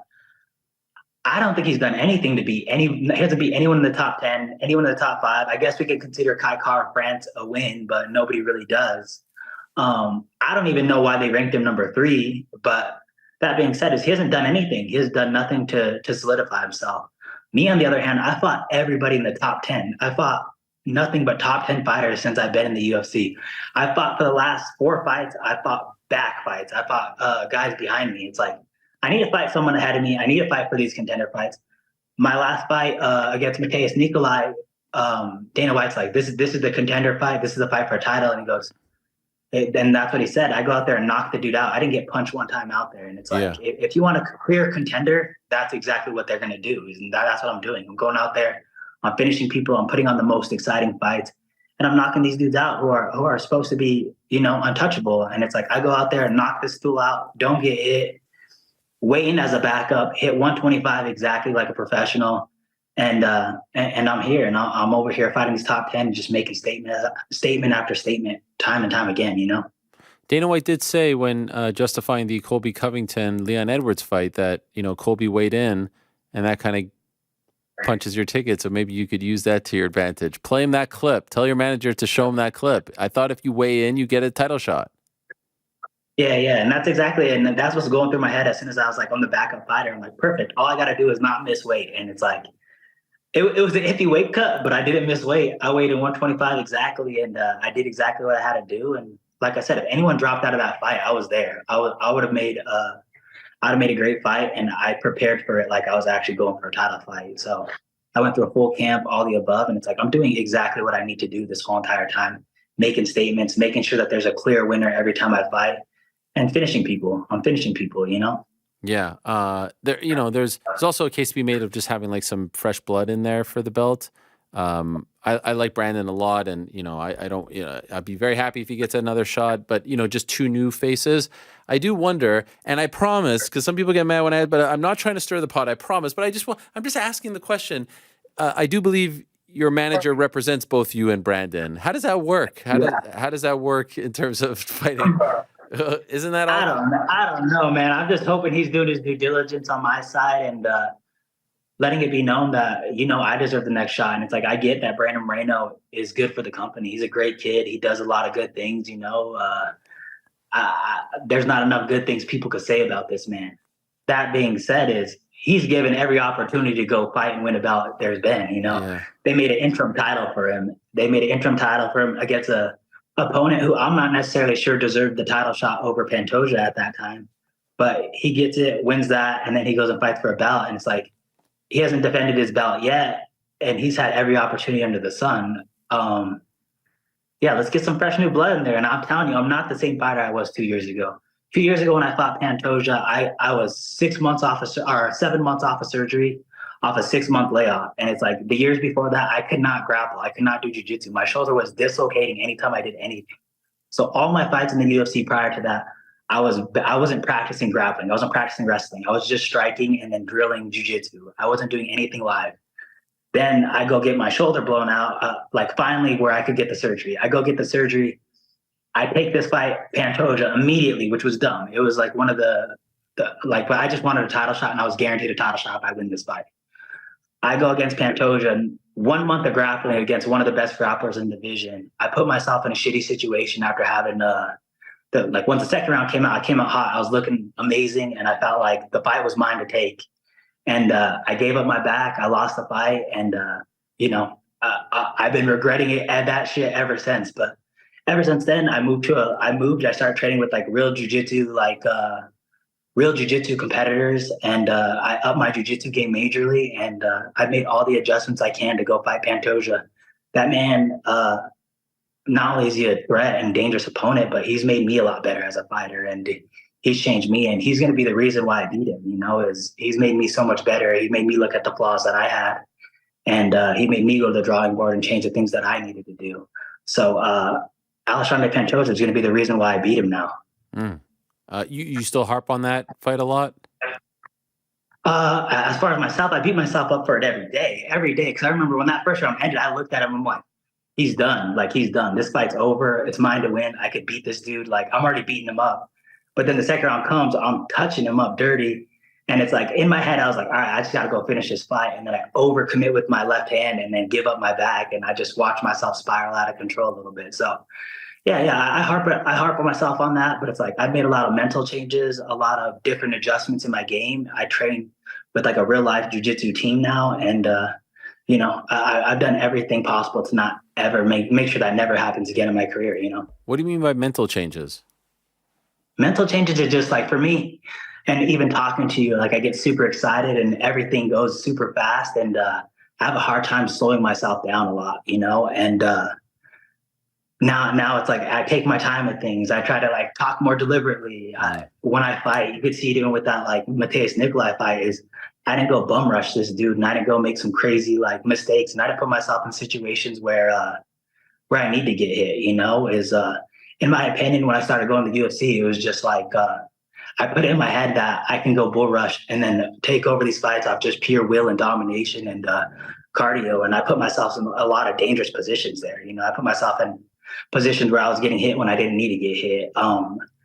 And from there, it was just that's not what makes me good. That's not my skill set. And that's not what's going to win me this bout one day. What's going to win me this bout is just picking people apart, making the smart moves. And when it comes time, I know I could be a fighter. I know I could brawl. I know that's all there. I have that in my back pocket at all times, but that's not plan A anymore. That's plan B and C, I have other weapons, utensils, and skill set that can get it done. And when I watched that Brandon Moreno and Pantoja fight, it's these dudes are out there just brawling. It was a great fight, and they should be really proud of themselves. They should be really proud of themselves. But from an outside perspective or from a flyweight perspective, it's that's a bar brawl, those are two dudes in a street fight. I could see that downtown after the Nuggets just won. You know what I'm saying? I watched that same fight happen 3 different times, just not as good cardio, So it's when I watch that, I'm that's not a skilled fight. And it's I'm the most skilled fighter in this division. But not only that, is if you guys want an exciting fight in a brawl, I could bring that shit too. You want to bring that to my door? I'm not ever turning down a fight like that. So that's just not my plan A anymore. By the way, what's up with you and Muhammad Mokaev? What's going on over there? I don't know. He talks a lot of shit, man. He talks a lot of shit. That kid was in my DMs for maybe a solid year. He slowed it down a little bit, but what? DMs? Straight up DMs? Not just public? Oh, in my DMs messaging me. I'm over here who the hell is this kid? What's he saying? Had to sit back, just talking shit. Why are you dodging me, pussy? Yada, yada, yada, this, that. I'm I almost got suckered into watching the whole 15-minute Mokaev fight, because I'm who is this kid? I'm 10 minutes in, hitting the snooze button. I'm what the hell is going on right now? And at the 12-minute mark, I'm all right, this fight sucks. I can't watch any more of this kid. But he almost conned me into watching the whole fight of his. It was crazy. Are you interested in fighting him? Absolutely. That kid, like I said, I could talk all the shit in the world, and I will for sure. But what is he 21 years old, 22 years old? He's going to be good, bro. And it's when that time comes, I will fight him for sure. And it's I'm not turning him down at all, but it's I'm trying to fight for a belt next. You know what I'm saying? I'm not trying to fight number 13 or 14 or whatever he is. You know what I'm saying? So it's the fight doesn't necessarily make sense for me. I feel he's had really close fights with guys that aren't even good. And it's he's a young kid, so he's going to get there for sure. But it's I also just think in that situation is just then there's I had a DM from Tai Tatsuro, I'm going to mess up his name, Tai Tatsuro, and then a DM for Muhammad Mokaev, and I should have took a screenshot of it's back to back. And Tai Tatsuro was you're amazing, thank you very much. And then the next message under is Mokaev, you fucking pussy. And I'm what? I'm these are two very different 22-year-old kids, and one of them's exciting and finishing people and doing all these crazy things, and the other one's Muhammad Mokaev talking shit left and right. And I'm this kid's getting clout for it, and this kid's not, and it's just kind of crazy to me because yeah, you see like the two different attitudes and two different two different ends of the spectrum, and you know, they're both doing what they got to do, and I love it, and I love when people talk shit to me because it's like that's the environment I grew up in, you know. So I'm all about that. I'm all about that. But that being said, it's just the fight doesn't make sense for my career right now. It doesn't, and it's like I'll fight Pantoja, I'll fight Moreno, I'll fight Amir Albazi. You know what I'm saying? I'll fight any one of these guys. I'm doing whatever I can to get to the belt, but I'm not going to go take 10 steps back to go get there. You know what I'm saying? So it doesn't make sense for me right now in this point in time. If they call you up and say, like, yeah, it's just, you know, we're going to go with Amir versus, we want Amir versus, are you saying yes to that? Me versus Amir? Yeah. If they're like, yeah, we're going to run it back with, like, how would you react? I mean, you know, I feel like there's plenty of different ways I can react. But at the end of the day, it's like, I'm gonna beat up all these guys. Beating up every single one of these dudes is on my to-do list. You know what I'm saying? So whatever order it is, no matter what happens, I'm gonna be the champion of this division. And it's like if I gotta go smack up Amir Albazi first, and then I'll go get beat up Moreno or Pantoja. If they don't do a crazy Moreno rematch or something after that, then it's like that's what I gotta do, man. That's the job, and that's what it is. But that being said, I felt like I've already done enough to earn that title shot, and I've already done enough of what exactly they asked me to do, which is make flyweight, make statements, and finish people. And I've done that this whole entire time, all over top 5 opponents, top 10 opponents. Well, I hope you get that. I hope that you find some, you know, some answers. You get some answers and get some clarity on this. You think you fight again this year? Yeah, for sure. Yeah, okay. I think I'll fight again this year. And you got paid for this past weekend, right? Yeah, I got paid, and then you know, I made a good paycheck for my the Mateus Nickal fight. So it's like, if I don't fight for this year and it is for a belt next, I'll wait. I made enough money this year, and I'm really like frugal in a sense, you know what I'm saying? So it's like, it doesn't take much for me and my dog to get by. Okay, that's it. It's just you and your dog right now. Yeah, it's just me and my dog. All right. What's the dog's name? So I was thinking that too. It's like, I'm watching Pantoja in this Pantoja moment. And it's like, what a beautiful moment with his like wife, kids, and family and all that stuff. And I'm like, damn, it's just gonna be me and my puppy up there.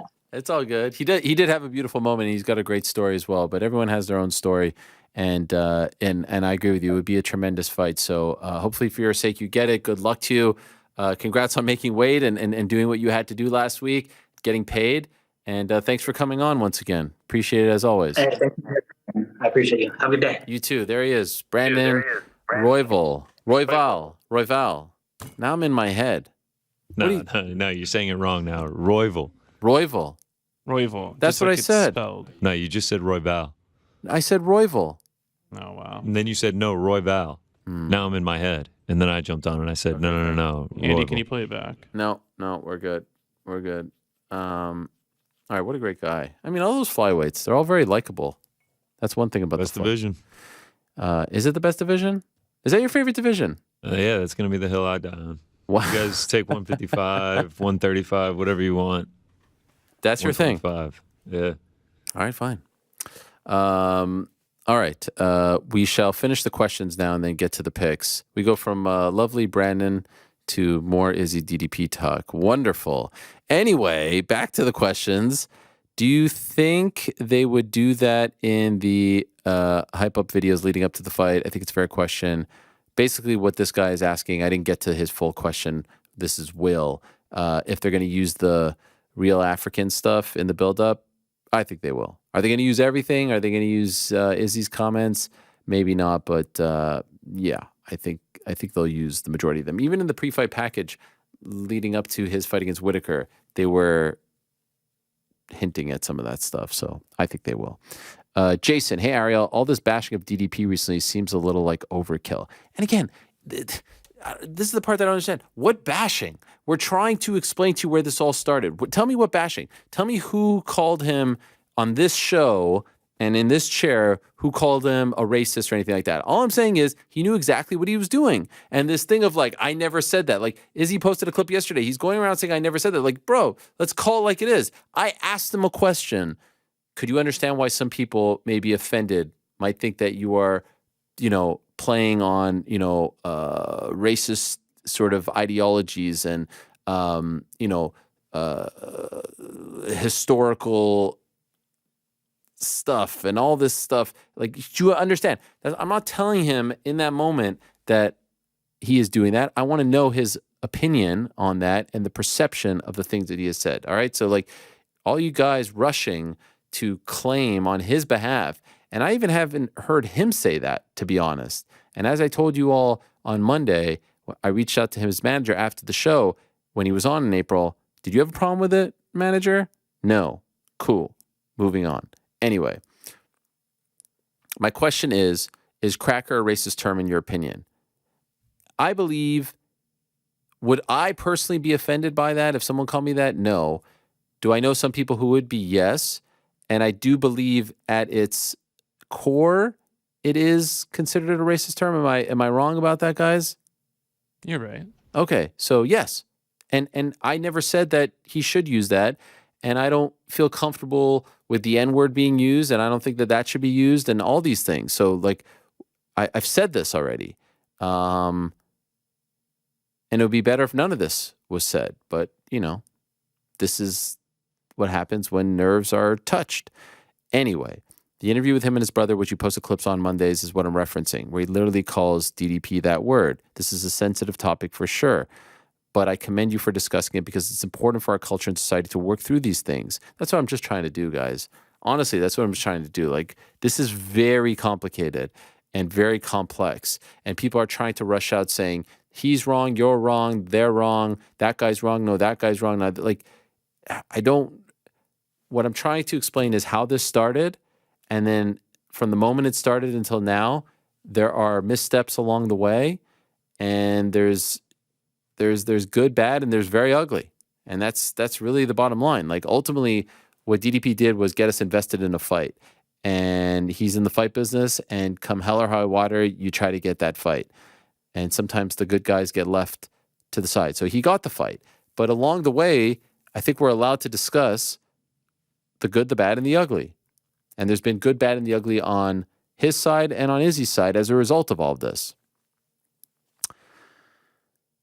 I just find it horribly hypocritical for Izzy to get all up in arms about what DDP said and at the same time use blatantly racist, hurtful hate speech. I was shocked to hear it and even more shocked that no one seems to give a shit. Sorry if you and your crew or any viewers or readers don't like this being brought up. I just think it has to be talked about. I mean, we've talked about it, and I don't think it's great, but I also think that talk about how this all started. I don't know if he uses that term if it's not started. Now, two wrongs don't make a right. And just because it starts at a 5 doesn't mean it needs to go to a 10. I don't know any other way to talk about all of this. Like, I don't know what more people want. I feel like I don't know. I was going to say, I feel like we're one of the only shows that is really like tackling this head on. I mean, we did a whole 45-minute breakdown of it, but I'd be lying because I don't really consume all the other shows just because, you know, I need some sort of break from MMA. So if they are, God bless. Anyway, I have a feeling this question will be ducked, but we'll see. I've been a pretty big Izzy fan for a while. Well, guess what? It wasn't ducked. And I don't know. Could someone else weigh in on this? Like, how do you guys feel about all of this? I'd love your opinion. I don't want this to just be me sitting on this island. I don't really feel strongly one way or the other. It's a build up to a fight, and I think both sides have wrongs about them, and that's what it is. I'm more so just looking forward to the fight. Yeah. Do you think that this will be ignored from the promotion? No, it's going to get brought up the entire time. Do you think it'll get worse? I don't know. I can't say if it's going to get worse or not. I mean, I don't think so. I mean, Izzy in the cage on Saturday night was like pretty aggressive. I don't really know how much more aggressive you can get than that. So, yeah, I mean, kind of is what it is. Like, they're using it to build the fight now, and that's what's going to happen. And I guess you just kind of got to accept that's what it is and look forward to the fight. What do you think, Rick? I think that a lot of the outrage about this, as far as it being directed like toward you specifically, is a symptom of people feeling threatened in their position. If the presentation of the facts makes you feel like you're being attacked, then I think that's time to kind of think about something and reflect on something. If you have an issue with objectively presenting what's being said, then maybe your problem is with what's being said and not necessarily with them being presented. As far as the actual build up to it, I've been on this early, right? When we had this conversation before DDP was even booked to fight Whitaker, I had a huge gripe with the idea that this would be the basis of the fight.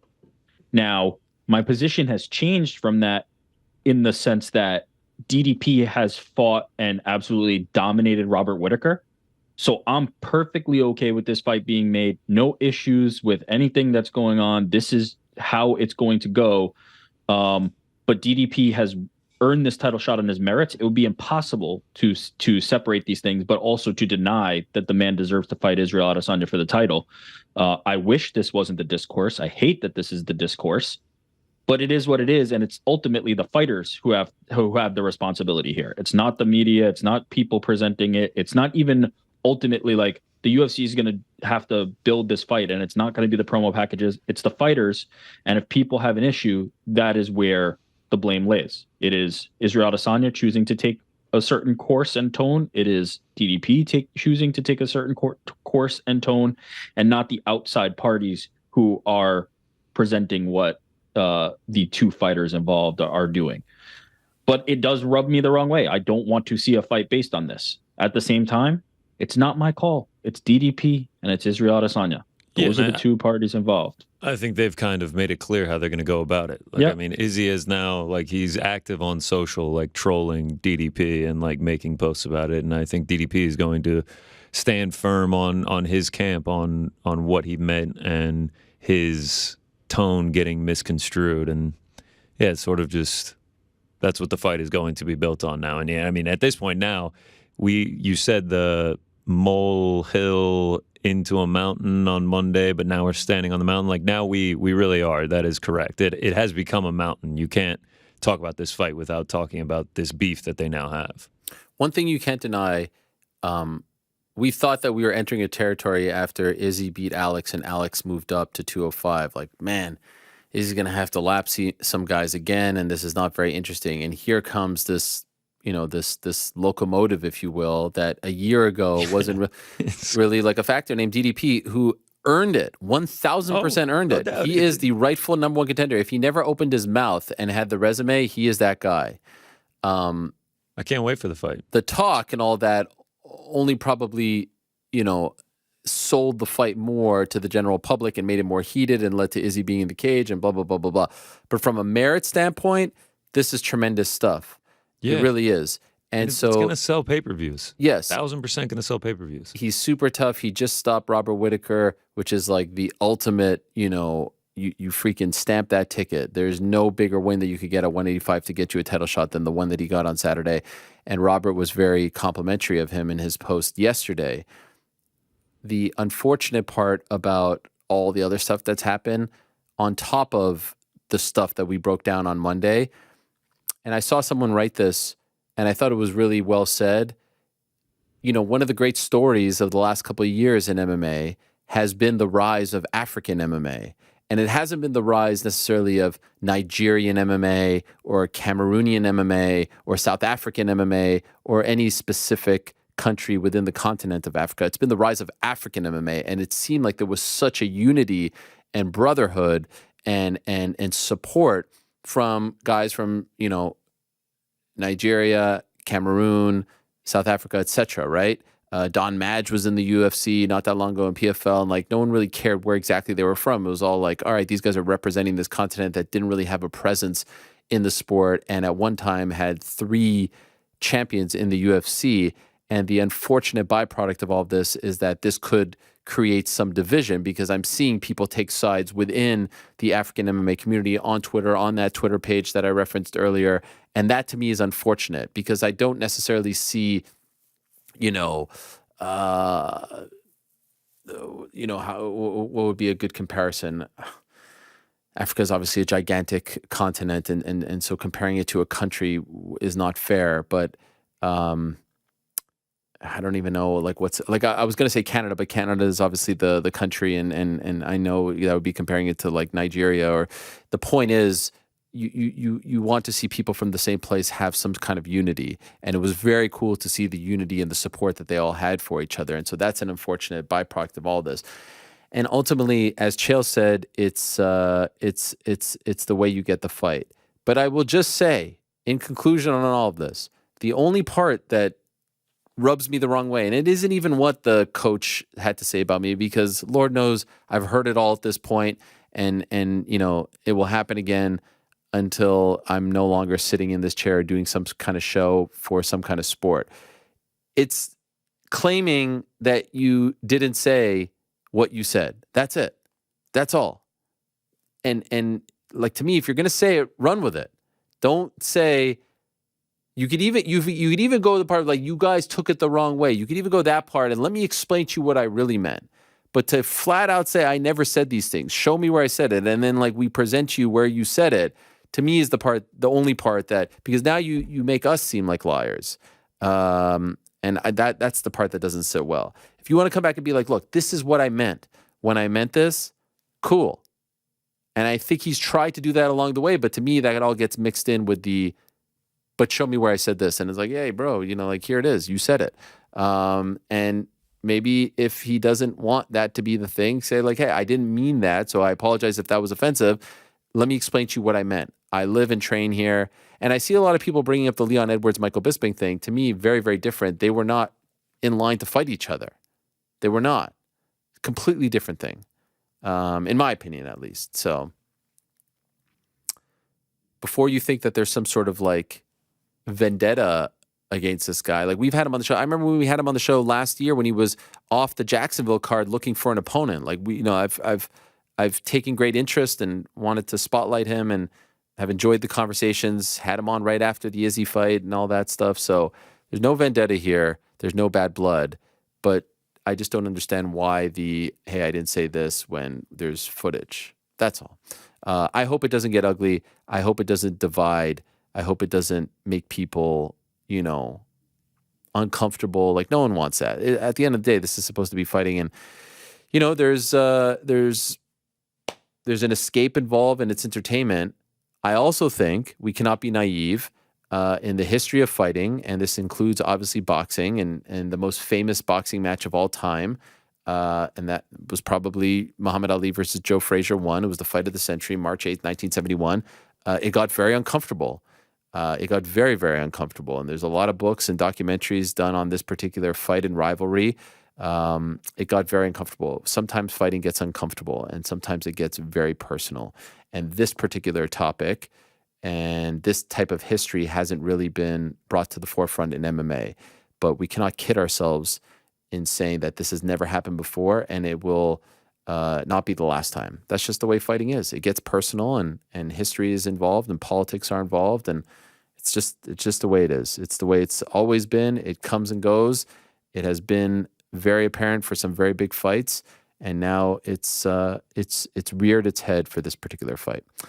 Boy, hello Ariel. We've all seen how Adesanya can handle pressure even when there seems to be animosity against his opponent. But could all the racial talk that will probably happen in the build-up for the DDP fight, is there a chance we see a different and potentially diminished performance by Israel? Izzy seems very fired up already, and I can only imagine things escalating in the next couple months. Much love to you and the crew. Boy from Brighton, UK. Shout out to Brighton. They're going to be having a couple of preseason matches here in America. I have thought of that as well. It does feel very personal, and he feels like a very emotional guy. I thought that clip that he posted of him saying what he was going to say, not saying it excuses anything, but it made it seem a little less spur of the moment and a little more calculated when he posted the clip of him, I think, telling his brother that he was going to do that or hope to do that. That being said, it does feel very personal and a very emotional topic for him. So I have thought that as well. Are we going to see a different kind of Izzy? That being said, let's be real. He's been in some emotional rivalries already. The Whitaker fight was somewhat emotional. The Vittori fight, especially the second one, emotional. The Pereira, both fights in the UFC, emotional. Maybe not this deep, but like, damn, the last one was pretty damn emotional too. New York Rick, you have followed his career for a long time. Is there any concern from an Izzy standpoint that he will fight with too much emotion and thus not fight at his best? No, I mean, what was more emotional than the Alex Pereira thing? Yeah. You know, like I'm not concerned at all about his headspace. In fact, it almost, you know, to talk about the promotional angle of it again, if Israel Adesanya is choosing that this is the way he wants to approach this fight and how he wants to act, who are we to say? Like that is how he is choosing to take it. No, and, sure, and but I do think it is an interesting topic to talk about. Like sometimes when fighters fight too emotionally, they fight, you know, not no, so I smart. get that. Yeah. I'm saying my first response is I don't think that will affect them at all. My second part of it is like in regard to like the idea of like what the responsibilities are in the promotion is like Israel Adesanya is the champ and he's the guy and he's choosing that this is how he wants to represent himself and how he wants to represent DDP, and that's how it's going to go. And DDP the same. But no, I'm not concerned. Even and on the other side, I mentioned this on Monday. DDP feels very focused. He feels very singularly focused. He feels he seems like an unflappable type of person.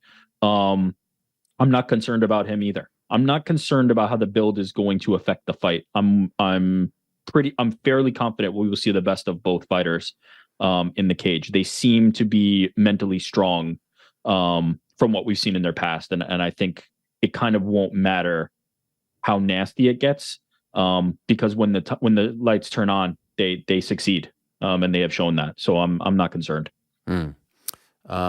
We shall see. One more to go, and it's from Georges St-Pierre, very fitting. Lord Ariel, for this week's social etiquette question, I want to talk about voice notes. To me, nothing is worse than enjoying a text conversation with a friend and seeing a voice note file pop up. If we're texting 9 times out of 10, I'm in public, at work, watching a show, or in some place where I don't want to drop everything and listen to your voice note.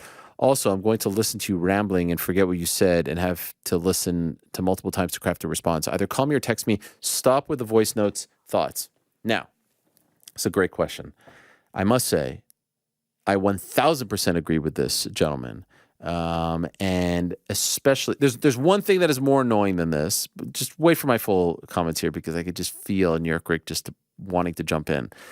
There's one thing that is more annoying than all of this, and I'll get to that in a moment. But for the most part, especially if you're involved in a text conversation where it's not in it like there's if you are the initiator and you send the voice note right off the bat, not in the midst of the conversation, I think that's the most acceptable way to send it. Also, it has to be like 90 seconds or less. Like these people that are sending 2, 3, 4 minute voice notes, like that's a podcast. Like what are we doing? You know, that's just completely unacceptable. If you're initiating the conversation, you're reaching out, you need to get something off the chest, whatever, you're driving, you're walking your dog, you need to get it out there, fine. If we're going back and forth and then you drop it, annoying. Now, so I agree with this man, annoying. Now, lately, I have noticed that I've been doing this a little bit, and I'm a little bit embarrassed. In fact, I did it this morning. Text thread with New York Rick. And so that's why I thought he would want to jump in. In my defense, I was driving, and I wanted to get my thought off, right away. And also in my defense, I must say, I initiated the conversation with the voice note. It wasn't in the midst of the text conversation.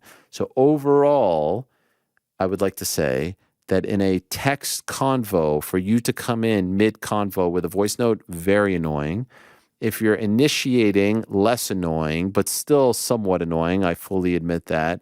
If you're going over 90 seconds, completely unacceptable and annoying. And here's the most annoying of them all, even more annoying than this. Text, phone call. There's nothing worse than that. Or even text, hey, can I call you? It'll only take a quick minute. No, you cannot call me. It will not take a quick minute. You just completely ruined the vibes. I don't want to have the conversation. There's nothing worse than that. There's nothing worse than text, and now someone calls and they know that you're looking at your phone because they were just texting you, and you're now, in a position of having to say like, oh, sorry, I can't pick up, or just kind of, sometimes I've just pretended like it hasn't run. Oh, wow, I didn't see that. I must be in a bad spot. Wow.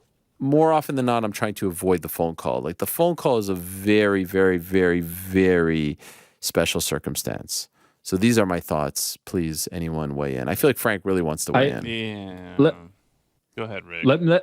Let me just say first, I agree with everything you said. Oh, wow. I like your like your stance on this. And in regard to the text thread this morning and the voice notes this morning, I think you followed proper protocol. I think driving is an acceptable excuse. And I could hear the traffic in the background. Thank you. Automatically I was like, okay, gets a pass. And two, I think if the voice note, here's one thing you didn't say it as an explicit rule, but this applied to your voice note from this morning. If it enhances the quality of what's being presented, I will take the voice note over the text. Your passion for it, what you were talking about, was greatly enhanced by the voice note. So I was appreciative of the voice note scenario. Well, we can't get into the subject. It's very personal. Actually, no. All we could say is we have a running text thread. Can I say this? We have a running text thread about a particular program. I'll leave it at that. And Rick, myself, and another person like to vent about this program, and so this was a venting session about the program. I'll leave it at that. And I heard about it later. Right? By the way, nothing to do with mixed martial arts. You did, in fact, hear about it later. Okay. Nothing to do about MMA or anything like that. It's just something we all share in common. I think it's situational. Yes. So as you can imagine, it's good to hear that venting as opposed to sometimes you could kind of lose the passion in the text. So well done.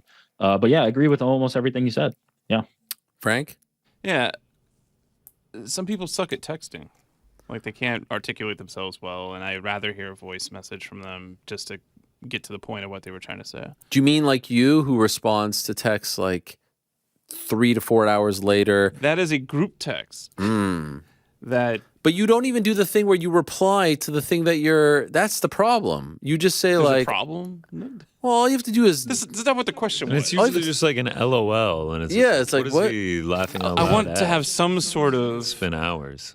Like letting you guys know, yeah, I read that. Especially when you say something about me, I'm just like, oh. Yeah, but why don't you just press on the thing that makes it? Now we know what you're talking about. From now I'm just gonna send a voice memo. Oh, that's really annoying. That was not the question, and that wasn't even. No, but it got me my thinking. answer It to got it. me thinking. The voice memo to me is just like, if you're gonna type up 3 paragraphs, I'd rather just get a voice memo. Right. All depends on the And length of the text. The idea that somebody's texting and then they jump in their car or they get distracted and they can no longer give it their full attention, but they can quickly do a voice message. I think that's sufficient. My favorite is the voice memo. It happens pretty much anytime I get one. Someone explains why they're sending the voice memo. Oh, hey, sorry, I'm walking my dog right now. Can't text. Well, Here's why I'm I feel like giving- that's. Wait, I feel like that's a shot at me. I feel like I've said that. No, you're just someone that does that. Most people that send the voice memos give me the, hey, like I'm in the car right now. That's why I'm not sending. It's just like, all right, we're 10 seconds in now. Okay, fine. Just let it rip. All right, fine. What about I the get text that. of, are you available for a call? Don't. Very annoying. Don't That's a send me scary. I That's a think scary. that's the Don't only send me way I've that. ever called Ariel is to ask first if he could take a phone call. That's absolutely. Yeah, you do that ridiculous. big Call. time. Faux Call pas. first. Big faux pas. Do not ask me if you can He call. always says yes. If you can call, I'll answer the phone. If not, it'll go to voicemail. Yeah, I agree with that. 100%. Frank loves that. Hey, you available I for a just feel quick like call? By the way, when you it's get a never quick. call, It's never quick. It feels like it might be more of an emergency than it is. So sending a text of like, hey, like only if you have the time to take the call, I'm going to call. Otherwise, I can put this into a text. That's how phones work. You Yeah, call almost somebody. never when I see a phone call, am I like, this must be an emergency. Yeah, that's how cellular phones work. I will say the voice note can feel a little more serious, right? Because now it's dropped in the middle, and you're like, what is that? I just feel like I'm about to understand get the something preamble. juicy if I'm getting a voice note. I feel like it's I going to be understand the something. preamble. Usually the T, yeah. Yeah, some sort of drama's getting. What's Ariel doing? He's checked out over here. What are we doing? So I'm looking up something. I'll tell you what it is. Some people might appreciate this shout out, but there's no greater offender to everything that we are talking about right now. There's one person that comes to mind who is the greatest offender to all of this, and he is known, especially online. He's a personality online in the MMA community. Anthony Evans. There is no one worse at all this. He sends the 4-minute voice notes. He does the, hey, can you jump on for a quick call that ends up being an hour and a half. He is everything we were talking about right now. And I've openly said this to him multiple times. He is the, he is the greatest offender that I know of all of this. Love the guy. Insane. Worst takes ever in the history of MMA. but heart of gold. Oh wow, I passed the title. All right, cool. Oh my I'm god, happy. it's not even. It's not even. I mean, look, Chelsea Chandler is reporting that Ronda Rousey's coming back, so there might still be time for me to get another one that puts me back on the mountaintop. Yeah, Chelsea Handler. No, sorry, Chelsea Handler was reporting. Chelsea, don't call me Handler Chandler. Oh, is that her nickname? No, but I think it would be a great one. Yeah, I think so too. Anyway, no, honestly, I was looking up the history because I don't feel that offended by the word cracker, and I was looking up the history of it and whether or not it is truly offensive. And it's gonna be very interesting when you turn this laptop on. Yeah. Is cracker offensive? That is literally what I just Googled. I don't know. I mean, I'm just a guy who talks about MMA, for goodness sakes. I mean, and that other thing from earlier, if you're offended by it or not. That's a bad search history right there. There are racial undertones to it. Oh, TST has weighed in on the conversation. Please. Wow, how about this? Voice notes are also necessary when you can't articulate something clearly via text. So if we are in a texting thread and you don't want me to call you, I'll send a voice note to explain something a text cannot. Feels pretty. As he I don't explains get via bothered text at instead of all voice note. by a voice note. No. So is it fair to say that we're not bothered by voice notes and the term? I don't Oh wow, they're not related. Come on, guys, you got to laugh sometimes. Jeez. I mean, all right. Them's the questions. Good job. Thanks, guys. God bless. And I do want to let you know that it's time to make some picks. Is it time to make the picks? Do you have anything else? Yeah, that paper in your hand. Yes, of course. Today's program brought to you by our good friends over at DraftKings Sportsbook. You could take your shot at huge wins with DraftKings Sportsbook. You could win big with money lines, props, parlays, and more. Right now, new customers can score $150 in bonus bets instantly for betting just $5 on anything. Download the DraftKings Sportsbook app now and use code TheMMAHour. That's code TheMMAHour only at DraftKings Sportsbook. Most importantly, this is me shooting. Support them because they support us. That's really all you need to know. If you want to support us, support them because they support us. Now, if you have a gambling problem, call 1-800-GAMBLER. In New York, call 877-8-HOPE-NY. Or text HOPE-NY, that's 467-369. In West Virginia, visit www.100gambler.net in partnership with Hollywood Casino at Charlestown Races. All games regulated by the West Virginia Lottery. Please play responsibly. In Connecticut, help is available for problem gambling, 1-888-789 quadruple 7, or visit ccpg.org on behalf of Boot Hill Casino and Resorts, Kansas. 21 and older in most eligible states, by age varies by jurisdiction. See DraftKings.com/sportsbook for details and state-specific responsible gambling resources. Bonus bets expire 7 days after issuance. Eligibility and deposit restrictions apply. All right, here we go. Picks for this weekend. Parlay Boys on fire. GC on fire, rocking the JDM. What? On fire like a car on the side of the I'm pretty sure road. we've lost 3 straight. I don't know. Down like 25 units on the year. Who's to check? Who's to check? People check. People check. You're rocking the JDM. What is he right now? JDM. He's like a minus 560 or something. Oh, not even that big. No. Dude's got some grappling chops he's fighting. Let's randomize it though. Shall we? Is this thing back to functioning yet? It's functioning for me. Okay, nice. Frank first, Rick second, Connor third, Ariel fourth. Okay. Frankie, baby. What you got I'm for gonna us, go Frank? with Nunes and Deaton over 2.5. Jeez, you were really ready, huh? Yeah, I've been waiting since this morning. Wow. Just excited to be. Wow, he sniped it. He had it loaded in the clip. I love it. I think it's the chamber, not the clip. Either way, Could that be in brings the us to you. chamber, Rick. yeah. What the hell are you talking about? The chamber, not the clip? He's saying the clip, then it has to go to the chamber and then it fires. Okay, but anyway. All right, who's next? I was waiting for the music. I'm next. I'm gonna. Okay, and then he cut the music. No. I'm gonna take. I have it McKinney. in the clip. I'm gonna take McKinney and Sadikov.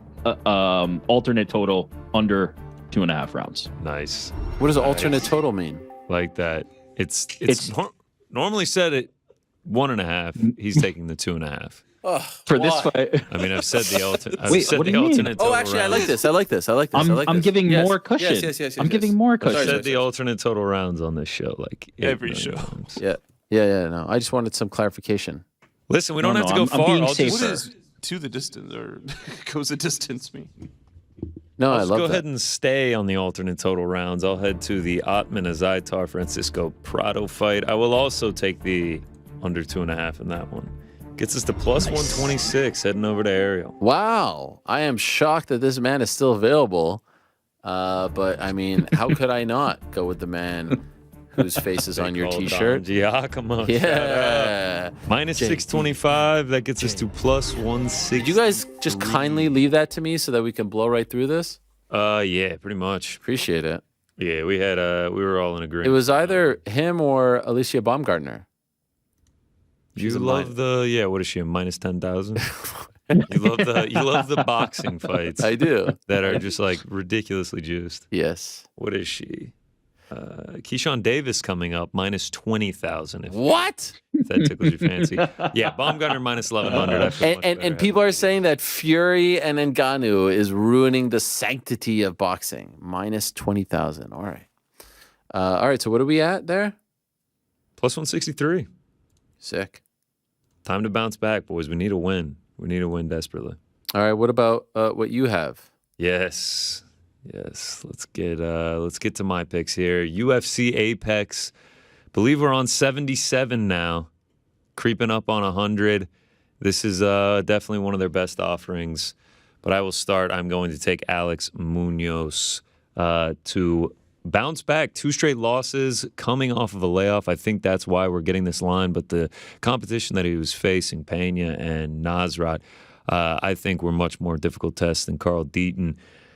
Key here is just to get the wrestling going. We've seen Deaton taken down. I don't think he has great takedown defense, and I think Munoz is going to be able to get that done. The layoff does concern me, but looking at his Instagram, and obviously that isn't the most concrete evidence, it does look like he has been in the gym making those improvements necessary. He hasn't just been taking the time off and staying out of the gym. So I think he'll be ready, and I think he will be able to get the takedowns as necessary, and I think he gets this one done by a decision. So that works out for the Parlay Boys there.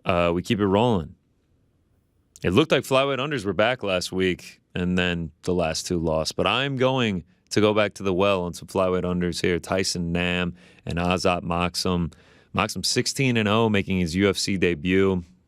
Level of competition hasn't been the greatest. Didn't start really facing guys with experience until like his 9th fight. But 12 of his 16 fights, 12 of his 16 wins have come via finish. And then Tyson Nam on the other side, 4 of his last 5 have finished under the 2.5. I think he's got power. I think Azat on the ground and on the feet has capabilities of finishing this one as well. I think it will be a good one, and I think someone is going to get the finish. Next up, Estela Nunez. Very similar to the Denise Gomes bet last week. Estela Nunez taking on Dudakova, who is making her debut. She doesn't have a ton of experience in the professional MMA world. I know she has a ton of experience grappling, but she's kind of a one-dimensional fighter. We haven't really seen her prove herself in the striking. I think Estela is going to have a big advantage on the feet. I think she's going to have an experience advantage. She's also going to be fighting for her job here. She's lost her last 3, and I think she's a live dog. I mean, yes, she does tend to tire out, but for at least that first round and a half, I think she's as live as they come, and that might be enough to get this one done. At this price, had to play it. Just based off the experience of Victoria Dudakova. She could be a legit prospect, but until proven so, I'm happy to go against the heavy chalk there. To the co-main event, the penultimate fight of the evening. I will be taking Albert Duraev here. I think he's going to be able to shine in the wrestling and the grappling. That's sort of where we've seen Jun Young Park get his victories of late, last 2 wins by submission, and I wasn't crazy impressed with the competition. Tallulah and Joseph Holmes. I think Albert Duraev is much better than the last 2 fights for Junior Park. He's obviously a dog, but I think another thing that's going to benefit Duraev is that Junior Park doesn't carry a ton of power in his hands, and that has sort of been his weakness, is getting caught. I think Park is going to push a pace, but Duraev will counter that with going to the wrestling and the grappling, and I think he will have success there. A couple parlays, half of the parlay pals. I very much like this one. McKinney Sadikov under 2.5, and Azaitar Prado under 2.5. I mean, if you've ever watched the Terrence McKinney fight, you know that they do not last long. It doesn't matter who he's fighting. 18 professional fights, 18 of them have gone under the 2.5, 15 ending in the first round. And then Sadikov on the other side, 8 of his 9 fights have not gone to a decision. And then Azaitar Prado, guys kind of cut from the same cloth. They come in here to swang and bang and someone to get dropped. Azaitar, 13 of his 14 fights ended under 2.5, 10 in the first round. Prado, 11 of his 12 under the 2.5, 8 in the first round. I think both of these are going to be really exciting fights. I think both of them are probably going to be the best fights on the card, and I do see violence coming out of them. And then last but not least, a little cross promotion. Take the main event in KSW, Phil DeFries, and I parlayed him up with Evan Elder. And those are the plays for UFC Apex 77. Penultimate, tremendous word. Shout out to AK Lee. Yeah, it's a great word. AK Lee in Japan, I think. I saw his socials. Wow. Yeah, we've been missing him on Tough Hang. Oh, yeah. Yeah. Have you reached the point finally where you regret signing up for this, or are you you're still all into the summertime reality show thing that you were so excited about? Yeah, I think I regret it. The juice really isn't there. The juice is just...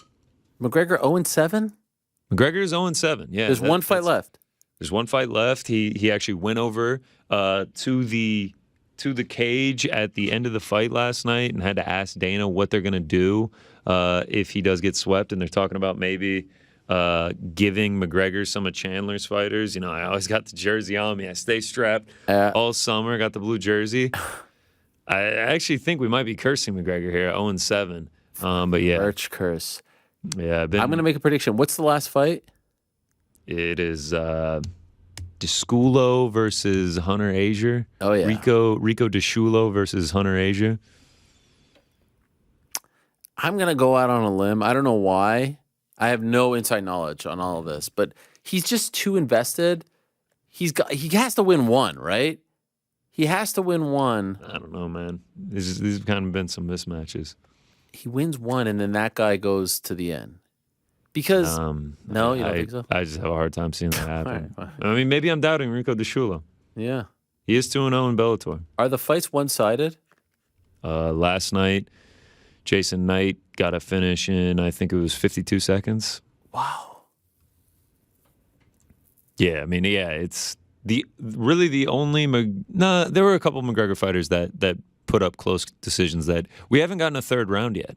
Wow. We still haven't even gotten a third round. Have you enjoyed the hijinks? Have you enjoyed the stuff leading up to the fights? There have been no hijinks. Have you enjoyed like just the filler? No. It's formulaic. It's just incredible. Oh, wow. I love that word.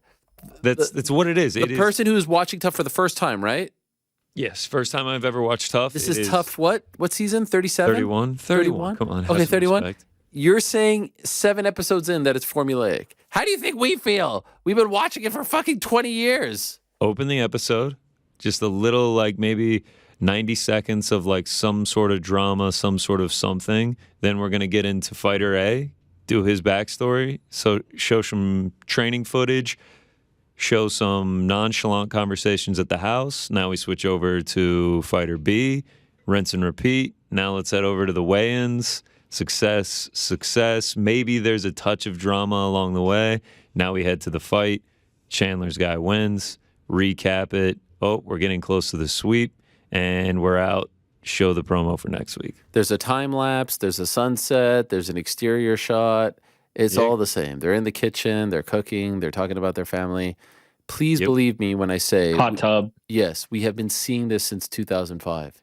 The same rinse and repeat. Here's where I've been getting like kind of jaded a little bit, because you're on the clock. You know that the episode's going to end in a certain amount of time. So last night... yeah. Last night they showed twice they went to the doctor and had like the doctor explaining things like ACL, MCL, things like this that they wouldn't show in a normal episode. I was like, fight's going to be really short. Like someone's going to get finished. Yeah, because you know if there's 10 minutes left. Yeah, and then they started talking more, and then I was like, Jason Knight is going to win in the first round, and yeah, he won in 50 seconds. Yeah, you start doing the math on the time, so you get a little bit more jaded. I'm hoping like where like the coaches' challenges? Where's like the? Oh yeah, that should be coming. I was expecting like more drama, maybe. I don't know. All right, well we'll see. One more chance. Have I been watching at 1.25 speed? Wow. I won't answer that. No, don't. That's like how Rick consumes his podcasts. 2 times? No, I'm on 1 speed. You've definitely been one of those guys who says that you consume on like. This is also bizarre. No, I don't like the way I don't like the way the voices get. Yeah. No, if you do 1.5 speed, you're a maniac. I know someone that does read this. the show notes I really when thought I'm it was you. I'm not. actually, No. Who is that it? That might be Farkas. That might be TST. That might be TST. I tried 1.5 for tough, and I couldn't do it. You're right. It's psycho behavior. You want to know psycho behavior? Frank doesn't watch TV shows. He just watches like 20-minute recaps of entire series on YouTube. I literally have watched like, the yeah, Breaking Bad it. recap like 6 times now. I find it really entertaining. He's like, yeah, I love Breaking Bad. It's like, oh, you watched it? Well, I watched a 20-minute breakdown of it. Speaking of which, and we'll end on this because we've been going way too long today. I got into the spirit yesterday. The boys are still at sleepaway camp. Went out for some ice cream last night. Barbie Cold Stone? No, local place. Oh, I'm going tomorrow night to get the Barbie Cold Stone. Did you order it?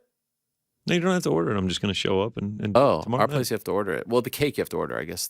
No, I'm not doing a cake. Okay. I'll just show up. Well, that's what we were looking for. Go to the place, still a little bit sun, watching a little All-Star game. Very turned off by the jerseys. What the hell is going on with the jerseys? I'm a sucker for the All-Star game. So bad. I love the All-Star game. helmets with just the N on them. It's horrible. The best is when they're wearing like the clean home and the clean away, and it's all a mishmash of all the teams. That's a summer night right there. Yeah, it's a beautiful summer night. Tuesday night. All-Star game. Oh my God, you know yourself. There's Weidman Munoz the next night. You know what I'm talking about on a Wednesday night in New York, Rick, in San Jose back in the day. Anyway, that was the night after the All-Star game, a Wednesday night summertime card. How great is this? I would kill for that. If there was a card tonight, that'd be amazing. It would be fun. Anyway, and then I'm like, you know what? Everyone fell asleep. The 2 other members of my house fell asleep. Everyone starts talking about getting into a show. I'm going to get into a show. I'm finally going to get into a show. This is the big thing. Everyone's going to get into a show. I'm going to get into a show. I'm going to binge a show. I haven't binged a show since I think Friday Night Lights circa 2006. That's the last time I watched a show multiple episodes in a row. It has been that long. And I finally was looking around. And I settled on Ted Lasso on Apple Plus. And I got to 2.5 episodes in, which is a huge success for me. The key was not watching while in bed because I would have only made it 5 minutes in. And I have to say, guys, I thoroughly enjoyed this. I really, to the point where I'm excited to resume tonight. Is this why you couldn't stay after the show? That's how you're hooked. I'm so hooked. There's a big problem.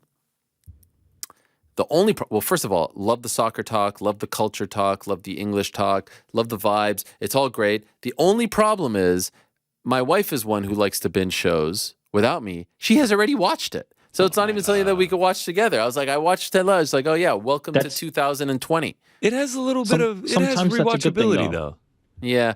I think there was one last season that just aired, and I don't think she saw the last season, so I need to catch up. Yeah, there you go. And then she can get tagged in. You just go watch the synopses. No, I and can't. then you guys watch the God, synopses. Frank, you're a miserable man if you do that. This is psycho. It's good because there's no pressure. You don't have to watch it together. Now you can watch it at your own pace on your own. Yeah, because yesterday she was sleeping. Yeah, it's actually good. What y'all can watch I together. need to clarify something though. Please. I need to clarify something from the text thread about this because we have discussed this previously. This morning, I was very excited to share. I thought you guys would be excited. Hawani, I watched the first 2.5. First of all, you say 2.5 half. You write 2.5 and then half. So you watched the 2.5 half episodes of Ted Lasso last night. First time I watched a show in ages. Connor's reply, holy shit, in one sitting. I need to know if this was a joke or if you thought he watched 2.5 seasons. Oh, what did I say? This was not addressed. What did I say?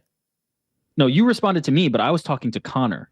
Wait, did I Were say you 2.5 being seasons or sarcastic? 2.5 episodes? You said episodes. Okay. But I need to know if Connor was being sarcastic or he misread it. No. It's one or the other, and I don't know which it is. I think Connor's referencing the fact that it No, takes it's being me... dead serious. This guy Ariel's Okay. just like, oh He's- yeah, I watched 10 minutes of Welcome to Wrexham last I'm night. still on Good, episode good, 1 good. of Welcome Yeah, to Wrexham. yeah. I'm like, oh, I finished the season 6 months ago. Yeah, I can't talk about Okay, it. no. tremendous joke. Kudos. Thank you for clarifying. No, and as I said, I too am surprised that I got through 2.5 episodes. Yes, that's it. It's shocking to me that I also wish we could get a Helwani sleep cam, just because I love the idea of you being like, all right, yeah, let's watch this, and then as you say, within 10 minutes, you're just like done. Totally I would pay to watch that, because that I think it takes 5 to 6 minutes for me to go to sleep. And now, I mean, I'm into it. I'm into it. I like the vibes. It's all right, fun. Here's a question I actually have.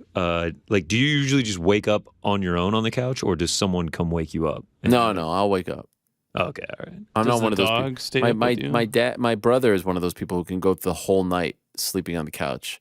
Well, like that's sometimes bizarre. like my roommate or something would pass out on the couch, and like I've just noticed, like roommates, girlfriend, anybody, when they pass out on the couch and like you wake them up, like if you're watching a movie or something, they always deny that they were like asleep. They're like, "What? No, I wasn't asleep. I just rested my eyes." It's just like I was wondering if you were one of those people, because I'm like, I just saw you passed out. Like I just had to wake you up. I did this and once. It's just like, no, I didn't. I was watching something with my brother while we were younger, and I noticed that he was laughing every time I laughed, but he was like clearly asleep. So I just started laughing at a random spot, and he was like, and I'm like, dude, you're not awake. There's like embarrassment of falling That's asleep amazing. at like 11:30 p.m. in like a dark room. I don't understand it, and why you don't just get up and go to bed. I went to see a 10 p.m. showing of Mission Impossible last night. That's what's insanity. What? You go to With my 10 wife? You go to 10 p.m. movies on No, with my a wife. on a weeknight? Yeah, why not? With my wife. You could stay up? And well, here's the story. Oh. My wife, and then to her credit, she's a night owl, but she's also like 7 and some change months pregnant. Like she's extremely pregnant. Wait, what? Yeah. She is like, her eyes are closing, but I'm like, hey, babe, just go to sleep. Like, put your head on my shoulder, just go to sleep. She's just fighting it. She's like, no, I'm gonna watch the movie. I don't want to wake up and not know what's going on.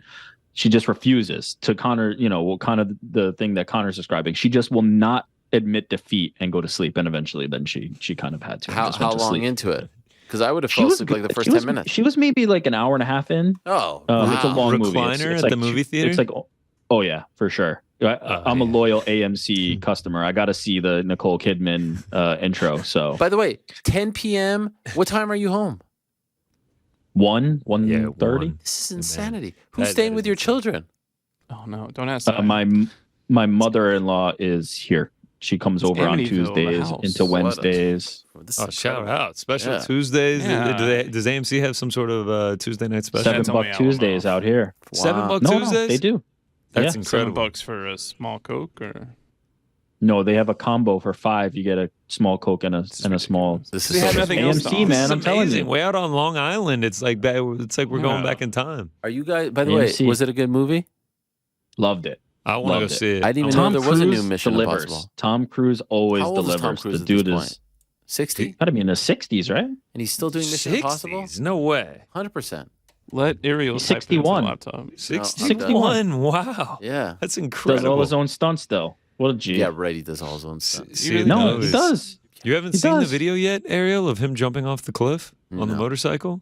It's Oh everywhere. God! the video where Matt what a Damon scene is in the like, movie. It was. How did it was you do amazing. that stunt? No And interest. he's like, I fired the stunt supervisor who told me I couldn't do it. Hired another one. Yeah. He wanted to actually fly the planes in Top Gun. No interest. I did watch the Grimace videos. They were very entertaining. I had a They good, were, right? Yeah, I did enjoy them. I don't know how they get this production value, but shout out to them. And Some I of do them wanna were try like it. A+ movie Yes, making. I Some of them know. were like legit cinematic experiences. So, The one where the guy's hanging from the bridge over the river, and it's like the horror movie music with it. Like, it was honestly like a little bit freaky. no, it's Yeah. crazy. They were great. Most importantly, speaking of being pregnant, a member of our team is pregnant, and I feel very bad that we're going so long here talking about this stuff. So we probably should wrap this up, guys. Wait, which one of Please, us is you it? do it. Congratulations, Frank. Okay, moving on. Oh, that He's gonna explains be a lot. soccer player. He Do you know the reference? Who got the reference? I mean, No? it sounds like a Billy Sounds like Madison Adam Sandler. type. Of course, Like, it's Billy Madison. Boy, It's the only movie that I will reference is Billy Madison. yeah. You don't know it? The voice. The voice. Is it from I do know the movie. I just don't know every single line. I could do the whole thing start to finish. When he says, Billy, we have to have a talk. Eric is pregnant. He's going to be a soccer player. Yes. right. Yes. No? All right. Gentlemen, thank you very much. Enjoy the Apex card this weekend. Frank, you can hit our music. It is time to go. Yeah. Well, no Frank Warren on today's program. Been a while since someone canceled mid-show. But there's no conspiracy. There's no conspiracy. I was given the reason, and it's a very valid one. But when's the last time? I can't even what remember. is it? No, can't say. OTR. Off the wreck. Oh, why is my phone so warm? This is bizarre. This is really how you want to end the podcast. I mean, I've been talking. You know how sweaty I am. There's someone right now? jogging right now, like, oh man, Ariel, let's finish by the this. way, And you're like, someone's "Why is my jogging. phone I've hot?" just given you 4 hours and 45 minutes No, of but content. they need the climax. They're about to. There Their is heart no rate's up. climax. This is it. I come crashing down. This He's like, is my it. phone's hot. I can't wait to watch Ted I got Lasso. my. I can't wait for Ted Lasso tonight. Oh, what's gonna happen? You know, it's actually very Major League-esque, right? The owner is trying to screw up the team, but then like the team is coming together. I mean, you can see it coming a mile away, unless I'm completely wrong here. Well, that's the thing about modern TV. You are going to be wrong. Oh wow, have you seen it? No, I watched this. Oh, it's a feel good show. It's Yeah. great. Have you seen it Yeah, I've seen every episode till the end? all the way to the end. In Did Rick fact, see I it? think Connor has said multiple times. I know you're not really into TV, but I think you would really like Ted Yeah, Lasso, no, especially with the It's soccer right up part. your alley. You could watch it with your kids if you want. No, you can't. You can't. There's some bad things. I thought of that. You cannot. You I took- disagree. Didn't you take a kid to Sarah Silverman? No, that was Aren't solo. you trying to Anyway, take your daughter to PG-13 Barbie? yeah, that's true. We're not going to do that after all. Back next week, same time and place. Until I say peace.